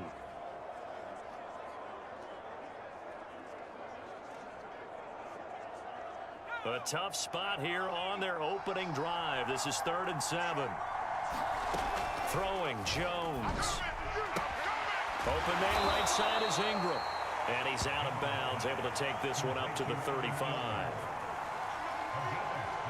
I thought maybe when he caught it, he'd have a good chance of getting that first down, but that's a nice job of holding him up and preventing him from getting to the sticks. Only 2 punts for him last week in the loss as he gets this one away. Taken in at the 22. It'll be a 40-yard punt, 8 on the return, and out will come the offense as they take over. So out comes this offense to take over for the first time. And trotting out there, their tall quarterback standing at 6'5". And I thought it was a really nice performance last week by him. 3 touchdown passes. I think that signifies exactly what he was getting done. He did have the 1 interception. But that's the ratio you say you're okay with, right? If you go 3-1, you're going to be pretty happy over the course of the season. And let's face it, he'll never blame the receiver publicly. But behind closed doors, he probably told his agent, hey, what's the deal? I should have had a perfect game. Able to break through that initial contact and winds up getting about 3 there. It's second down. These are his numbers from last week's contest. 12 carries, 76 yards. On second down now. Barrow, and they get him down, but not before he takes it across the 40-yard line. How best to describe that one? I'd say right down Broadway on that run. A straight-ahead running. I think that might be something we see a lot of between the tackles today. Well, he's enjoying things so far here this afternoon. Sees a crease and bursts through it for a solid game. Yeah, boy, it is tough to bring him down that time. He surges forward. He's going to get a full 6 out of that. Second down. 6 yards on that last play. Here's 2nd and 4. Now a handoff here to his running back. And now the ball's out. Fumble near midfield. And the Giants have it. It's picked up. And his crew will take over at their own 45-yard line. Now we've got a Giant player here slow to get up after that last play. We'll check on his status when we get back. And now, as with every potential turnover, they're going to take a second look at this just to make sure. And the question, was the knee in fact down before this ball comes loose? And is the video convincing enough to overturn it? A lot of factors here. Remember, you also need clear possession of the football afterwards. This is a tough one to overturn.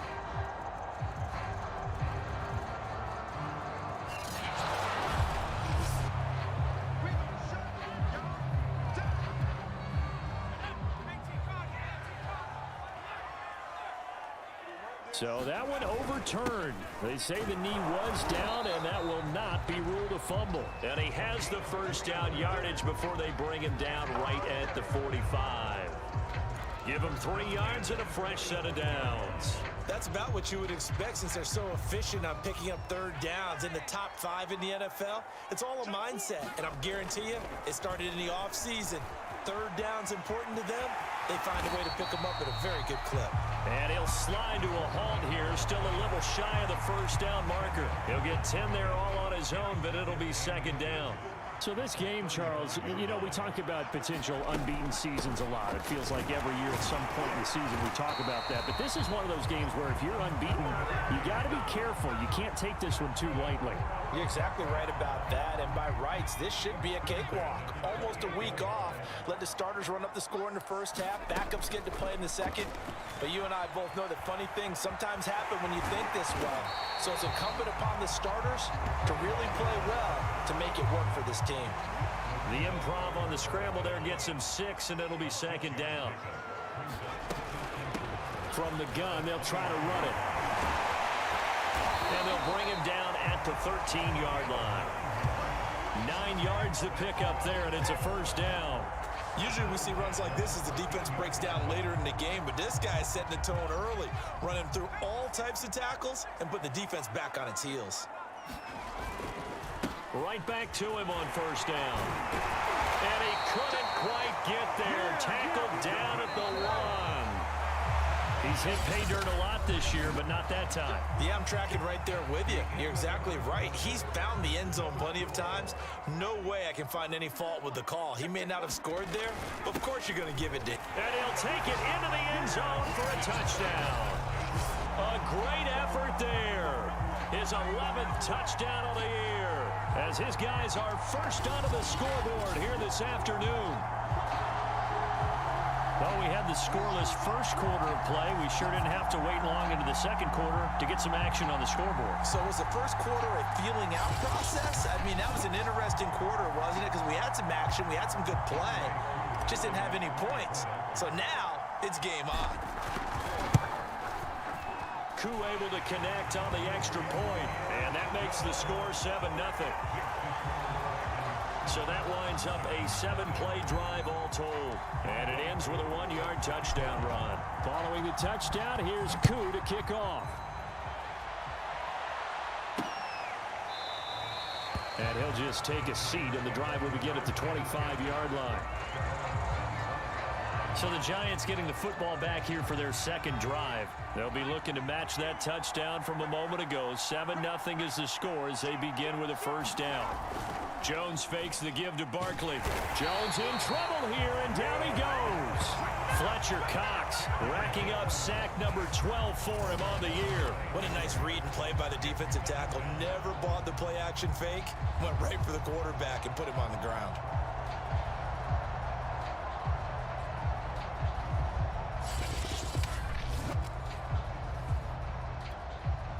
And they need to work to at least get some of this yardage back after the sack. 2nd and 19. Another try after the first down sack. Jones. They'll wind up getting 10 back as that sets them up for third down.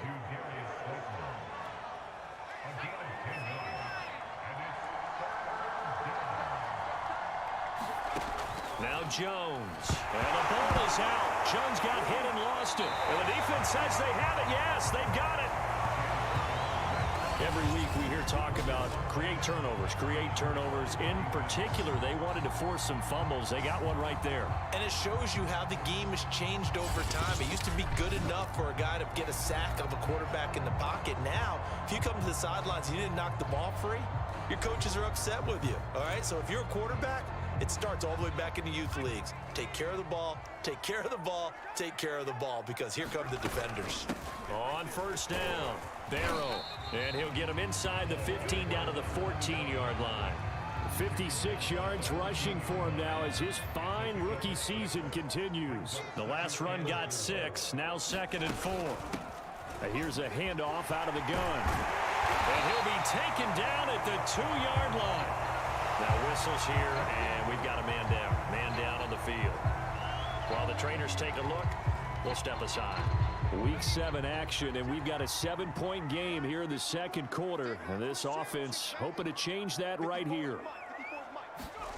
He'll look to throw. Under pressure now, and he's going to go down. Sack back around the 8.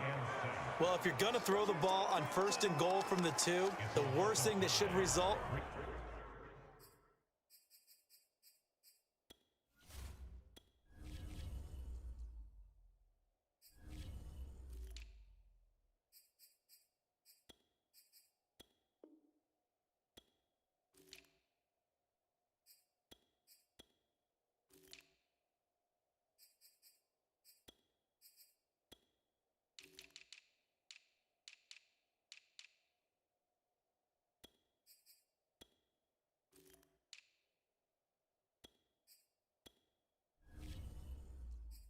is an incompletion for you offensively. But Brandon, this is a different type of football. Back in my day, 1st and goal from the 2, a lot of big people with big neck rolls, they were on the field trying to ram it into the end zone. A nice display of power, but it only takes him to the 7. He's dropped there. Only a yard there, and that'll bring us to 3rd and goal.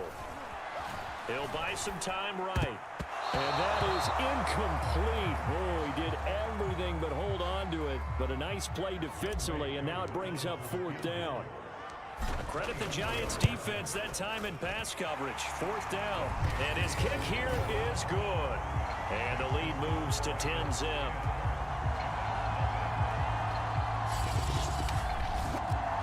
So that one on target, and it adds to this first half lead. And maybe we're too early to worry too much about 1-score lead, 2-score lead, etc. But this is where you kind of start banking those points that come in helpful later on. And this will not be brought out. It's a touchback. New York's offense back out there and set to go. And last time they coughed it up, led to a field goal. They're fortunate that it only led to a field goal, but still, they're not happy about it. Could you sense the relief, though? when they only gave up the field goal, and they were able to trot back out on the field and start this drive. A little more pep in their step because they didn't cost their team a touchdown, but they know they've got to do it a lot better than they did on the last possession. The coach will just be relieved, though, if they recoup with a score here, right? I think coach would be ecstatic to see them pick themselves back up and now take it downfield and punch in the end zone without turning it over. From the 31, Jones over the middle, and it's incomplete. He was looking for Caden Smith, the tight end, but now it'll be third down.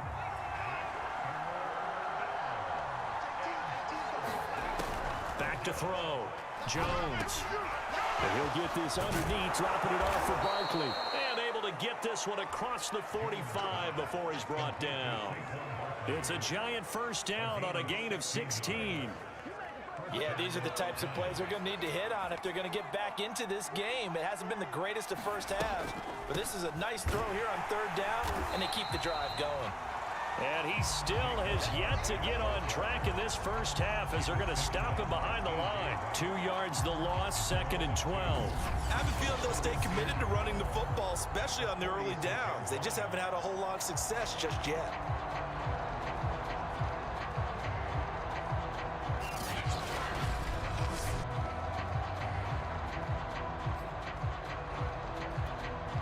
Now they contend with a 2nd and 12 after the loss. Jones with a handoff to Barkley. And the running lane's non-existent in this first half as they'll stop him behind the line. The run hasn't worked the last couple of plays. Now it's 3rd and 14. Looking to throw. Jones. Gets this out to Saquon Barkley. And they do get this across midfield to the 49, but a small consolation prize as he's well short of the first. They do get 7 out of that, but not enough to prevent a 4th down. Here's Sterling Hoffrichter now as he'll punt it away for the 2nd time. This is fielded at the 7. We'll call that a punt of 38 yards officially. And the offense will come back out deep in their own territory. So here is the home side to take over on offense. And last time they got 3 points, but it was a chip shot field goal. And when you go to the sideline after a chip shot field goal, maybe the offense not too happy. It's a balancing act, isn't it? Because you're exactly right. They're none too pleased that they didn't punch it in for 6 points. But they also have to remember they did put points on the board. 3 points is 3 points. And in this league, you take points when you can get them. Not easily done.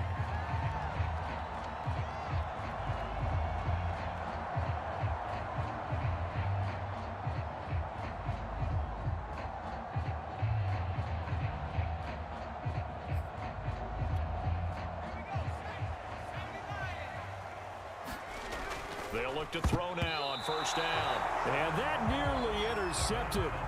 Oh, the free safety roaming into position almost had it, but it's 2nd down. And 2nd and 10, he'll look to throw again. Flush to him, and he's going to have to eat this one as down he goes. The Giants going to go ahead and use the first of their timeouts as they'll stop it with just over a minute to go before halftime.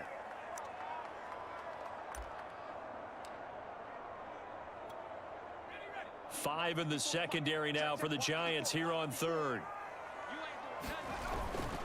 On the quick handoff, it's Juszczyk. And he'll be stopped here well short of the first down at the 24-yard line. Now after the punt on that play, we've got a man down on the field. Here's Thomas Morstead on now to punt it away on 4th down. Jabril Peppers deep to receive.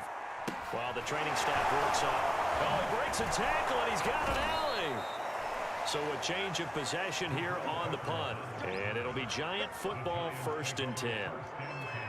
But the focus shifts back to Daniel Jones and company. He has not had the game that he envisioned. His team has not had the game that they've envisioned here. So how do they turn this around now?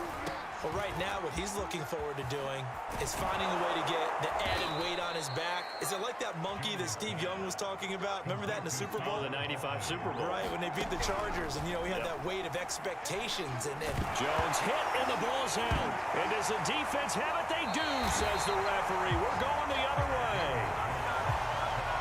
He already had the one fumble loss, so now 2 fumbles lost here in this first half. Not setting the pace the way that you want it done. I mean, here in the first half, already twice the ball's come out and hit the turf. Got to find a way to take care of it. Otherwise, they may have to start thinking about maybe someone different at that position.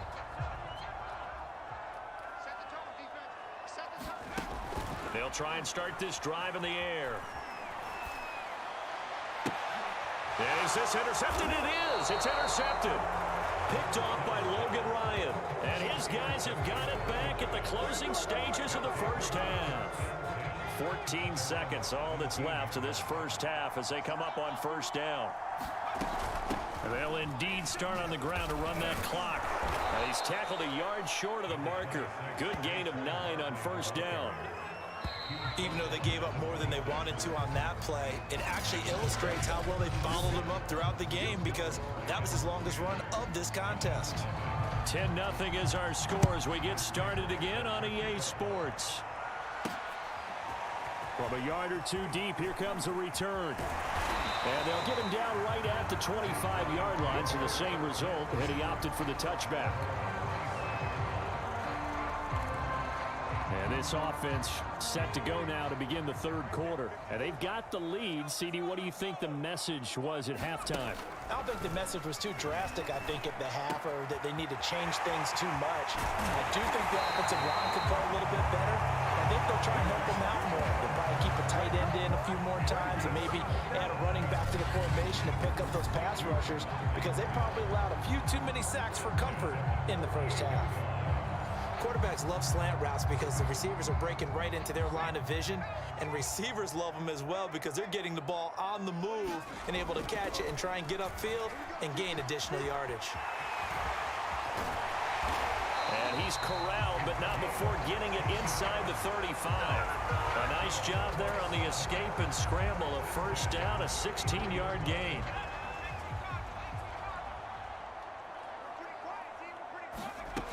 They're going to look to throw.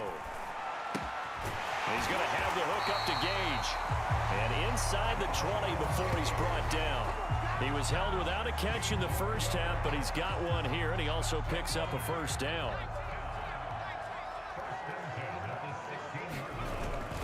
First man through, it's the fullback Juszczyk. And he's brought down just outside of the 10 at the 11. 5 yards is the tally on first down. That brings up 2nd and 5. And this one incomplete. Too much contact to hold on to that one, and it's 3rd down. In the red zone, precision is the watchword. If the throw's a little too early, too late, maybe off a little bit, going to be a good chance that any attempt is going to be a contested one, and that one falls incomplete. Meanwhile, on 3rd down, they take a shot at the end zone, but it's incomplete. Well, he certainly did a nice job improvising there, extending the play, hoping someone would come open downfield, but they never did. And his kick is indeed good, and that'll push the lead up to 13-0. So put another 3 on the board. All things considered, a good opening drive to begin the third quarter. And as a defense, the way that this game is going, you're excited to see those points go on the board. Gives them a little bit of leeway to play with when they're out on the field, but they're real excited to see their offense score. Now they get to go out there and do their part. Here's the Giants offense now getting set to start the third quarter. And their deficit a little wider now than it was at halftime following the field goal a moment ago. But the goal is still the same, because you know they want to come out, establish a rhythm in the second half, and get going. Make no mistake about it, though. Kicking field goals, not in their game plan. They need to get the ball in the end zone. The All-Pro Von Miller there on the tackle. The last run got a couple. Here's 2nd and 8. From the gun, Jones. He dumps it off to Barkley. And he's able to take this one up to the 35-yard line. That one a first down pickup of 8.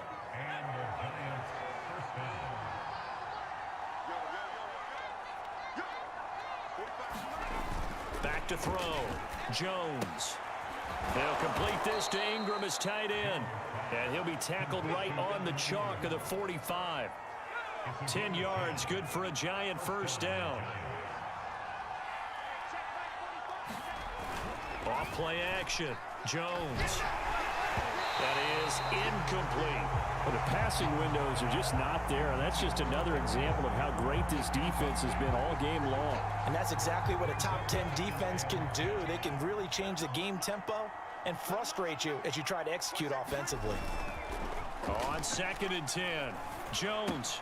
This one goes out wide for Barkley. Ooh, with a juke. And they'll get him down as he's inside the 40.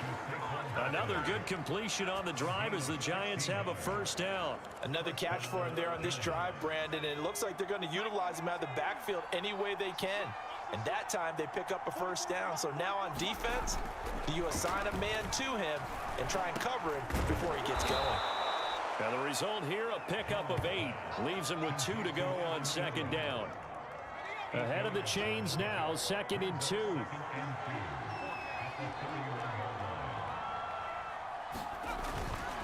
A handoff, Barkley running left. And this has been a familiar sight all afternoon as they stop him behind the line.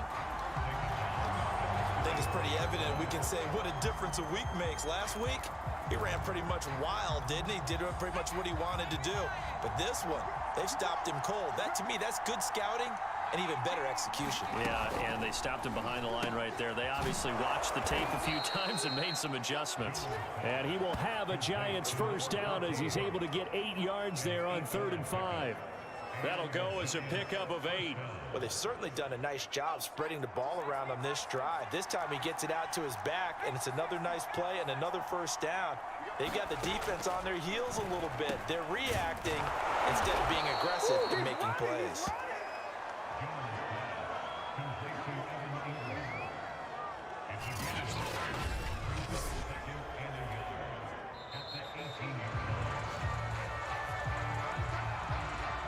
And that is going to do it for this 3rd quarter of action. We'll return with more after this break. You're watching the NFL on EA Sports. To throw again on 2nd down. Jones. And brought down, but not before they get it inside the 10 to the 7. Now after the completion, we're going to get a timeout, an injured player. 1st and goal, and they got to be thinking a chance to get right back into this football game. Well, he gets attended to. We'll step aside. They'll look to throw again. Now Jones is hit. He lost the football.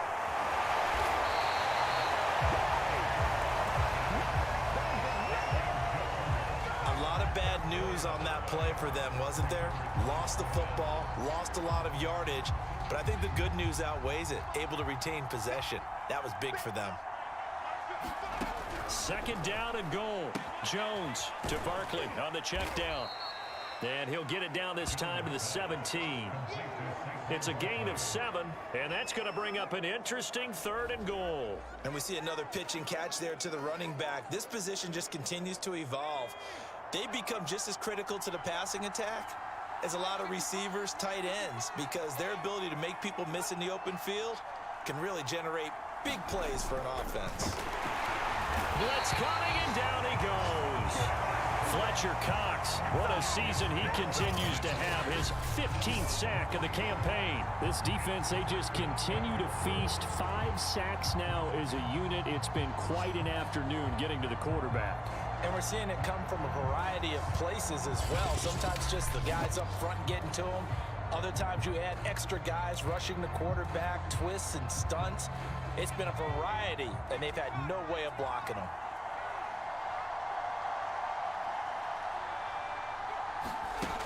As expected, they're going for it to keep the drive alive. Oh, that's into a sea of bodies, and it's intercepted. Picked off inside the 5. And he's going to get this one to the 23-yard line. And that pretty much has been the storyline, Charles. This defense, they seem to be one step ahead from the start of the game until now. And you identified it perfectly, and we can see the frustration that's settling in now. And it's probably been there for a long time, but now it's evident because you can see it in their faces, you can see it in their body language, maybe even a little bit in that play call that ended up maybe closing them out. First down yardage on the first play of the drive, give him 14. This is where, 4th quarter, you got the lead, you give it to the big guy. defensively kind of sucks the will out of them, doesn't it? Because they don't want to tackle him right now this late in the game. Well, you say that with accusatory tones. I mean, but you're exactly right. I know it's not something we actually... And he can't find anywhere to go with it, and he goes down. Pass rusher extraordinaire, D Ford that time, getting the sack. Flushed out right.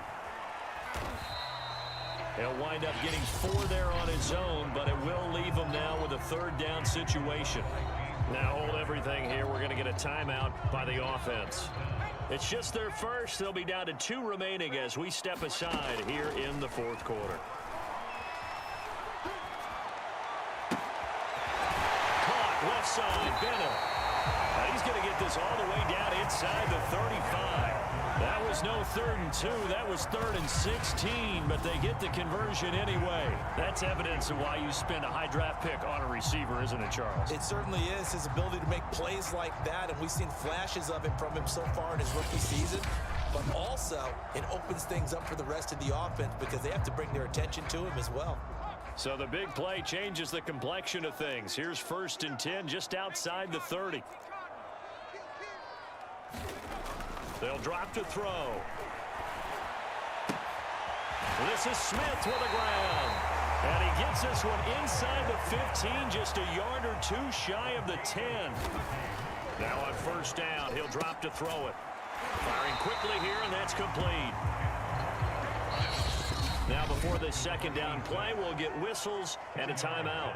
That's going to leave him with just 1 remaining here in this 4th quarter.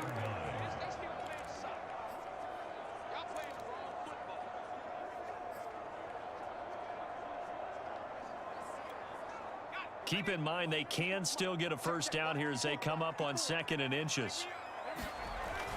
Back to throw again. And the pressure gets there. He'll go down. It's a sack. And it is going to bring us to the 2-minute warning. So it's our home team here in possession of the football as we come back. They've got a 3rd down now as they look for 1 more 1st down to help salt this one away. Toward the end zone, but that's going to wind up incomplete. This has certainly been a physical game so far. Limited scoring opportunities for both sides. And there's another chance that goes unfulfilled.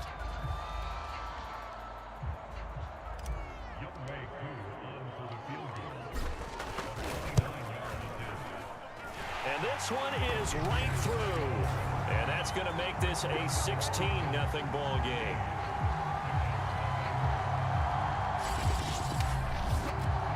So he remains perfect, 3 for 3 in the field goal department. And it's so important for any offense to have an ace like him up their sleeve, isn't it? Because now you know what his range is, and as soon as your offense gets there, you're pretty much counting on 3 points going up on the board. Aku just hit the field goal. Now he kicks off.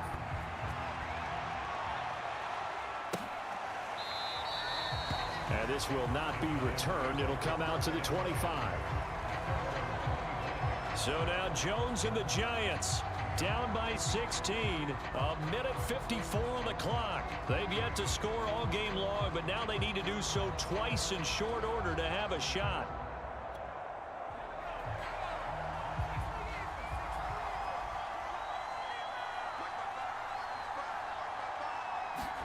Jones. Into the hands of Ingram. And he's going to get a good gain of 9 here up to the 34. Clock rolling as the Giants will hurry to the line. Jones. We'll get this out to Barkley complete. And he'll be brought down right around the 37. Here's Jones. And his throw's going to be incomplete. The intended target, Saquon Barkley. And now it's 2nd down. Whew, that's certainly not the worst thing. It stops the clock and lets your offense catch its breath and lets us exhale a little bit. Now I expect them to call a couple plays in the huddle, so they're ready if a tackle happens inbounds. Throwing over the middle, and it's incomplete. Back-to-back incompletions, but we know this is definitely 4-down territory. Time not on their side. I don't think think they want to try and get the first down in 2 installments. I think they got to go and get it right here, right now. And the throw there going to be incomplete. Certainly looked like someone was very confident in his ability to fit that one in. I would say he was overconfident because there wasn't a whole lot of separation there. Had that one covered pretty well downfield and knocked it away. Now Jones. And this is dropped. Oh, it's incomplete. He had a big gainer in his sights, but he could not reel it in. They had to go for it with such little time remaining. And that'll be just about all she wrote for this one. That one looks like he'll throw here. Eluding the pressure right. And this turns into a nice gain with a slide at the end. The Giants going to go ahead and use the first of their timeouts as they get the stoppage with a little over 50 seconds left to go in the game.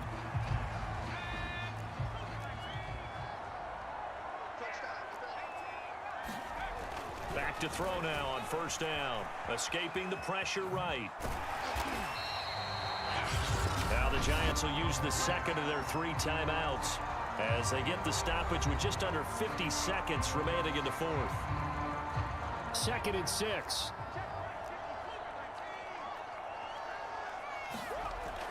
He'll look to throw. Being chased out left. And he will take this one in for a touchdown. How about that? Their quarterback with touchdown number 12 on the year. And the Red Dragons add on to their lead, and it's looking like that win streak is going to extend another week. Well, business as usual for them. Well on their way to another victory. Riding a serious wave of momentum from what we've seen. And so far, they haven't met their match. So if you're going to play this team in the future, your mission is clear.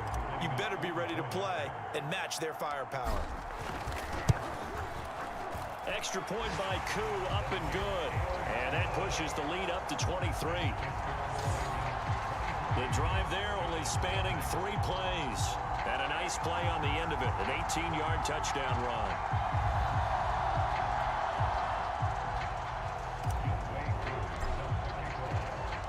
Following the touchdown, here's Koo to kick off.